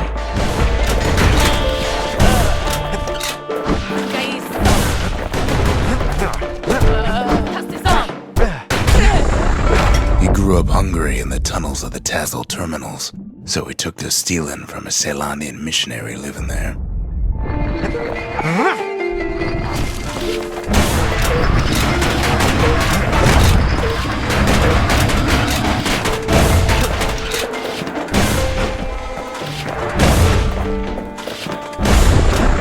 He once got sloppy with his thieving hands. The missionary caught him, but didn't rat him out. Instead, he offered to take him in.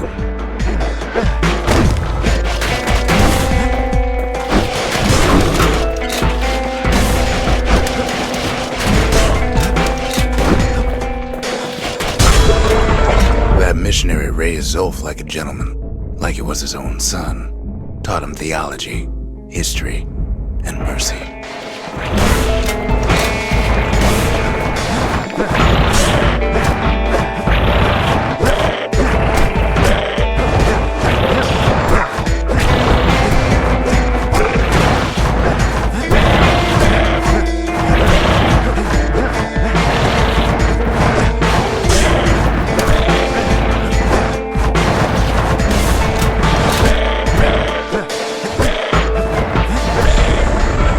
Missionary passed away, Zolf promised to continue his work to bring about a lasting peace between the Ura and Ceylondia.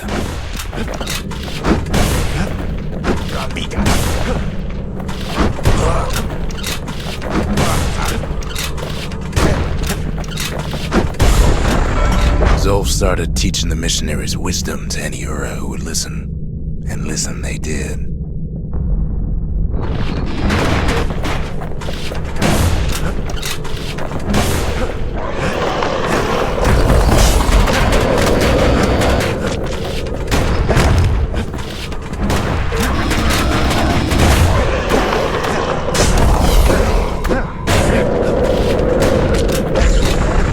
He advocated tolerance and argued that the Ura should atone for the war.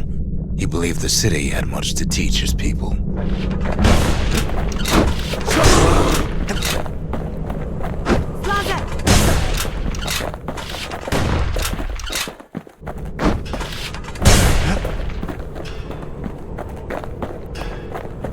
Marazim! However, Zol felt he could only do so much in the Tassel terminals. He needed Caelondia to know the era had changed.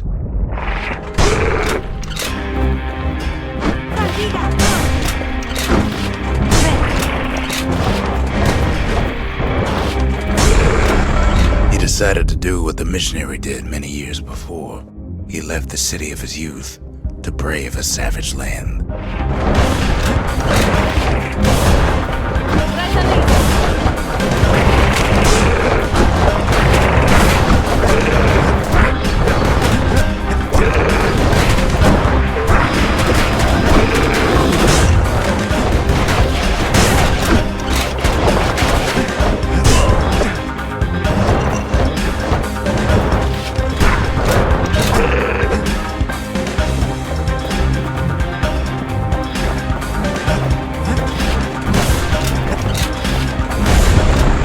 The journey was hard, but he knew how to fend for himself. And then at last, Zolf saw the rippling walls on the horizon.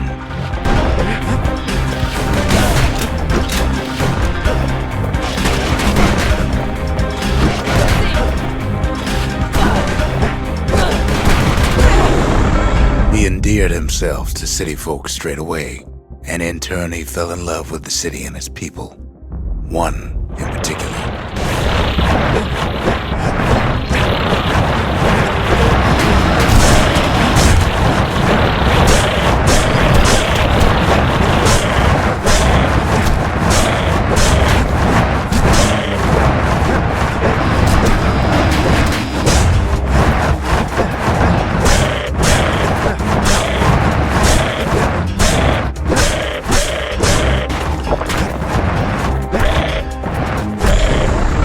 This young lady was fascinated by the Ura, but she never met anyone like Zolf. She told him she knew all the city's best-kept secrets.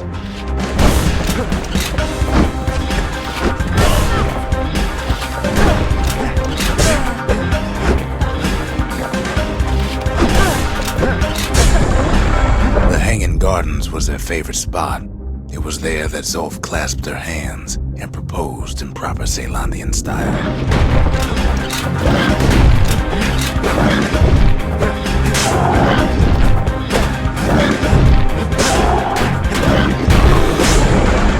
He celebrated with his friends long into the night. Joy and revelry like he'd never seen. Too bad he couldn't remember it all.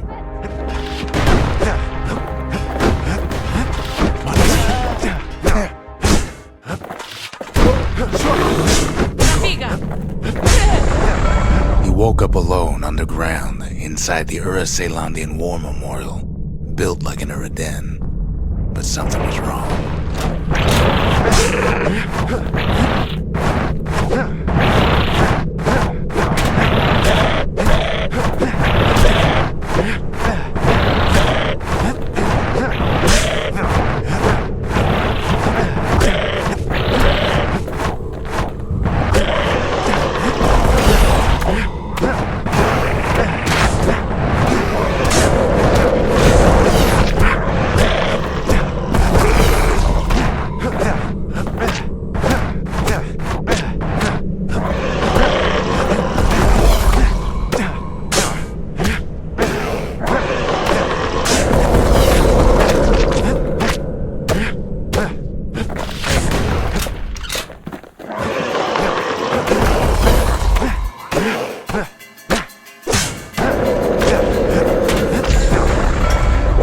From that hole in the ground into a waking nightmare.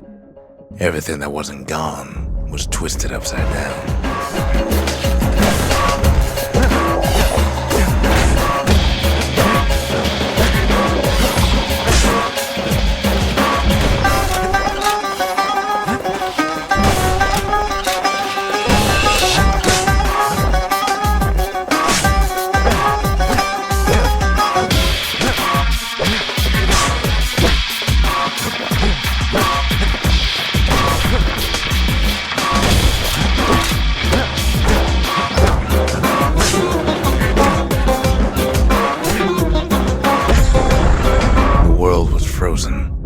Air thick with ash. What few faces he saw on the street stared back at him with gray and vacant eyes.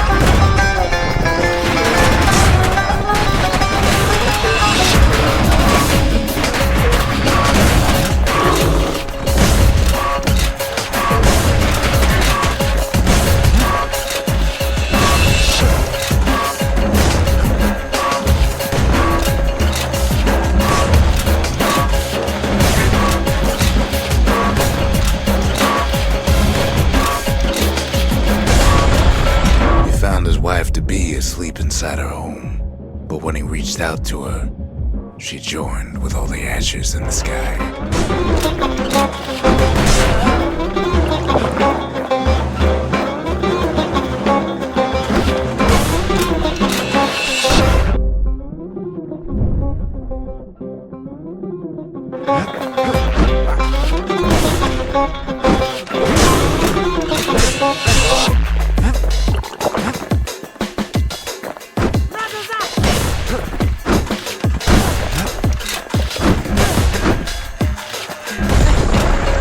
So Zolf returned to where he proposed in the Hanging Gardens, and there he stood, as if the gods would answer him.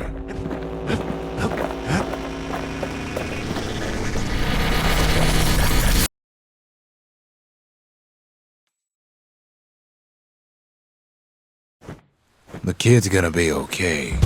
As for that man, who knows?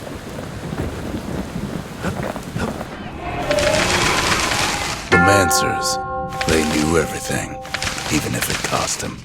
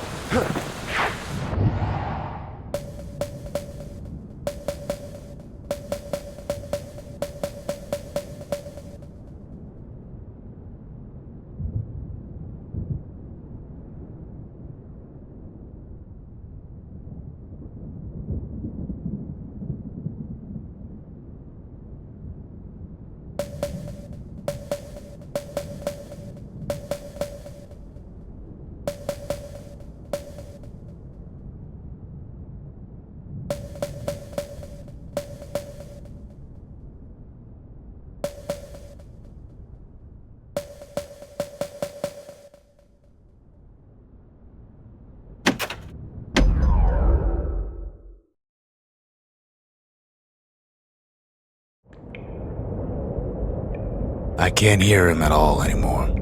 He's too far away. But he'll be all right.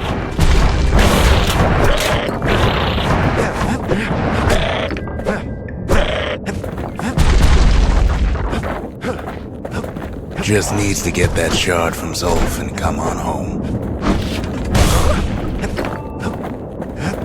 The calamity hit the Tazzle terminals hardest of all.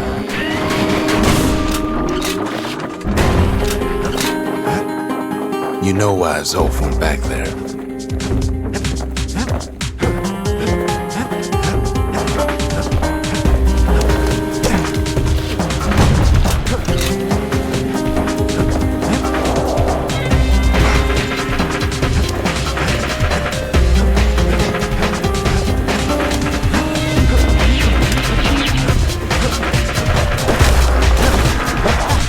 All his old friends and family were there. Zolf must be there all alone, just waiting.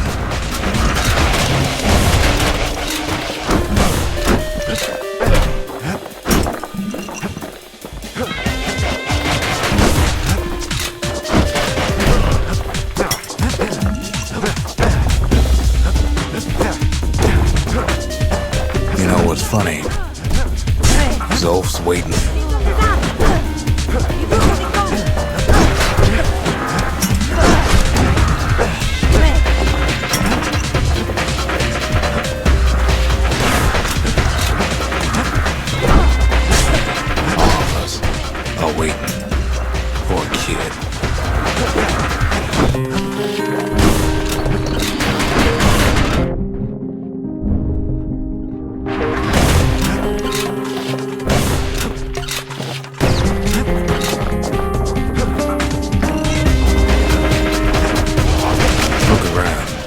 There's not much left to do here in the Bastion, I'm afraid. So why not tell each other stories to pass the time?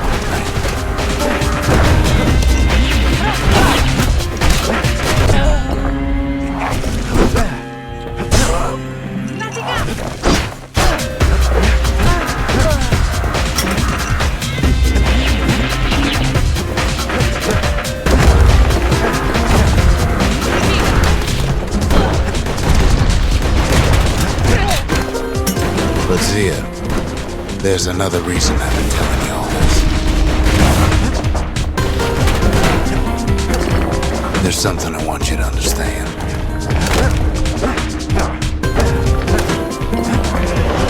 When the kid brings back that shard, the Bastion will be complete. What happens to Zulf won't matter. This disease the Earth planted here will go away.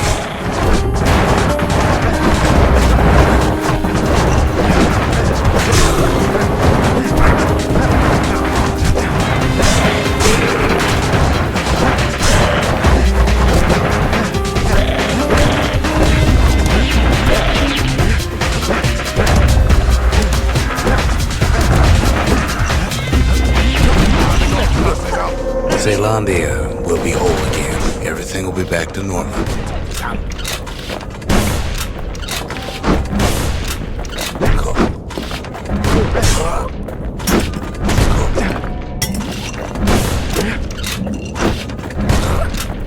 Everyone will be all right. Problem is, we'll all be gone.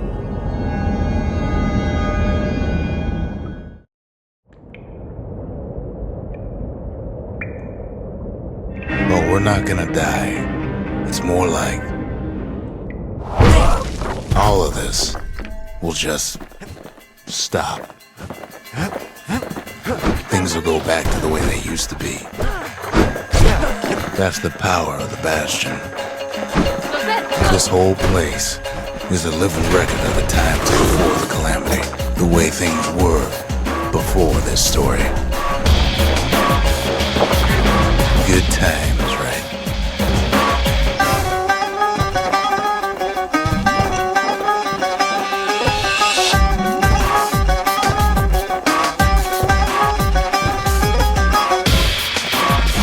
You'd be your old self again. Think of all those times that didn't go your way.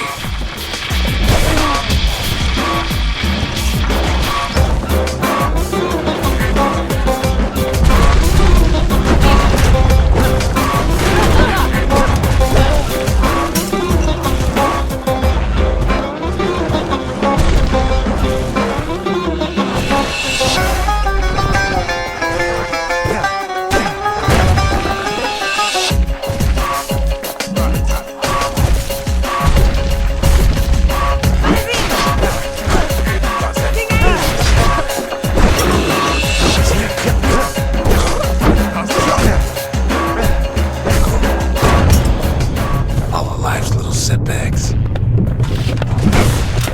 Imagine if you could have another go at them.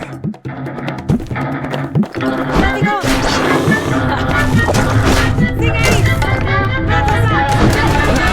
mistakes.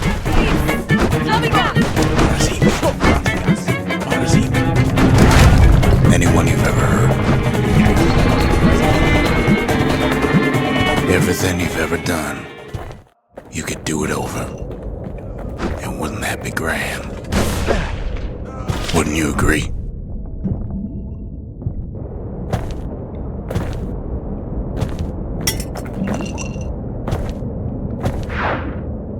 I guess there's nothing more to say.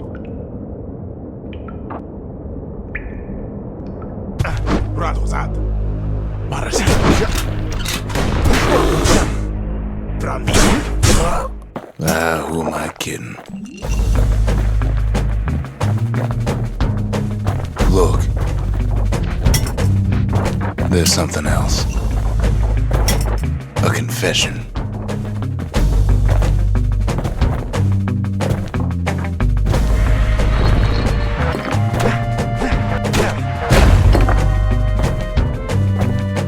You follow me?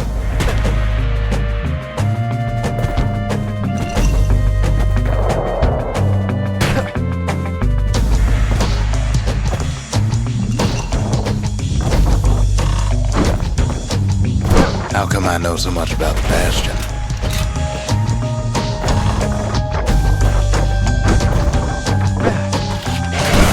Well, I designed the place, but that's beside the point.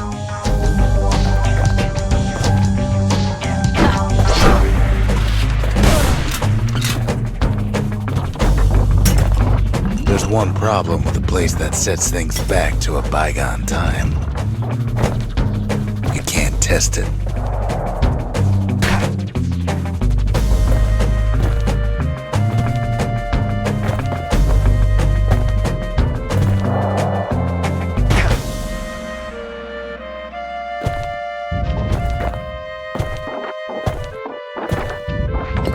So you're probably wondering if the calamity happened already.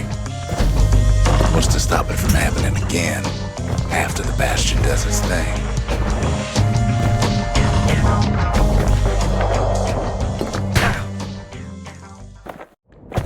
The answer is... I don't know.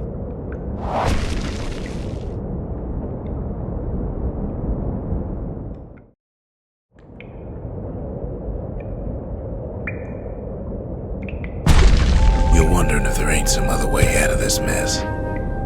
It's alright. I can tell. But why would you even want another way? Unless you wanted to stay here with us.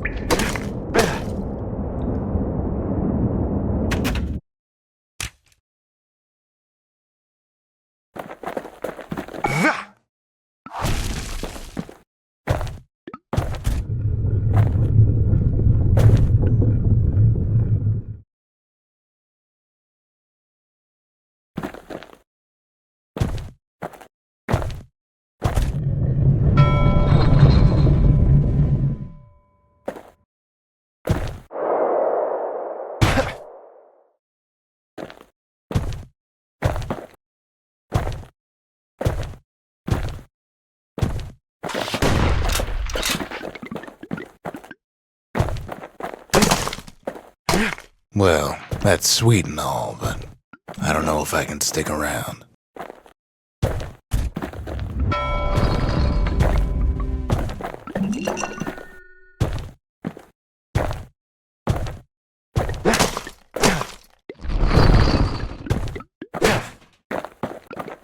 The weight of the calamity, it's on our shoulders. We can't just let it go.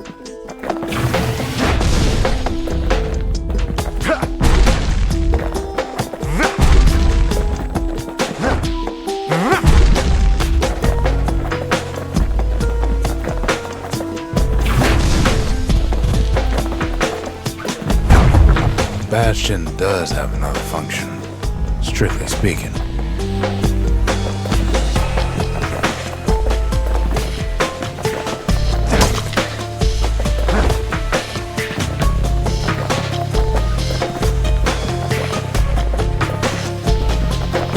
If ever the monument blew out and we couldn't repair it, we could still evacuate. First, we'd round up as many folks as we could carry. Next, we'd detonate the cores, and we'd take off, away from here.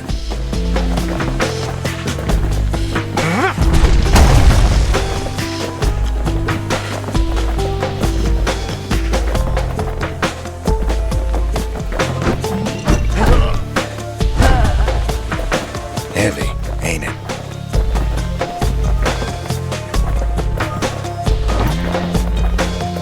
Of course, that would mean no going back. Ever. But then again, that way all of us could leave the city. Together.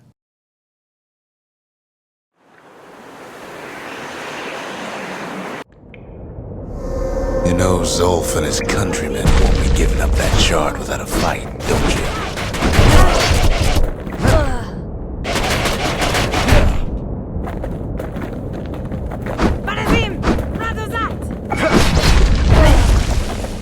Zolf and the Ura, all they want now is to see the Bastion fall. Zolf dedicated his life to a lasting peace between the Ura and Caelondia.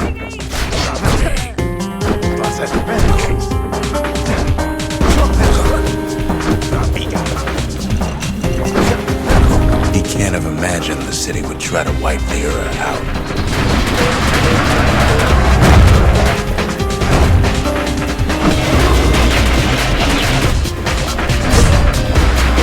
Zolf ain't lost every shred of decency though, has he?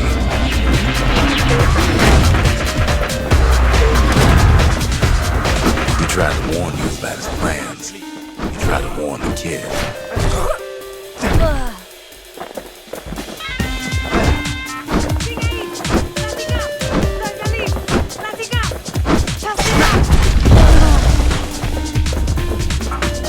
For Zolf, this ain't a personal matter.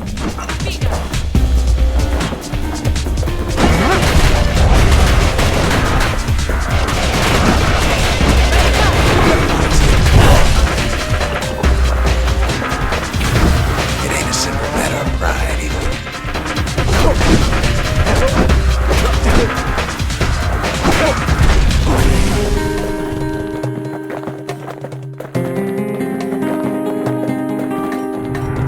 One thing's for sure, the Ura can't be happy that the kid followed Zolf all the way home.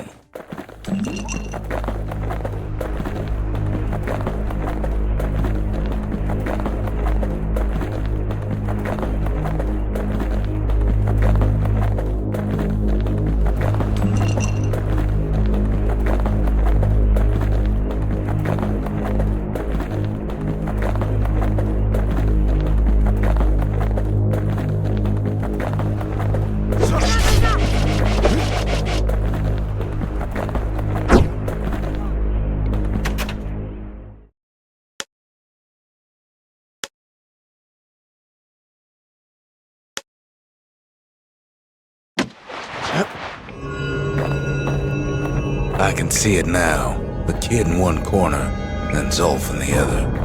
Ain't much of a fight. Don't you worry, though.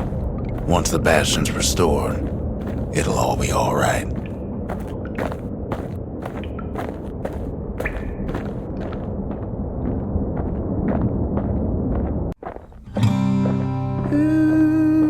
You ain't still thinking about that whole leaving the city thing, are you?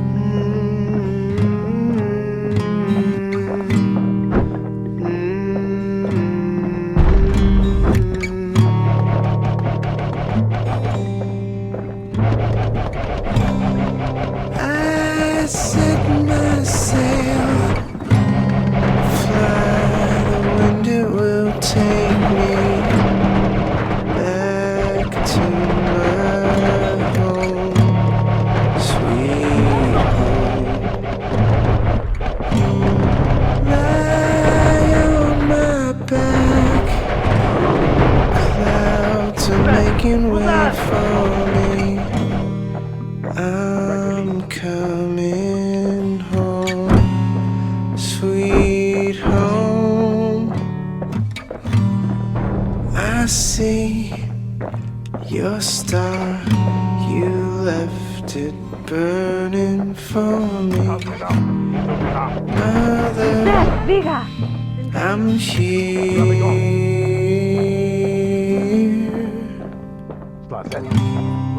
Eyes open Kid's probably dealt with Zolf by now. Feel your heart and It reminds me of myself when I was his age. I ever tell you about those days?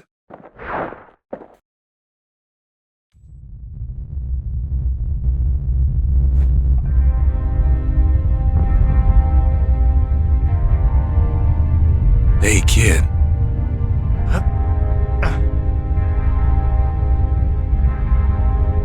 Get up, kid.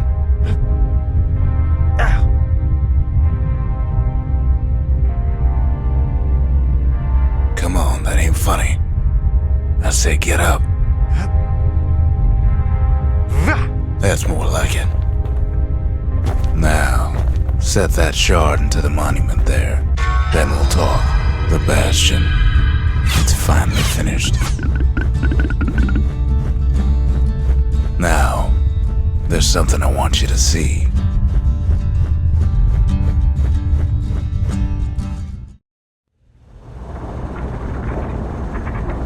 Welcome to the heart of the Bastion. I ain't one for long goodbyes, so here's the deal. Zia and I figure you done the heavy lifting, so you get to do the honors. We can tell you how to work this thing if you got any questions. Hey, kid. You can undo the calamity here and now. Go on, kid. And before I forget, thank you. Always wondered what the motherland was like. Not that it matters anymore. Zolf only brought more ruin to the Ura. No wonder they didn't take kindly to him. You've got one thing left to do, so you hang on to that badge. Besides, you earned it. Don't let anything you've done get to you. You can save all those creatures here and now.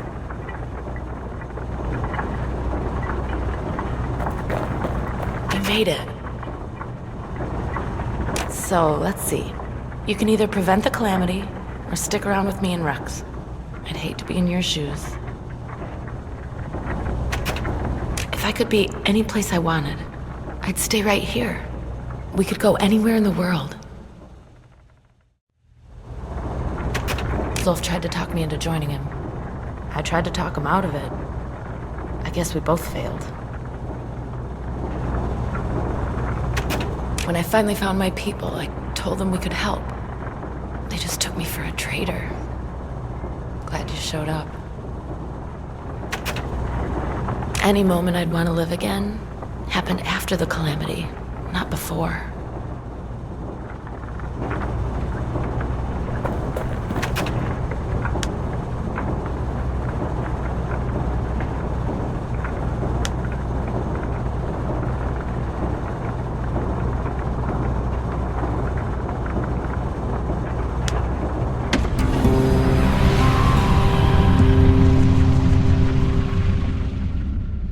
It's finished.